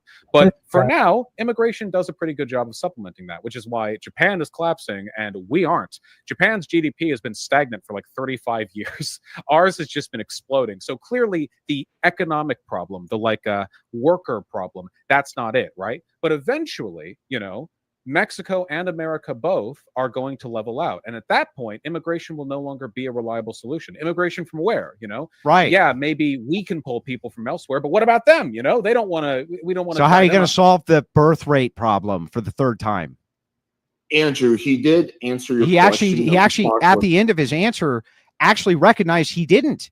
So he said, what are you going to do when all of these countries have below replacement and you can't rely on immigration? He actually worked himself to that, which is great. So now maybe we could get to the how we're going to solve the birth rate crisis thing. Are you okay with me giving you a really, really long answer? Of course, Vosh. Why would I expect anything different? Nice, concise answers would allow me to respond. Go ahead. Okay, I'm glad we understand the point. Mm-hmm. It's really complicated. So the big yes. Yeah. The big problem ultimately is that a lot of people don't want to have kids because they don't feel comfortable raising them. People biologically want to have kids, literally, we're talking about a base instinct here. So how do we cultivate that? How do we make that happen? A lot of people feel hopeless. A lot of people feel very. Whoa! How did that get there? Is that freedom straight out of my bowels and into your mouth? Don't dwell on that image. This economically insecure. There's a big difference between rural economic insecurity and urban rural insecurity as well. Cities have much lower birth rates on average, in large part because city houses are so small, and if you run out of money even a little bit, you get kicked out of your place. And if you have kids, it's oh my god. But in a rural area, maybe the issues are more broader economic destitution for the region, but maybe you have a house that's been with your family for generations, so it might be more easy to raise kids. I think that fixing housing policy and economic inequality would help a bit. I think that addressing climate change would make people feel more hopeful. People tend to produce way more kids after when they feel hopeful towards the future. We see this all over the world. It's constant. After a big civil war ends, when there's peacetime, that's how it is. I think that there's lots of civic policy that we could encourage. I think that banning abortion would artificially inflate birth rates, but it wouldn't make society better. First of all, I think that women, and in fact, men with wombs as well, have a right to have an abortion if they want to. I don't believe that a fetus has ethical personhood, and neither did the founding fathers. And neither does the Bible, for that matter. Considering the quickening liquid, the bitter water that it gives you the recipe for. But leaving that aside, I think we want people to want to have kids, right? The best world is the one in which a chick gets pregnant and she's like, "What? Abortion? No. I mean, I know I could, but I want to raise kids, I think that's nice." So we have to make people happy, productive, vibrant. We have to make our cities safe for children, which they are not currently, because a bunch of people live in suburbs where you can't walk anywhere. And also people live in urban jungles where it's cars everywhere and it's dangerous and stuff. There's just so much stuff that we can do, Anyway, I know that's long, but we're talking about a really, really broad problem. Okay, so I've been writing this down as you've gone. You said we should address global warming, and that's it. You actually didn't give any other solution. You said that city homes are cramped. That's true. Can you give me some actual fucking solutions here or not? I don't get it. Can you give me some real solutions, or are we just going to do the endless? I literally took notes live. Give me a solution, Vosh. Anything will work. Any fucking solution other than address global warming, unless you think that'll solve the birth rate crisis. Do you think is this like a medical thing, like a deafness issue? Like I don't know how to respond to this debate tactic. This is very powerful. Well, can I mean, repeat all bro, that word for word. No, I just repeat it. wanted a single solution. He did give at least one more in the beginning. Just a few, people should want to have kids, and people will want to have kids. People do want to have kids for the most part. Not all humans, but most of them. It's a They're just not biological having imperative. them. Yes, like for example, there are lots of things people want to do that they don't necessarily do based on a variety. Yeah, but they want to do that, Vosh. They want to have kids. Yes, and your policy of what is going to help them do that? So, do you not think we biologically want to have kids? No, I think we do. I'm asking you a specific question. Let's not redirect. I think one of the policies that Vosh mentioned was daycare for the kids, right? I heard you say that. Is that yeah, correct? okay. I can just list them. Like I was. Oh, I you're was going to trying give like, daycare for describe- kids? Oh, So yeah. Obviously subsidizing childcare, making it that it doesn't cost $20,000 to give birth to a hospital, like whatever insane number it is in the average American hospital these days. Making our cities more kid-friendly, as in not dirty, disgusting urban jungles where if you step 1 foot in the wrong direction, you get obliterated by a car going 50 miles per hour in a Strode. We need to level out the housing crisis. That means more variety and mixed zoning in cities, because it is tough to raise a family in a city, because being able to afford a place large enough for like 3 kids in a city, holy shit, I hope you're rich. Like there needs to be more upzoning so that it's possible for more people to live there without the prices going crazy. There's a lot of housing policy stuff there that could work to that effect. More parks, more neighborhood friendly stuff. Seattle's pretty good about this, but not all American cities are. Like a lot could be done in that direction. The climate change thing is real. I think that would help. Giving people more time away from work would help. A UBI or some kind of basic economic provision so people don't feel like they're one day away from losing everything, like constantly working paycheck to paycheck. Something that gives them the comfort to spread their wings and fly and maybe have a couple of kids, stuff like that. Also high school and college. Like I think it would probably be good if there was a bit more of a gap between these two things. Most jobs that people work do not need immediate like college work, and we treat colleges like high school too. But I think that it's kind of fucked because like there's a weird misdistribution of people's like attention and time and energy there. Maybe education, like higher education, isn't something everyone wants, but it seems like people make a mistake sometimes when they go to high school and then just go right into a job. I think leaving some gap time there and maybe making colleges more accessible to older people. Like if you're 26 and you've already had 2 kids, and you want to go to college. I don't know. It's complicated. Okay, so was that at least 2 policies? yeah. No, that was No. The thing is that you gave kind of some descriptors of problems, but not policy fixes. So let me give you an example of this. You seem to want to throw money at this situation. I can agree with you on that, at least. You seem to want to throw a lot of money at it. However, other nations have thrown money at this problem and given mass incentives for people to have children, and they still fucking aren't having them, Vosh. They still aren't having them. Do you understand? Like, so you say we need to subsidize daycare. Okay, nations have subsidized daycare. You say we need to mothers have maternity leave. Okay, we have nations that have maternity leave. They're still far under replacement rates, and the trend's not backing up. Can you explain to me how it is, after all of your prattle, after all of this money is thrown into this problem by even these nations who it seems you're modeling after, they still have a below replacement rate? Now you say this is a stopgap that reduces it slower. Great. But how are we going to reverse the trend? What's the policy Vosh is going to do, or even the collection of policies Vosh is going to do to help reverse this trend that you say have now acknowledged needs to be reversed? So I just Googled effect of maternity leave on birth rate from the European Union Center of California. The effect of paternity leave on fertility rates. A segment from which says, maternity leave tends to reduce or even reverse the rate of decline in fertility rates. See figures 2 to 5 in the appendix. I looked at another article, The Effect of Leave Policies on Increasing Fertility, a systemic review. I haven't even scrolled down yet. Maybe when I scroll down, I'll find a total defeater for my argument, in which case I'd still argue that fertility and maternity leave are still like good for people, like because it makes them happy, but whatever. Hold on. We classify the 23 studies in terms of the type identified, revealing that all the negative or null studies identify the current child effect, all the positive studies identify the future child or total effect. Since the future child and total effects are more important for promoting aggregate fertility, our findings show that leave, paternal and maternal, does in fact increase fertility when benefit increases are generous. Okay. I'm also going to give a 5-minute warning. Go ahead. And is that is that saying that it is reversing the trend or just slowing it down? What I'm asking you for is how we reverse this trend. Maternity leaves tend to reduce or even reverse. Then rate give of me the decline in examples fertility. of which nations have a reversal going on in their fertility rates. I would love to see them. What contrary data do you have to what I provided thus far? I don't need. Listen, I just asked you a specific question. Can you show me any nation who has reversed their birth rate crisis via economic policy, or can't you? Yeah, sure. So on page 4, fertility rates in the European Union, in the appendix right here, we see a list of countries in the European Union which have their fertility rates charted year by year. Which and ones? We can see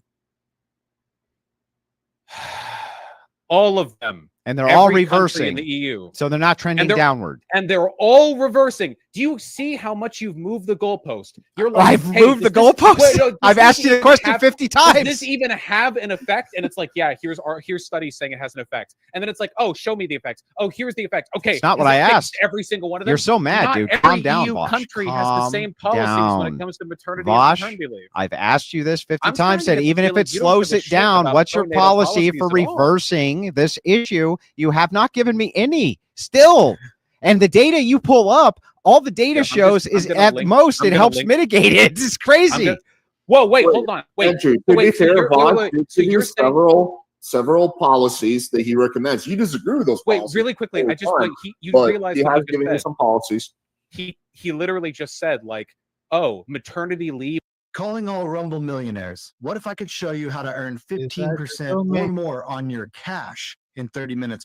Only stops the decline in birth rate. You mean they were No. in free fall? No, and I passing said that policy I stops it? said this earlier. If you go, you can even go back in the video Here, I'm and see gonna it link the yourself. study to you. You can read all of it if you want. Yeah, Here you go. send it over. I'm very familiar with how birth rates work globally. So just so you know, I said this earlier. Wait, I'm sorry. Even Wait, if wait, even are you if familiar throwing with money the, at it research can results? slightly slow the problem, can you show me the trend of the problem being reversed? It's literally said stop or even reverse. You Yeah, can read it if okay, you but want. so then all you have to do is show me the country where it's reversing, and then I'll agree with you. Sure. Okay. Yeah. So in the thing that I just linked you, Mhm. we see over time the birth rates in Nordic and Eastern European countries. That's what I'm looking Which at right one? here. Which one's oh my reversed? God. They use the acronyms. Hold on. There are 14 countries listed here. So Mm-hmm. let me see. That's Lithuania. That's Hungary. That's Sweden. That's but you can open it up. Okay, go do that. It's Mhm. page 9 out of 27 on the eucenter.scripscollege.edu. Mhm. Now you might notice that the lines were going down a lot, but then at a point they stabilized and even started to climb upward. Isn't that interesting? Yeah, but that actually doesn't mean anything. These can be anomalies. Baizan, Arpino, and Delclos in 2016 paper found that a reduction in paternal working hours is linked to a, quote, sharp increase in fertility rates. This is because much of the additional time off is used to care for children. Sullivan et al. In a 2014 paper compared the amount of time fathers spent with their children in 2 regions of Europe. They found that Nordic countries, where fathers value gender equality to a higher degree than those in Eastern Europe, spend more time with children. In figure 6, I compare the fertility rates of these regions. Just give me a I nation. observed- Give me a I single observed nation. that prior. Well, hold on. I'll just read the entire thing if you're insistent on not reading it.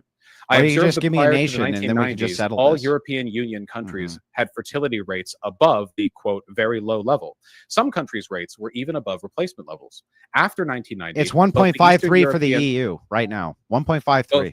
Both the Eastern European countries and the Nordic states experienced a decline in fertility rates. Uh-huh. The Nordic countries were able to maintain or even increase their fertility rates, partly because of their egalitarian attitudes and paternity leave policies, which were implemented in between 1991 and 1998. Cecilia and Verlu 2012, quote, Why Swedish Men, study 2014, Finland, study 2013. In recent years, fertility rates have begun to converge. How long are you going to as let this Eastern go Europe- on for, Alex? Are you just going to let him read As- indefinitely to Well, filibuster the I'm entire almost debate? done with the sentence. Andrew, he is answering your question. Dude, He linked the article. This is fucking ridiculous. I think- Yeah, this if is the- if this Stop, is stop, true, stop, he stop, should be able to stop, show me where this fucking trend is I reversed linked it to anywhere. you. It's Hey, not Andrew, reversed. It's not Andrew, reversed in any of these Andrew. nations. You're a liar. You gotta mute him, Alex. You gotta mute him. It's the only way. Okay, stop. Andrew, he did answer your question. He said Scandinavian countries. They're not That was reversed the- in the Scandinavian countries, is my point. Gotta mute him. None of them So are the pro- reversed. the He's problem lying is that through his the teeth. problem is that Andrew has literally nothing to offer, and he keeps asking me like, "How would you solve? How would you?" And now I'm literally reading out the Well, exact. according to the goalposts he's article, alluded to. it does sound like there was some reversal, unless I. Then misread all he that. has to do is give me the nation where I can look at the reversal in these I birth am rates. literally reading. Just it name out one. Just name loud one, bro. to Name you. a single one. Name Vosh, one. just name one country. For the Yes, sake of please. Okay, the Nordic countries, so like Sweden. Sweden's birth rate, you think, is on the upward swing then? Let me Google Sweden birth rate. Wait, I thought you just said that you knew. This was your evidence and you don't I'm know. looking at it right now. It's in the article that I just linked to you. Yeah, it's on the my downward screen right trend now. since 2020. Well, Yes. I think what Since Vosh was saying- 2020, I wonder if anything happened in 2020 that might be affecting the overall birth rate. Yeah, but it was on the downward trend even before that. Well, interestingly, it seems like these articles have found extremely effective positive correlations between fertility rates and these maternal and maternal. Yeah, deaths. except all the countries that you named, their fertility rates below replacement and still dropping. Except, Wait, hang on. Wait, to be fair, I think what Vosh was saying is that this specific policy caused a positive increase in birth rate. He's not saying the country itself is on an upward swing, because there could be a multitude. Well, then of that other defies factors. the purpose of the question, which is to say no, it to doesn't. Yes, it So, does. So again, like the problem is, and I think this is again tantamount to the fact that not only does Andrew not care about Christianity, he doesn't actually care about birth rates either. He asked the very specific question: what policies to increase it? So I find studies that say these You policies found increased mitigation it and policy. sometimes even reversed it. Yeah, but I And already he's- can. And he's Listen, like, well, that doesn't. first of actually all, count. all you do is This why- railroad the wait, debate. But I've wait, already wait, explained this wait, to you wait, multiple can't- hold times. on, No, you no, you wait. I just No, let you no, drone no, on you for an wait. Whoa, whoa, hour whoa, whoa, reading whoa, your whoa, stupid whoa. ass study. You Again, did you can you understand point to the study? Did you nation comprehend? where the birth rates are going up due to the policies that you are proposing? Is it actually reversing the trend or is it not? If you So, say Alex- to me, Andrew, this is a mitigation, I've already said you can mitigate policies with finance. However, it doesn't seem like any of these policies move it back to the upward Alex, trend. Alex, really quickly, I'm going to appeal to the moderator here. Of course you Was are. the question not, are we not discussing policies that improve birth rate? Was that not something we were talking about? Yeah. Okay. And was the question not asked? Okay. So after we find that policies Is improve it birth rate- possible Now, that I'm by the allowed way- to speak by for the more way, than 3 keep in seconds? mind- Andrew, like, see, man, hysterical, this guy. Wait, hang on. Oh, don't make it worse, Vosh. Oh, Okay. sorry, that just slipped out. I apologize. That wasn't civil of me. So at first it was which policies help, but now it's which policy No, you're just reframing. single-handedly Wait, hang on. reverses it. And now it's okay. This policy was found to have. You're just reversed it, letting the but dork lie. but He's the lying reverse- through his teeth. But the reverse man, did not man. continue indefinitely. Mhm. The problem. How long is this guy that- going to filibuster the he debate? He literally, he's hysterical. Look, You're he's making- filibustering the Can't entirety of the debate, and he's Alex- trying to reframe desperately, and you're Alex- allowing him to do it. Alex- Alex, Alex, don't I allow don't- him to do it. Yeah, Again, I'm- the I'm reframing gonna here, give you- which is I will make sure you get equal time to refute When? this, Andrew. when I promise you know I have a will not be timer, cut off. right? can ask You one have more not follow-up allowed question. equal time. I But just back wanna to talk- this, I just I'm wanna trying talk my to you. best to be fair. So, okay, he's Vosh, just so, prattling, yeah. bro. So Well, I don't. okay, well, let him prowl for like 30 seconds. Humor Yeah. maybe. Well, I So- want so- to talk to you, Alex, if I may. Okay, go So the ahead. problem we're at right now is that it literally progressed from which policies help to, okay, so this policy is proven to help. Does it fix the problem forever and eternally? And then there's literally studies saying actually reverse the trend, but now he's pretending that's not happening either. We're 2 hours and 22 minutes into this. I might as well be talking to a rock. He doesn't care about Christianity or birth rates. I think what he cares about is attention, honestly. It's very funny. Okay, well, let's not get into the personal No. insults. So what I'm saying is I have to wrap it up now. I'm at the point now where I'm reading a study that says the things, and then he's like, "Well, what does it say?" This like I get. This is a level of willful like. This is reality just called what I obfuscation call can't cope. engage You're with. just coping, bro. Mhm. Okay, You Vosh, never can- actually demonstrated your Wait, hang position on. even Hold on. once. See, Vosh, he's still doing it. can you hang in for 10 more minutes? Yeah. Well, to clear out at the half hour, sure. Yeah. Okay, cool. All right, so I think this is what we should do. So I don't remember exactly how Vosh phrased it in the beginning, so I'm going to plead ignorance on that. It does seem like Vosh is saying, hey, here are the things that help the problem, but they don't fix the problem, right? So I don't even know if you guys are disagreeing on much, but I'll give you guys like the last 2-3 minutes to just go at it, I won't even talk. Wait, You guys can wait, just wait, have- wait. So I'm not allowed to speak at all. Quit I being get almost a shouting shut match. down the Let's go. entirety of the debate. One more time, let me respond to some of this You can nonsense. respond. Okay, go Okay. ahead. Respond, Andrew. So, first of all, I told Vosh earlier, I'm not looking for policies which act as a mitigation, but as a reversal. And do you have specific policies which act as a reversal? He does not. I stated to Vosh multiple times in the very beginning of this debate, he claimed this wasn't even an issue. This isn't even a problem. There's nothing to even worry about. And suddenly he's desperately Googling for a study which he just reads. He doesn't understand what the study's even saying. He just claims, hey, there's some mitigation effects on the birth rate. However, the downward trends are in all of the nations he cited. When I actually got this literal fucking moron to cite an actual nation on the downward trend, and he knows it, he pulled up the graph for himself. Complete and utter bullshit out of Vosh's mouth. Vosh, do you specifically have any collection of policies which is going to help within your communist util model in actually reversing this trend of the declining birth rate, which you have now described as being a problem? Whoa! How did that get there? Is that freedom straight out of my bowels and into your mouth? Don't dwell on that image. This is a delicious dark roast from 1775. Hand-picked Bolivian beans. Don't be disgusting. That is not a euphemism for, flicking your hole. Roasted in the USA, delivering pure single origin brilliance without a hint of deceit. Every dollar you spend enters you to win a blacked out 2024 Tesla Cybertruck plus $30,000 of cash. Now, you will see me drive it. I'm going to drive. Problem or not? Help in reducing the lower. No, that's not what I said. What? Repeat back what I said.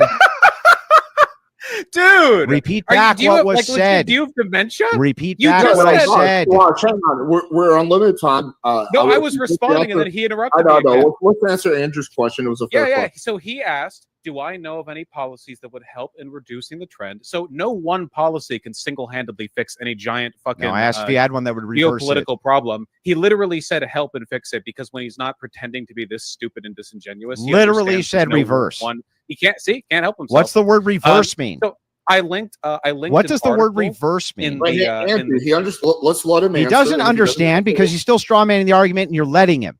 What does the word reverse but I mean? think so. Hang on. This- He understands what the word reverse means. Let's let him try to answer the question. If he doesn't do a good job answering the question, I promise you, I will personally press him and get him to answer the question. So the question from Andrew is, are there any policies that reverse the problem?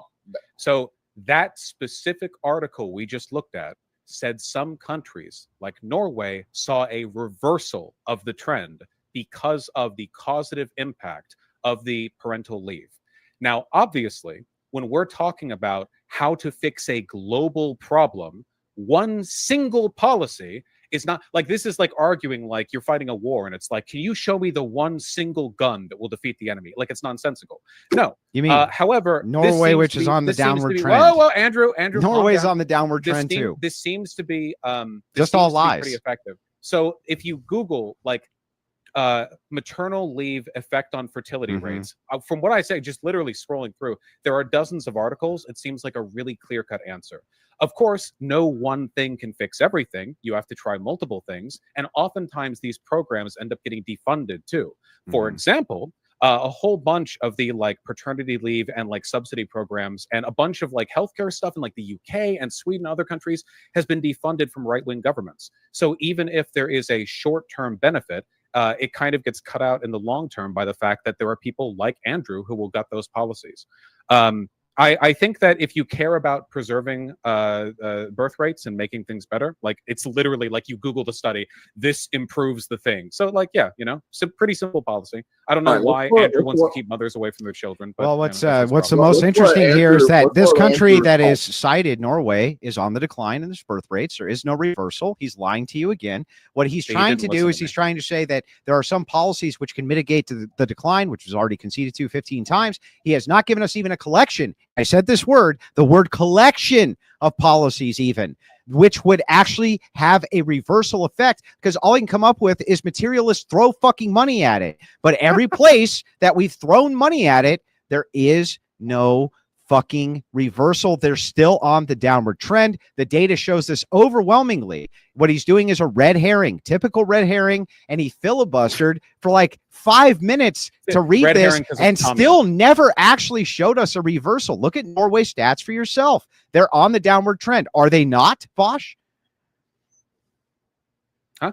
Is Norway's birth rates not on the downward trend? The example you just used. The study said that it was improved because of the policy. And are So, their do you- birth rates? So do you wait? Can I actually It's answer? unbelievable. So you do realize policies can be defunded and other things can change, right? Like this is again like saying like, oh man, dude, my health really improved when I took those antibiotics, but now my health has gone down and it's been like a month. What's happened? And it's like, whoa, you only took antibiotics twice and you haven't taken them at all. So for has the past 4 policy been weeks. removed? So, well, in a lot of cases, it has been. Well, in defunded. Norway. We went over that. Has it in Norway? I don't know about Norway specifically. Well, then why What would you about use other this coun- as an example for your example, stupid? Because you don't seem to understand. I don't, know 'cause you you're don't making actually- dumb Okay, arguments. Bosch, I know Bosch, you Bosch, don't actually. wait, hang on, stop. Bosch, Well, wait, can I get a closer?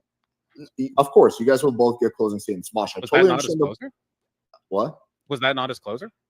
No, Bosch, I totally understand the point you're trying to make, but he did ask you a direct question about whether currently Norway's And by the way, population- paternity leave is still fully funded in Norway. Just letting So you let's know. look- Yeah, Andrew, I'm happy let's to let answer your Bosch answer question, that Alex. question.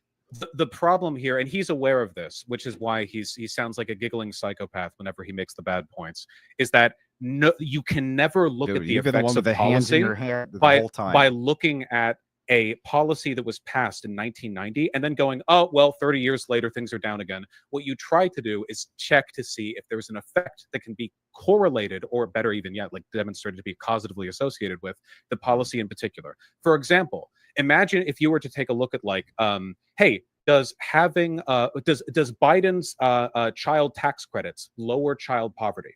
If you go back to the COVID pandemic, right, or the COVID crisis, and you ask, hey, did this policy lower child poverty? The answer is yes, it cut it in half.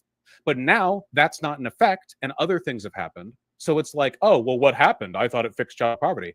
In reality, the standards that Andrew is setting for analyzing policy would not work and don't apply anywhere, which Bosch, is why these are all fair points, but I still think you should answer his initial question. He doesn't do that. What He is doesn't the- know what is the how. question? You don't even know what the fucking question is. You're so stupid, dude. What is the question? You don't even know the question. You're answering a question. You don't even know what it is. The question is, currently, is Norway's birth rate going down? Do you agree with that or disagree with that?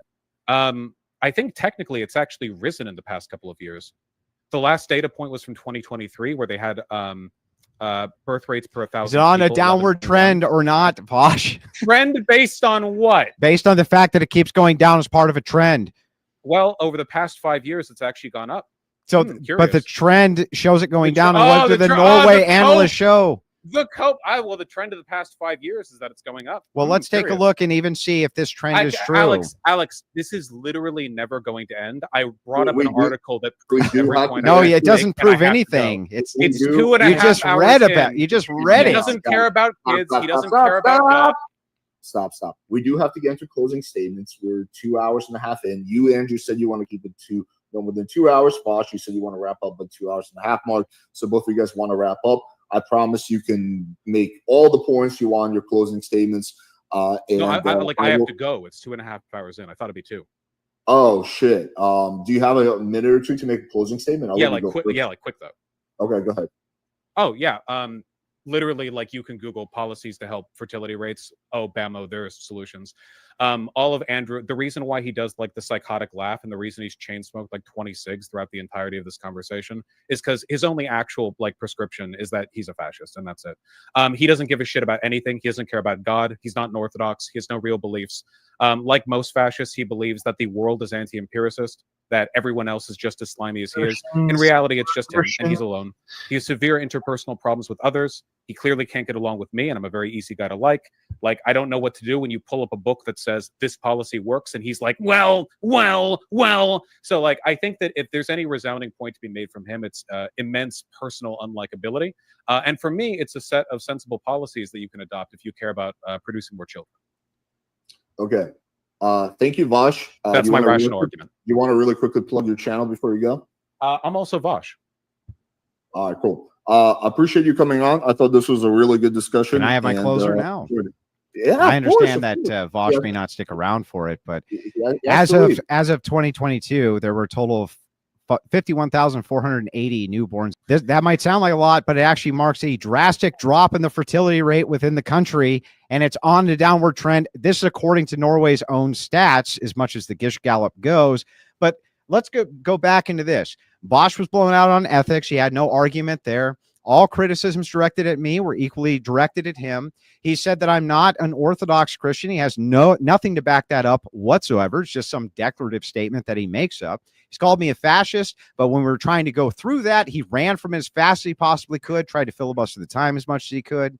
He also, at the start of this, remember, said the birth rate itself is no problem. It's no issue. It's not even anything you got to worry about. By the end of the debate, he's scrambling. Calling all Rumble millionaires. Oh, What if I could come show on. you how to earn 15% or more on your cash?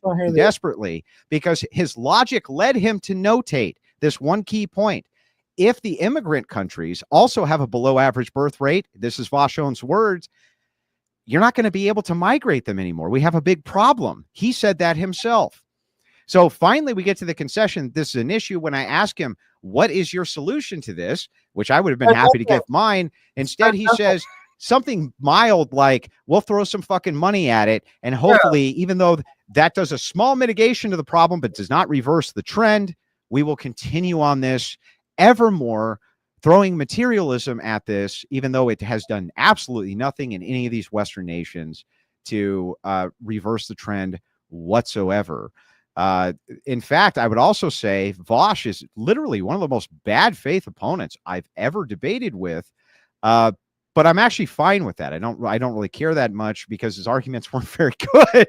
So ultimately, all he had was you're mean and a fascist and hard to get along with. I've gotten along with Vosh fine for a year. He's been on the Crucible multiple times, never had a bad engagement with him behind the scenes. Total fabrication and bullshit there as well. Not a single problem with the guy behind the scenes.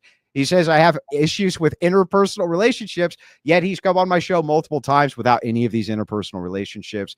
What this is just typical over talkifying, right? The mod allowed way too much of that. That's his show. I can't say anything about that, but my arguments were far better. And he never did make an actual demonstration for why I was wrong about any singular point that I made. And with that, I'll close. And I appreciate very much even the time of Vosh, who's more than welcome to come back on the Crucible and do debates in the future. I take none of this personally and never have with any of the interlocutors that I've engaged with.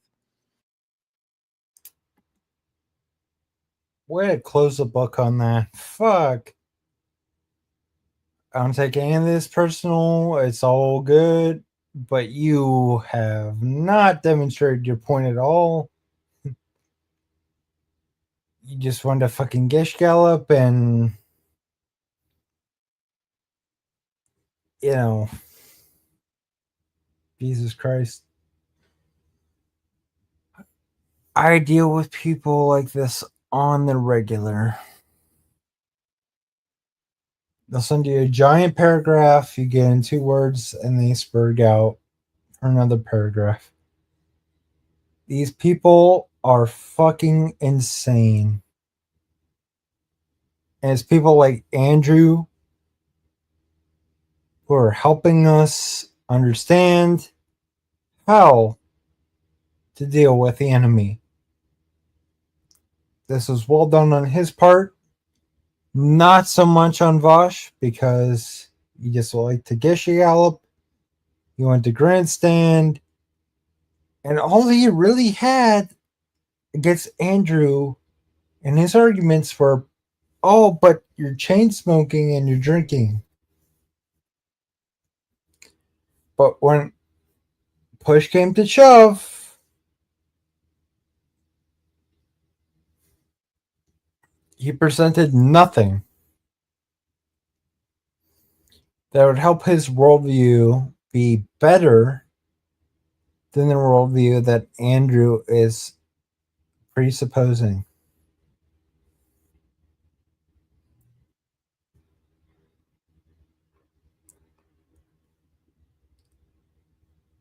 like and follow this guy, but start to learn the tactics of his enemies. This is what they all want to do if you're going to debate them. You need to know Andrew's arguments front and back, where he's coming from. That's important. But you also need to know your enemy. And the whole point of this wasn't to gloat on Andrew and how awesome he is, although that could be true. It was to point out the arguments you're going to hear from the opposition. And Vosh demonstrated this because I've argued with so many fucking atheists, it's beyond insane. And they do the same thing that they're doing to Andrew. Here's this long syllogism on why I'm right, and they never fucking get to the point.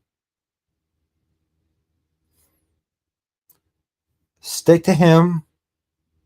Be straight to the point. Hold them to the things they say and watch them fucking run. Like the cowards they are, because the second you hold them to any of the assertions that they make, they cannot justify them. And that's why I said he didn't even have to get into politics. This entire debate, Andrew barely had to address politics or why abortion's wrong or why care. Like, we didn't have to get into that. God, not real though. He did this just so masterfully. He was just like, listen, I'm just going to grant you your worldview and show you why it's wrong. And the guy still wanted to obfuscate and squirm and give these, filibusters on why he's correct. That's what you're up against, folks. And this is the perfect example of it. Know thy enemy. Don't filibuster. Hold them to their assertions. Do some sophistry because that's what they're all about. And watch them crumble like a fucking rock. And with that, thank you to, we're up to 41. Only one comment. We can do better than that, boys. Come on. I'm not asking for money.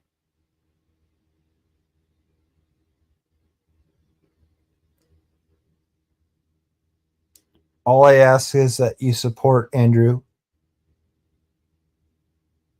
If you support Andrew, you support the Crucible, you're wearing the gear, you're pushing this positive message that he's pushing forward. I'm behind you 1,000% of the way. If we're doing that, we're doing what we're here to do. If you want to send me money, that's great. But I will never in a million years ask you to do it. It's always appreciated, but it will never be demanded of you. It might be the one distinction that we have, but I find Andrew to be entertaining, and I have a lot to learn from this guy. That's why I listen to him. And I do not find myself as entertaining until I reach that point. You will not see me holding you hostage or anything like that. Everything I receive is appreciated. But my main goal is for you to send money to this guy right here and to support what he's doing, to wear his gear and get his message across. He has remained practically undefeated in debate, and he's only getting better throughout time. And the funny thing is that he'll tell you when he takes an L, and that's any good faith debater. They'll let you know it's okay to concede a point if you made it falsely. It will not hurt your position if you know your position well enough.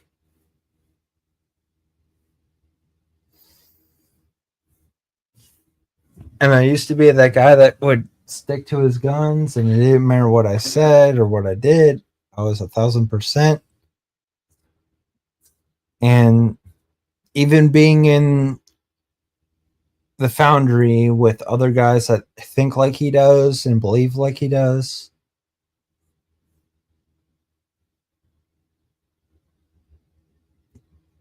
you'll get tested.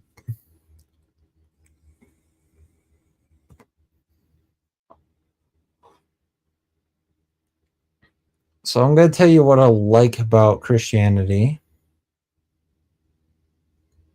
is that it holds people accountable for the things they do. And if you've done shitty things in the past, you shouldn't do them. Which is why so many people want to go after him for the things that he does and says. It's why they want to go after him and his wife, which has nothing to do with his arguments.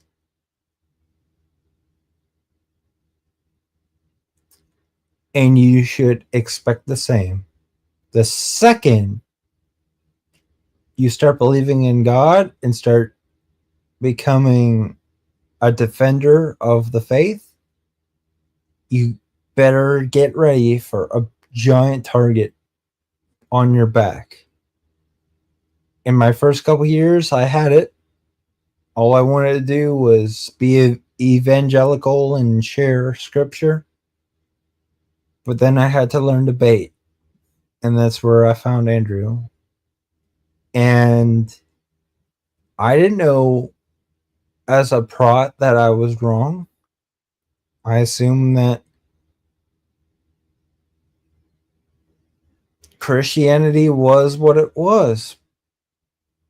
You know, the Bible could be interpreted however you want to interpret it. Until he made a machine argument, and it solidified me in my faith. I converted Orthodox not too long ago. He presented an argument that will end all other arguments. If the original founders did not believe in sola scriptura, if you're going to believe Christian faith and objective truth, then neither should you. The end.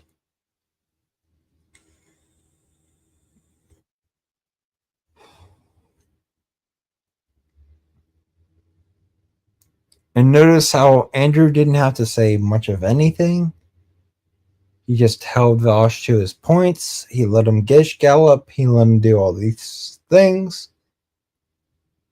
And he stuck it to the ending to say, all this guy has is filibuster, gish gallop, and all of this other stuff. He has not been specific on what policies would be better than the Christian ethic. And then when we look at all the countries that have accepted egalitarianism, which is most of them, we do not see an upward trend in population.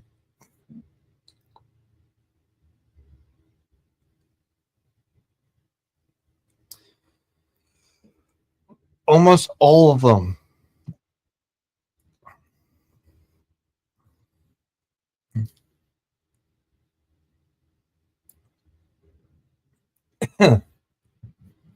By their own statistical data, show a downward trend. And if you are unconvinced right now. Read a book. Because a woman wrote it, in case you think men are misogynist and this, that, and the other, we don't have a vagina and we can't speak for you, blah, blah, blah, blah, blah. Fair.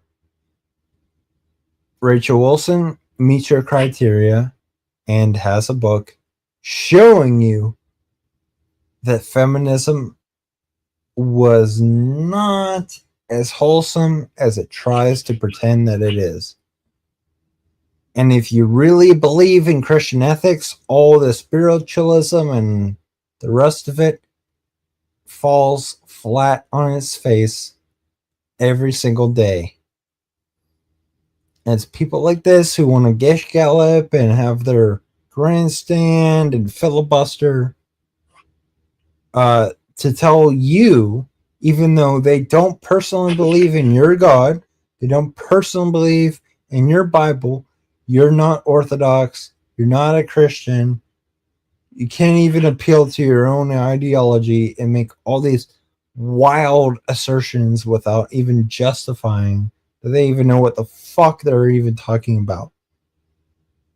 It's insane to me. It was insane to Andrew. And that's it.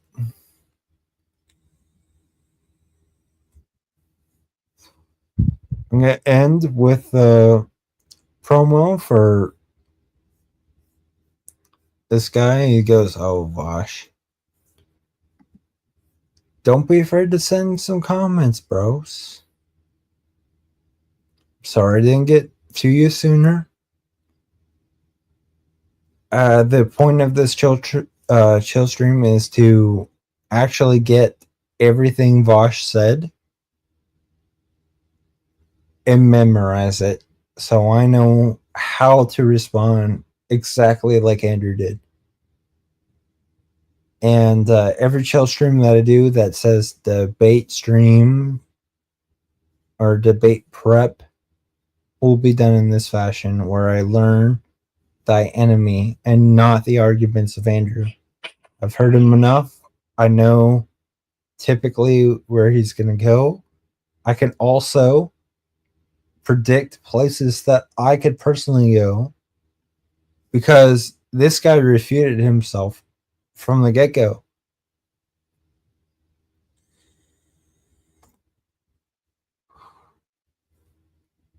If you don't recall, he brought up China as a prime example for why egalitarianism is good, while also arguing that China was not so good because we should unalive women,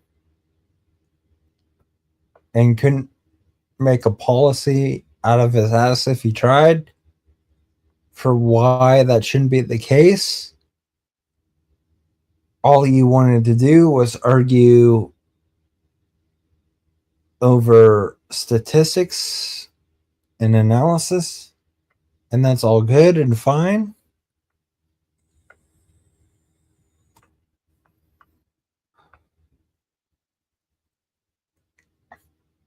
I'm glad that Andrew pushed him to Jay Dyer for a theological debate. Andrew is versed in politics and is one of the best politicians that I know as far as rhetoric goes. But if you want to have theology, Jay by far will wreck you if you don't know what the fuck you're talking about.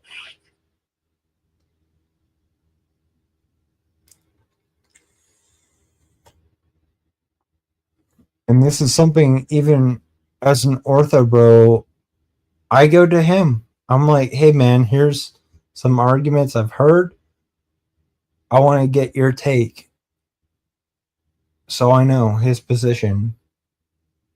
And that's okay to admit that you don't know. It's okay to admit you don't know what you don't know.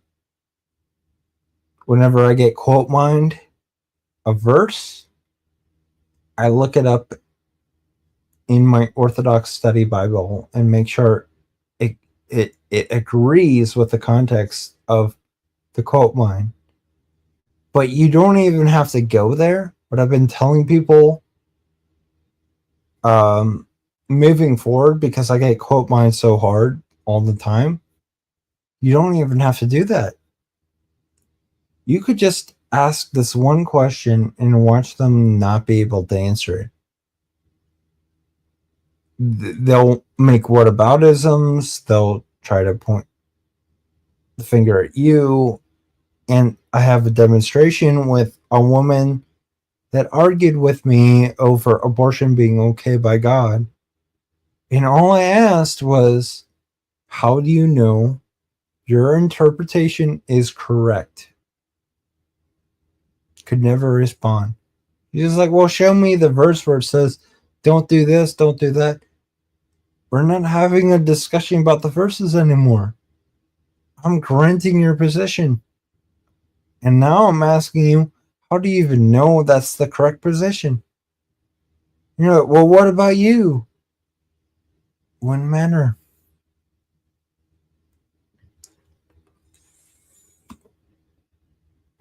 Of course I disagree. Of course I have counter evidence for this. Of course I have evidence for God. There's a meme with Homer Simpson where an atheist is saying, essentially, you don't have evidence for God. And then Homer comes up to him and goes, you just don't have evidence that you agree with. And that's the problem. Whenever I debated him, a guy like him on another guy that acts like him pretty much, I held him to this when he said fascism. It's like, what does that mean? And how is this person following those principles? 2 easy questions. Guy went on and on and on a giant diatribe. Tried to hold him to his first position. He wanted to move off. I said, no. We can't move off until we debate this particular presupposition that you came to. If you can't defend it, then I'm assuming the rest of your points are going to be the same exact way. And I could demonstrate that, but I'm just going to keep holding you to your first one till you can prove it. Show me it's real. Show me it's provable. They can't. They won't. And that's what you need to know. Giant crowns in chat for the 41 followers that I now have. Thank you very much. It's just a chill stream. I never expect people to follow me or to listen to me. I expect people to follow and listen to someone that really knows their faith really well. Still very much a layman. Still would very much recommend a Jay Dyer for theology or an Andrew Wilson for politics.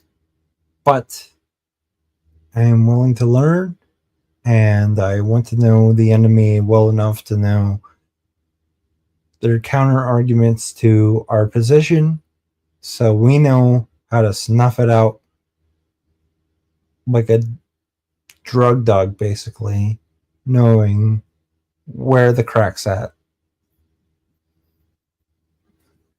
So if you're this far along, keep following him for the arguments you need to have, but also start following him so you can hear the counter arguments, because I want to clip Vosh and counter him in my own way and see if it works, and see what the counter arguments would be based off of the things that I would say. But Andrew makes a great point. He holds his feet to the fire, and he wants to slide and pivot off of those points, make a ton of gish gallops and filibusters. but never answer the actual question. With that, thank you. May God bless you. I hope you're going to liturgy tomorrow if you're Orthodox. If you're not, I'm hoping you become Orthodox. Yeah, this guy was very influential, but going to the church verified and solidified that. And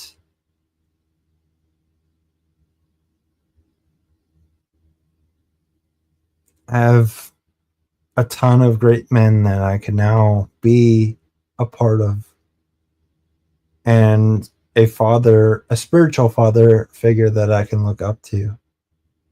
And that's nothing you're going to find in the prop pretzel. If you can show it to me, I'm willing to see it. But 9 times out of 10, it's not the case. Have a good night, everybody.